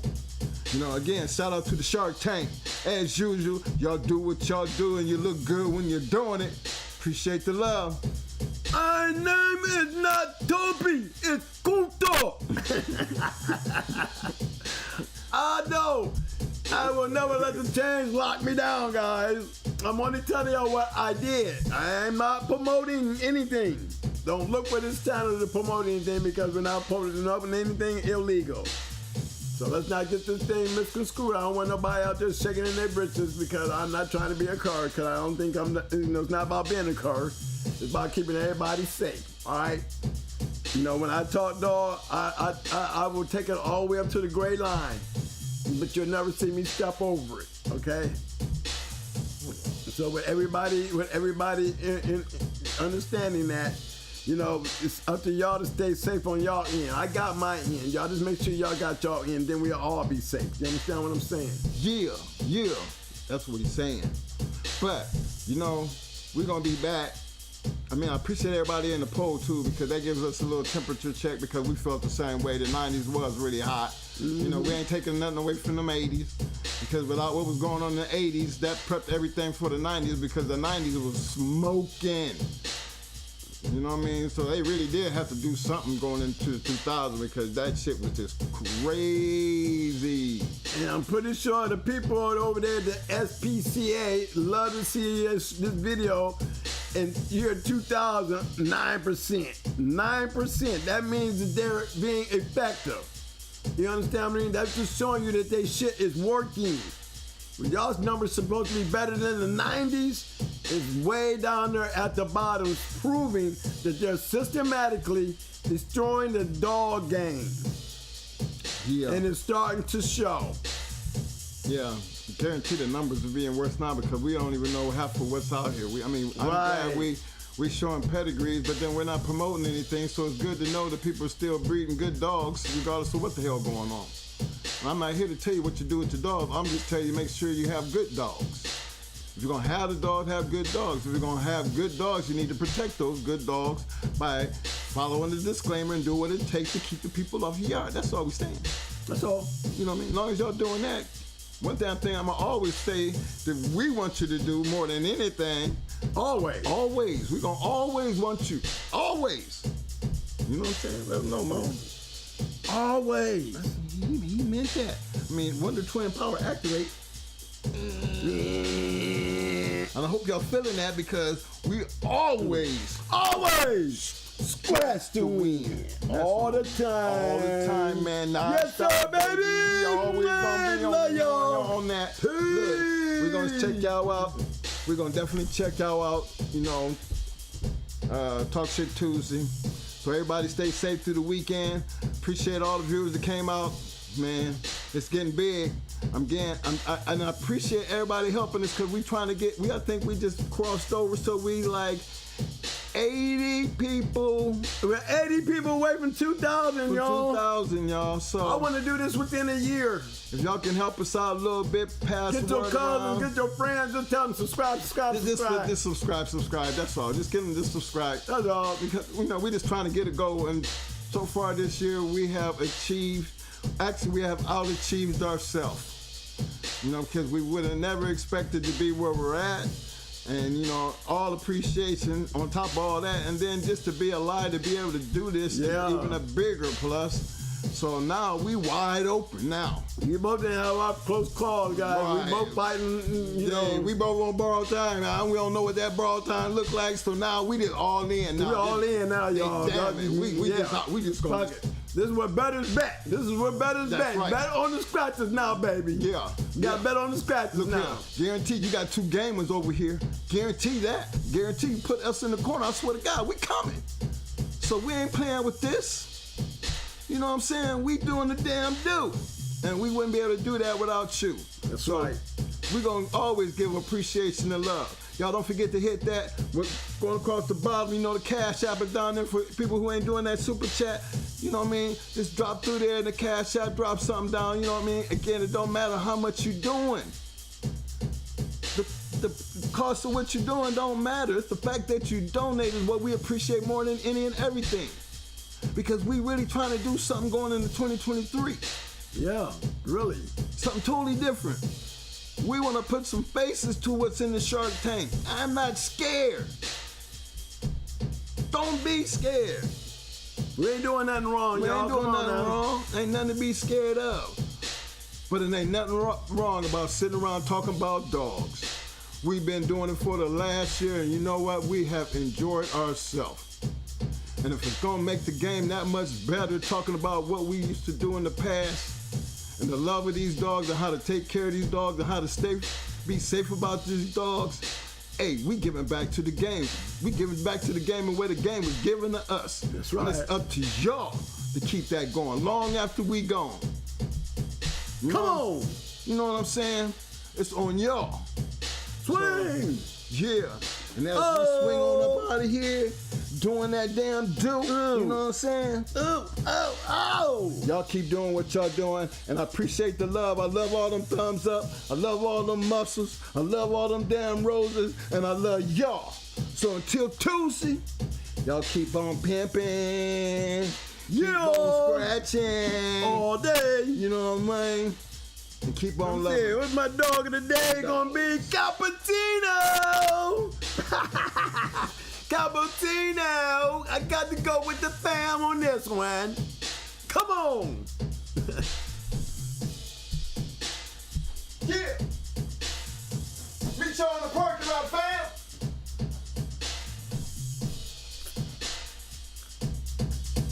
There's another one here. I like them two pedigrees, them last two, Mike. Yeah. Yeah, man, I like the both of them. Yeah, man, that would be a nice pedigree. They be a nice pedigree. They put it, yeah, they just take them two pedigrees and put them together. I'd be like, damn, man, see what y'all found out here on this damn shit? That's why that book is very important.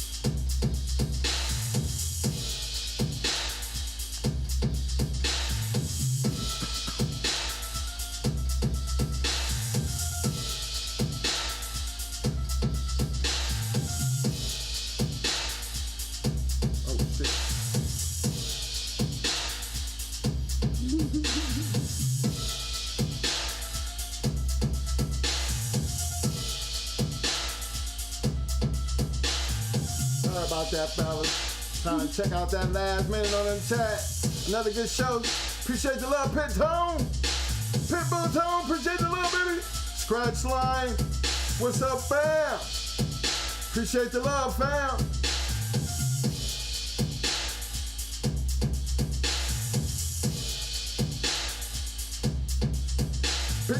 Pitbull Tone. Remember all that shit, fam. That Bucky boy.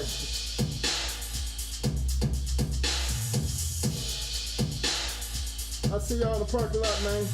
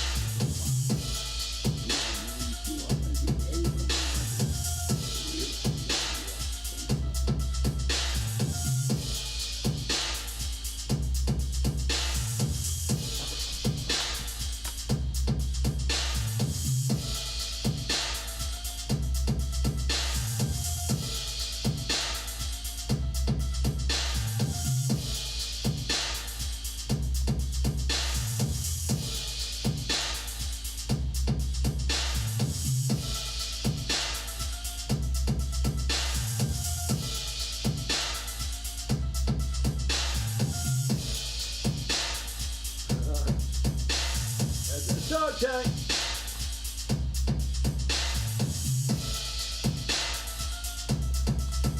Come on.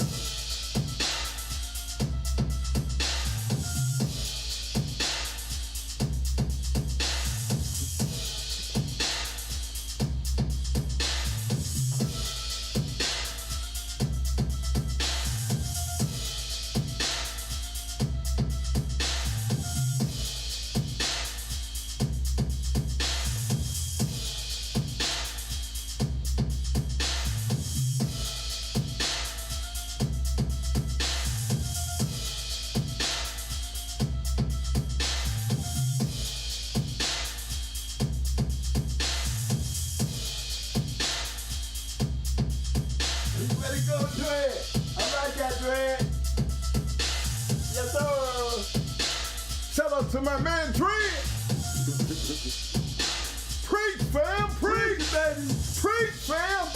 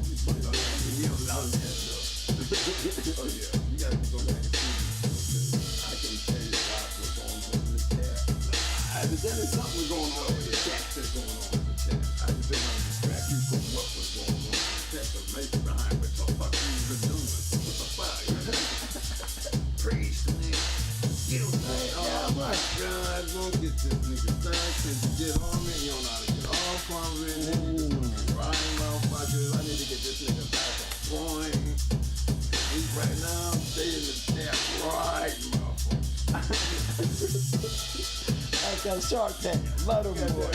Damn right, that's goddamn right. Yeah, one more place coming in today and somebody can't do it easy. They chum him up. We don't deal with curves in this room. Man. Stay in and deal with it. Don't run, because you run, then you can never come back. You live none of your name, and then no more good. You ain't no more good after that. Don't apologize. Yeah, when you got fired, right. Exactly what you feel.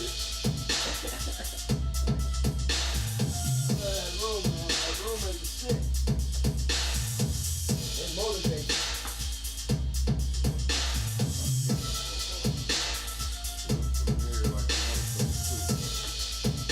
Tell me, man, we gotta get out here. I wanna get out here with them, man. Anybody ain't scared, I'm coming. If you ain't scared, I'll be there.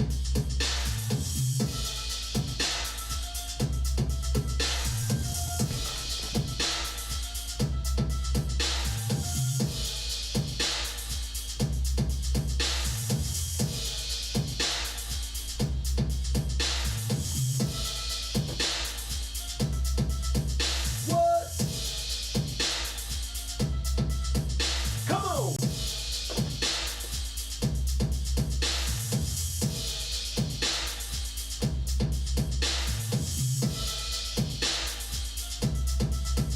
Ugh.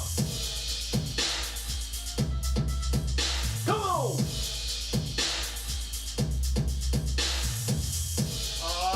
Yeah.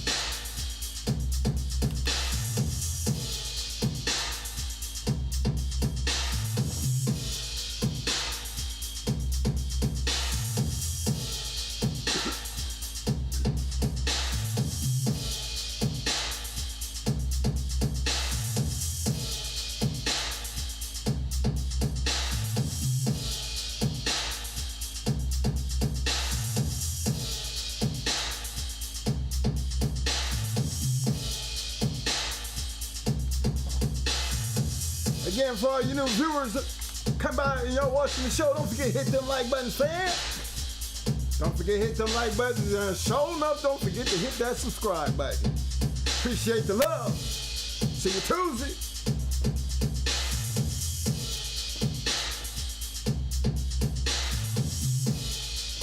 I know we ran the show a little bit late tonight. You know what I'm saying? But I can't just shut the parking lot down like that. We can't do it. We can't do it. Y'all go ahead and hang out. I'm gonna hang out with you.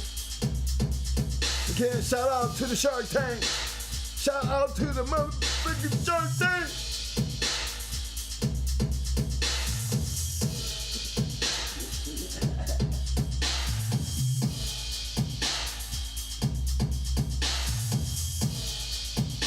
Yes, sir.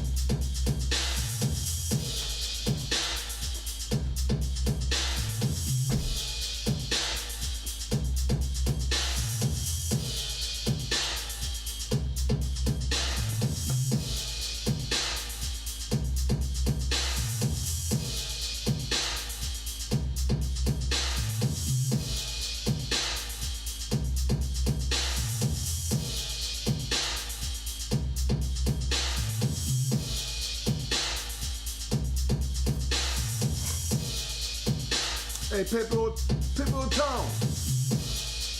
How old you think Joey was when he went to Texas? Come on now.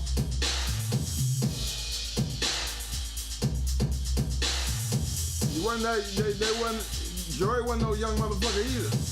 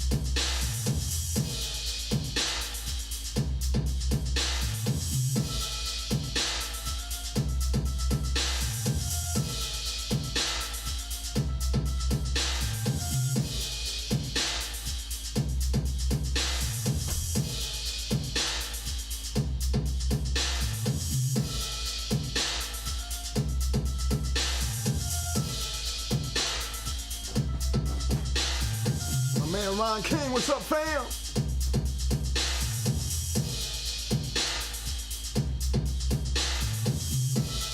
Arrowhead Kennels, I still see you hanging out, fam.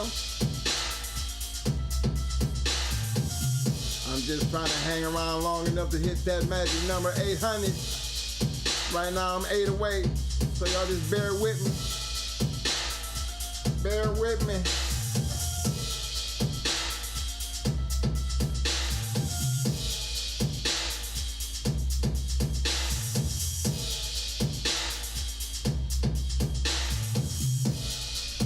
Y'all keep doing what you're doing.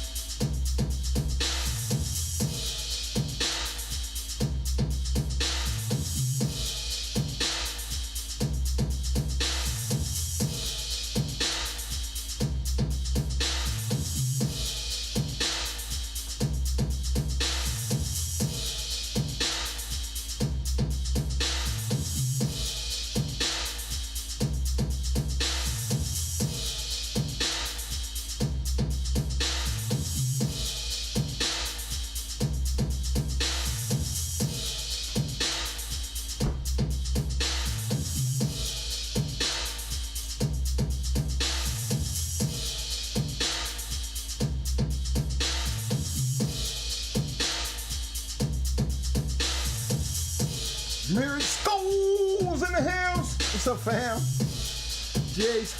Valamary, you say GH.CH, the commission for this shit.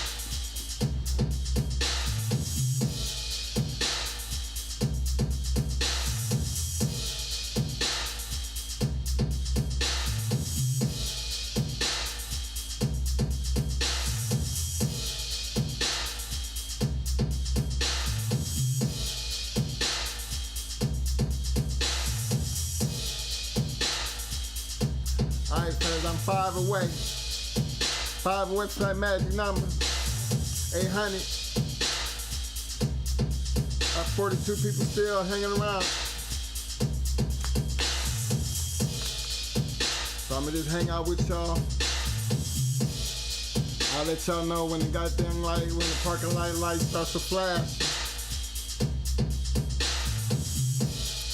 I don't know how many of y'all, I couldn't really tell how many people based on the poll tonight, that 53% of the 90s. But man, if you was around back then that time period, y'all I know y'all understand where I'm coming from. Boy, it was hot back then, all kind of, some of the best matches you ever want to hear about and see in your life.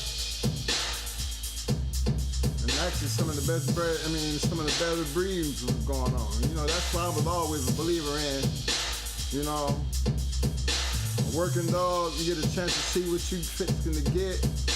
Damn a paper, you looking at the dog. After you see the dog, then you want to go look at the paper. But shit, when you was moving around, getting to see all these type of dogs, shit. You kind of knew what you wanted, and you kind of knew what you wanted to get. Yeah, I want some of that right there.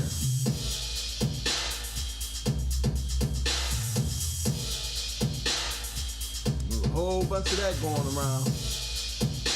You see it, you liked it, boy, you was trying to do everything you could to get your hands on it. Got to make that part of the program.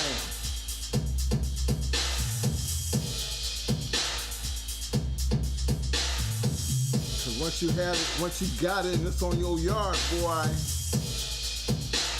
that's where all the magic works, see? We learned that after years of experience. That, you know, once it was on the yard, we could do what we wanted to do with it.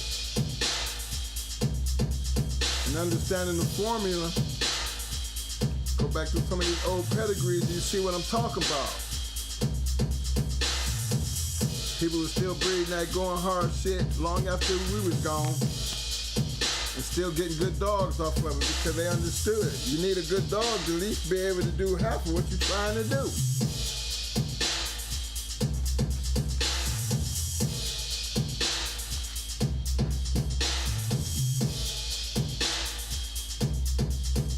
And that was just another thing. You can down there look at a dog, like you almost can tell what a Mayday dog's supposed to look like.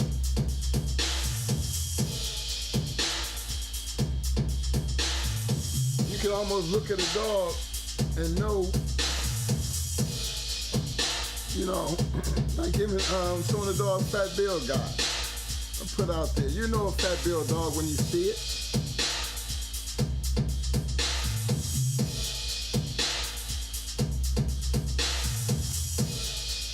You know a Tom Garner dog when you see it. There's some bloodlines you can just look at him and know. I can almost tell you what he got in him, and that's not trying to be, you know, boasting like you got to be some kind of top dog, man. But when you're around these dogs enough and you see enough of them, you kind of know what you look and see. Because likeness always gonna bring some type of likeness. If that works for human beings, why don't it work for dogs?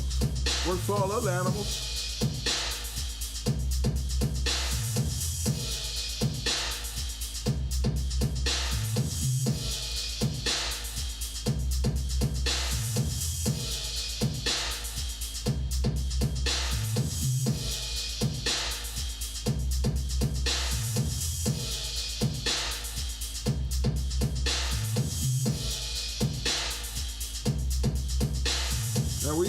We talked about that Menace dog tonight and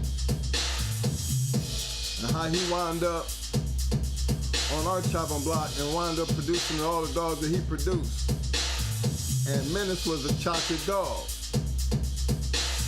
Now, if you go back and be like, where did chocolate come from? And you start looking at that Grand Champion Ace and that buck stick, and then you be wondering, okay,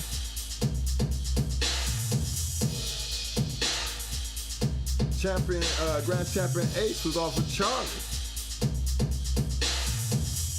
And then you be thinking, okay, then you're looking at Buck, okay, Buck was still a brindle dog. He wasn't chocolate. And then you go back and think about, you know, what Supernat said about having Angus on the yard and them little things like, you know, them little comments about, you know, that Angus was really the daddy of Grand Champion Ace. But he said it with a smirk on his face because we was wondering why on the paper this said Charlie and it didn't actually have Angus on it, because the night before he had said it to us. So when we got the papers, we seen the papers and we questioned him about it. And especially when you just told us the night before why he was in that drunken state telling, you know, when you're drunk you tell everything. So it kind of confirmed it when we had that throwback. And we tried to find out of all of the dogs we bred, you know, where in the hell, that's that China Red and Menace. You know, all that shit and all of that, that's the only chocolate motherfucker that came out of it. And we followed that shit back and kind of thought about what Supernat said, that, you know, maybe Ace probably was off of damn Angus. But I don't know why he would hide that. You know? I think it had something to do, he wasn't supposed to have been breeding him anyway. You know, because I looked to find out, you know, he had Angus on the yard, but you don't have, you know, Angus was on the yard, but you don't see nothing that Supernat was breeding off of Angus. So why was he on the yard? You know, so many stories that you can sit back and you hear from these old dogs, man, and they don't tell you everything. But you know, anything in the dark at some point gonna have to come to the light. You know, I guess that's the fun part of the game. You got to be able to read between the lines because they're not gonna tell you everything.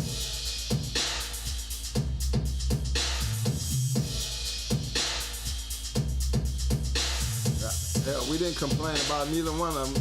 It didn't really matter to us because at that point in time, you know, we was already breeding to a grand champion, so it didn't really matter. All we were looking for him to do was be able to produce itself.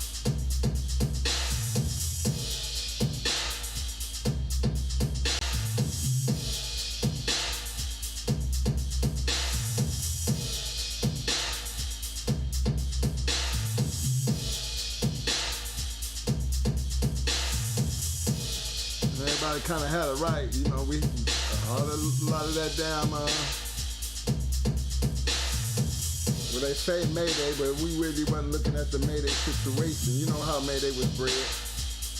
You had a whole bunch of every guy. You had that Red Boy and that goddamn, I think it was with that Dolly, that Hollywood skin in it. I think that was that Bolio. And then you turn around and you add that buck shit on top of that. And then you throw that Jeep shit in there. Think about it. Look at the top list of the register of mares. That's everything right there. That's everything. And you ain't had to go back to the fourth generation to be trying to find what the hell it was either, because all that shit was like right up front.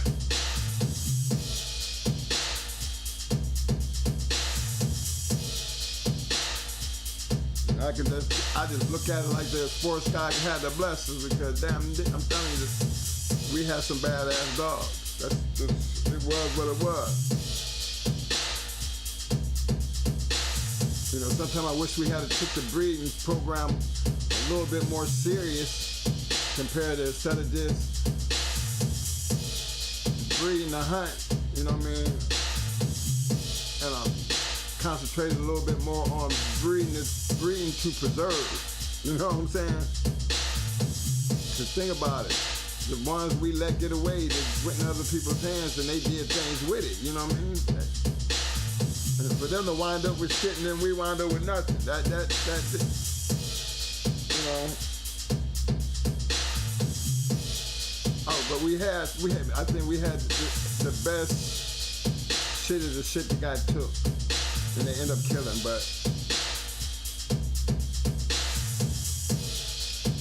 I can't really talk too much down on that because again, if it don't be for that group of dogs, you know, there's some hot ones out there. It was some shit on the way.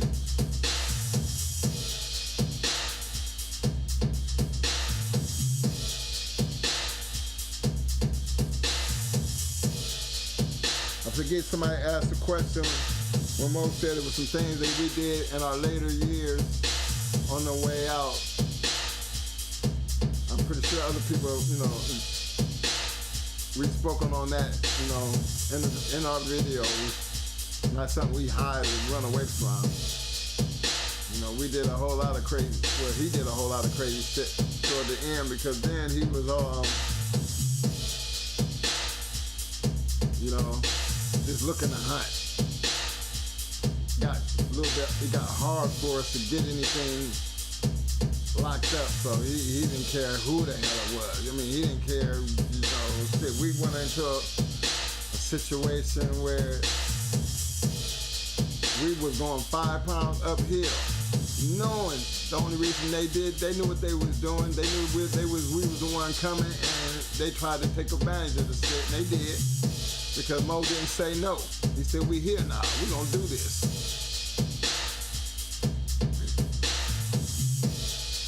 And that was what Roger Ram did.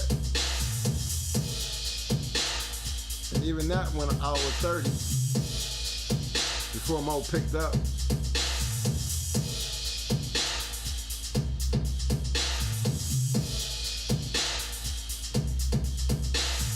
Too much weight on the dog to be pushing that far and that long.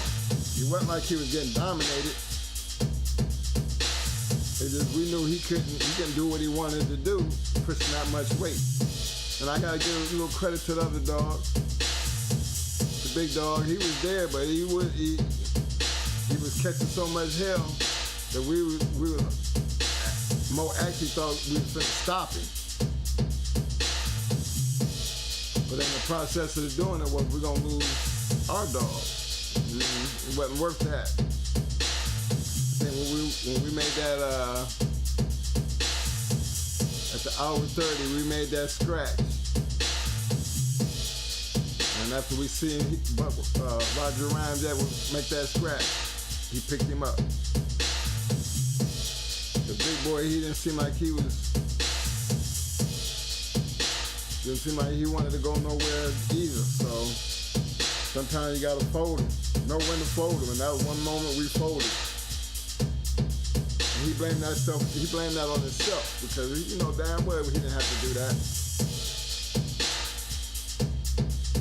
Even though we had took a ride, we made the ride all the way to run into that, and just didn't want to go home without at least seeing. Yeah, they paid the forfeit, and that's where he bet back the forfeit.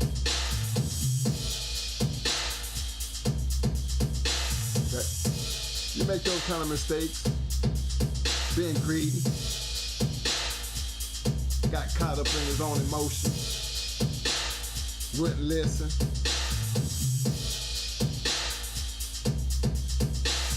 But those are the type of mistakes, basically. I mean, he made some more mistakes too. Putting dogs in the wrong people's hands.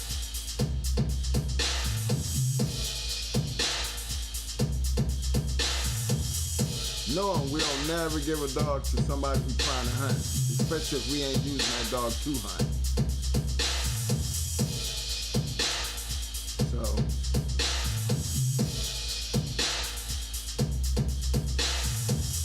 those are another couple things you can sit back and say, yeah, you know dang well you ain't had no business giving that dog that mama because you know he wasn't gonna do right by it.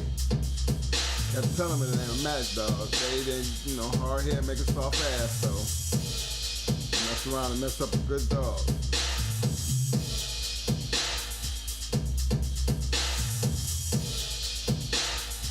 You know, one thing we are not fans of. We are not fans of abusing a dog.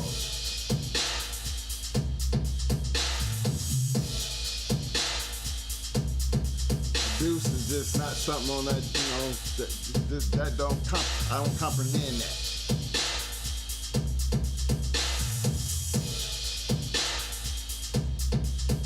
That's why I don't, you know, we strong believers in sometime at some point you gotta be man enough to just fold your cards and wait for the next day. There's always gonna be another day.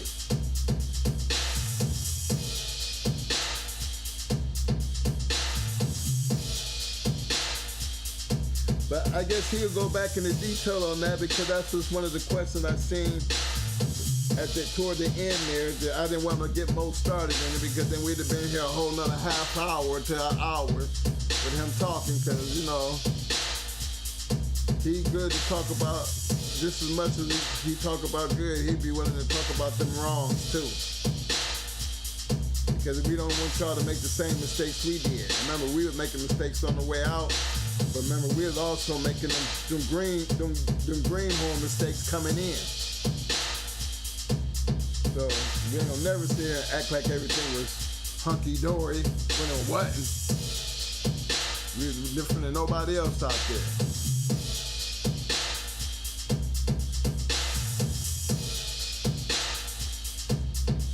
That's when you know, when you sit down and you can talk to people and let them know, hey, you ain't no different than anybody else. Like everything, you're gonna have your ups and you're gonna have your downs.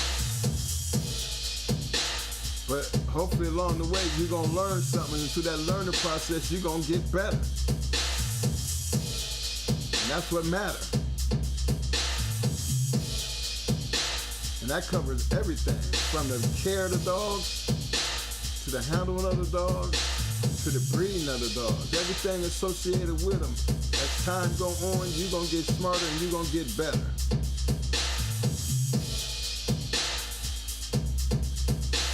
The thing is once you get there, now what you going to do?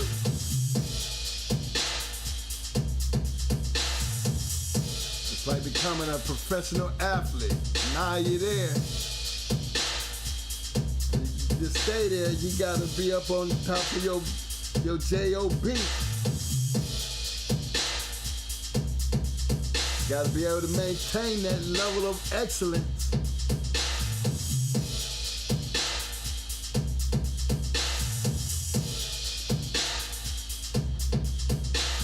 I guess that's just how life works. That's almost like common sense.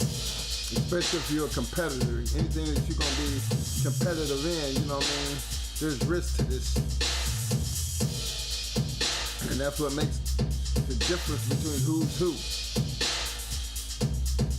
Only the strong will survive.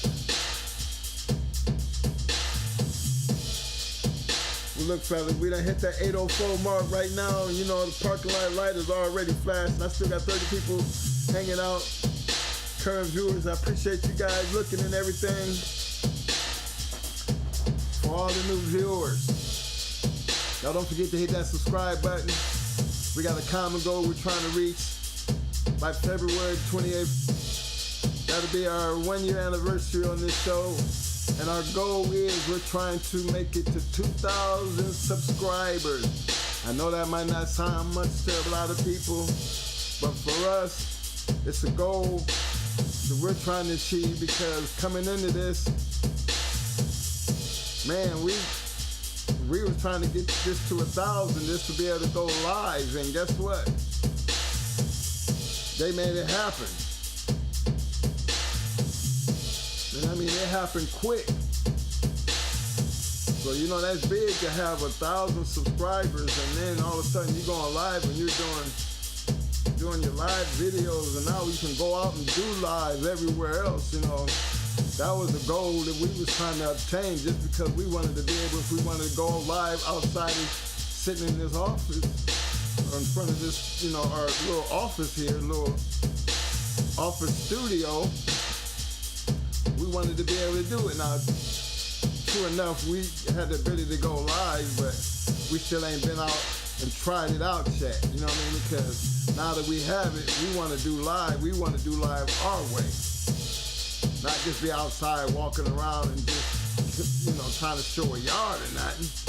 Nah, that ain't what's happening. We want to go live. So that's our goal for 2023. But we achieved that. But now, trying to finish out that first year of 2000, that's even a bigger goal. Because if we can do that, then that means any and everything is possible. And we've always been strong believers, as long as you believe in it enough, you can make it happen. And I'm trying to tell y'all, this cannot happen without you guys. The viewers, the followers, the subscribers, the Shark Tank, the fraternity, the love of the dogs. I mean, all this, all of that right there. The donations. I mean, man, that's big for us. Trust me when I tell you. I'm an old ass man. When I can sit back and tell you, you know what I mean? It's like a little kid in a candy store. All gidgety and happy. You know? That's what's happening. No matter what life throws at us, you know what I mean? If you love something enough to where you willing to do what you do to be happy, regardless of what life throw at you, then you do it. Okay, so that's how we do this. We always gonna be who we are. We always gonna try to keep doing what we do. We always gonna try to be happy at how we do it. You know, and you can't put an age on that. You can't just say because you're that age that you can't be that person. I wish we was built like that, but we're not. So we're gonna keep doing what we're doing, and we're gonna keep trying to do it to where we can continuously enjoy what we're doing. And in the process, hope we helping somebody. Because the key to us for doing it is we trying to get back to the game that gave so much to us. And hopefully somebody else out there who's part of this show, part of that Shark Tank, one of them subscribers, one of those viewers, can take that information and just run with it. So when we long and gone, somebody else picked up the torch. And guess what? As long as we keep doing that, this game will survive. Remember, there was a day that they was writing books, doing videos to keep it alive, giving you a history of what was happening. Yeah, we used to come in with the books. We had the books. We had the videos. Y'all know what I'm talking about. Now look at what we're dealing with now, the modern technology, the Facebooks, the YouTube, the internet, period. Look at all the information out there. If you're serious about this game, you would be gathering all of it up. And believe me, you can't use it all. But I tell you what, is you use enough of it. Because to me, knowledge has always been the key to all success. Knowledge. Understanding what you're doing and how you're doing it, and have input. And all that input makes you the person that you become. And if that person happens to be a legend or become successful, you're supposed to take your hat off to people like that. Because gotta appreciate the work that they put in it to be that. So when you can look at them and know, hey, that's a bad boy right there. You know, you don't have to talk a good game. You are the game. Yeah. And just to be able to be a part of that in somebody's life, just, you know, even if it don't be but one, that's based on any and everything that we do. If it don't be but one, man, I'm telling you, that's an appreciation, because one is better than none. And as long as you got one, that means there's always still hope. Because that one might just have that same drive and be able to copycat what they seen somebody else do that has made just working for them. Put them in that position. And they can have that same eagerness to want to help somebody else and still feel like all I need is one to carry the torch. And I feel like I've done my job. That's what it's all about, fellas. And as I close out tonight, again, for all my new viewers, don't forget to hit that subscribe button. Don't forget to hit that like button. Them two things don't cost you nothing. Special shout out again to the Shark Tank. Special shout out to all the people who donated to the super chat and the super stickers. Y'all keep doing that, believe me. You have to understand, it's not about how much you give, it's the fact that you give, and we're gonna appreciate it no matter how much it is. Whether you wanna believe it or not, man. When you're doing things like that, things will get better. And I say that to say this, you know,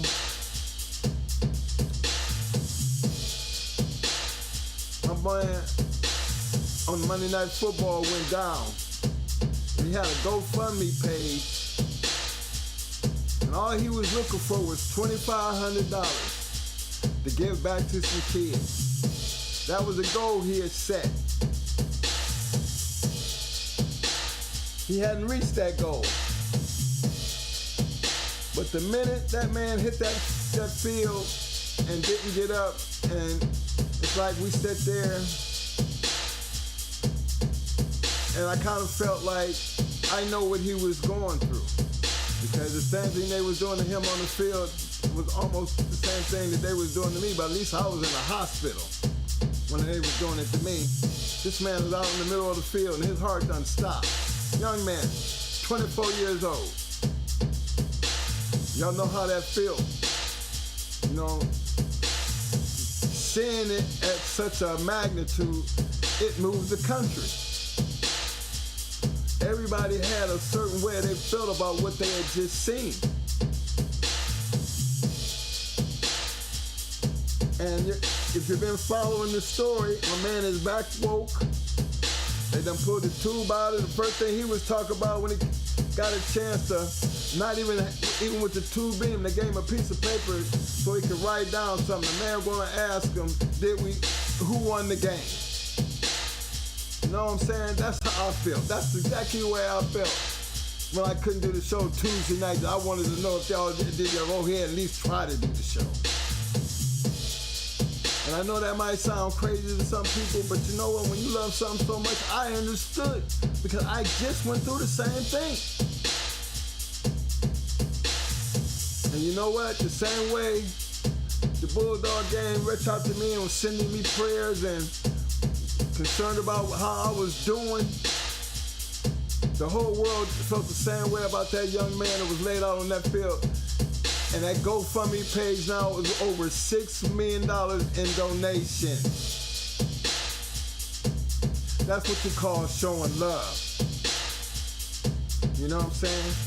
It didn't matter whether he was living or dying. That's just a bunch of people who believed for that one moment what he was trying to do, and it would be just a damn shame to see him die and not get that part of his life accomplished, doing what he loved to do.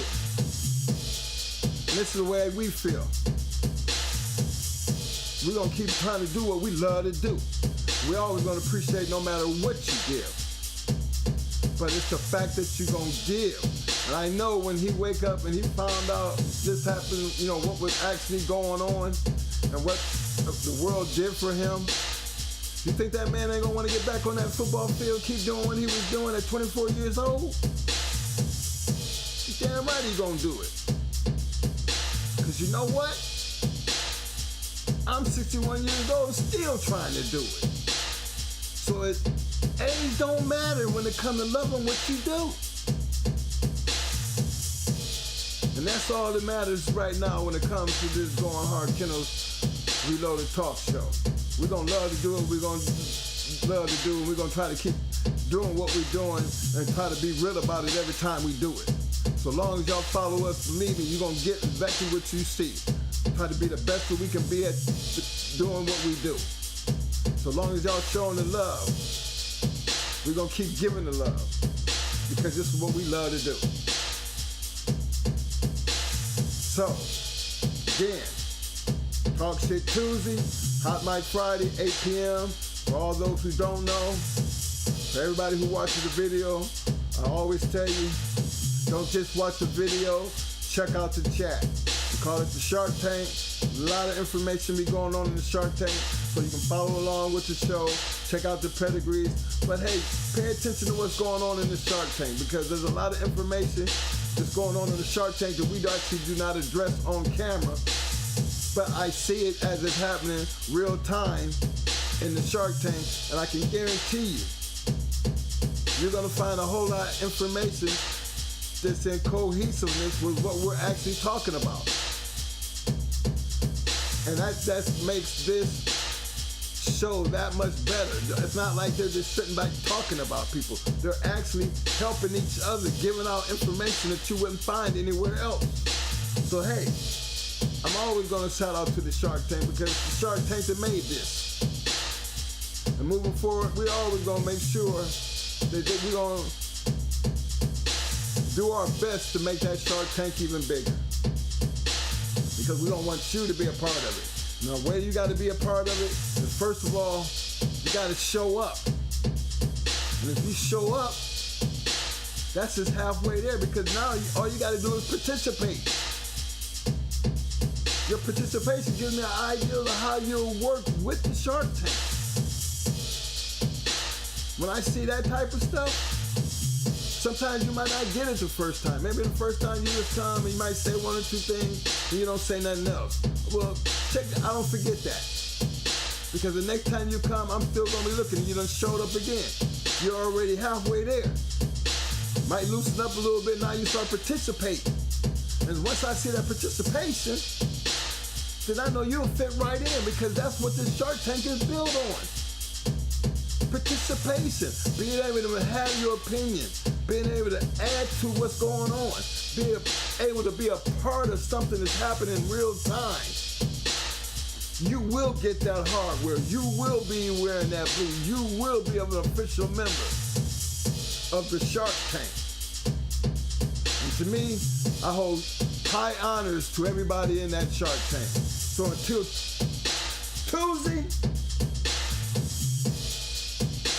Tuesday, everybody have a safe weekend. Ride out with me because I'm finna ride out because the parking lot is flashing. We have been beyond the last call. We are way beyond the last call. So I'm gonna rock out with you. And we're gonna shut this bad boy down. Thanks again for sticking around, fellas.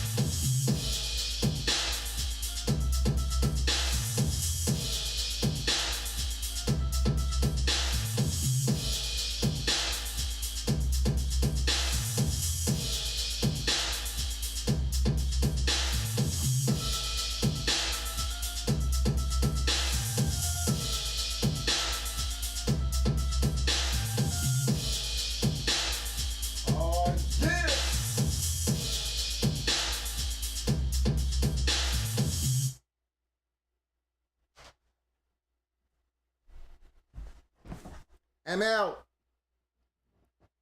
Peace. See you Tuesday.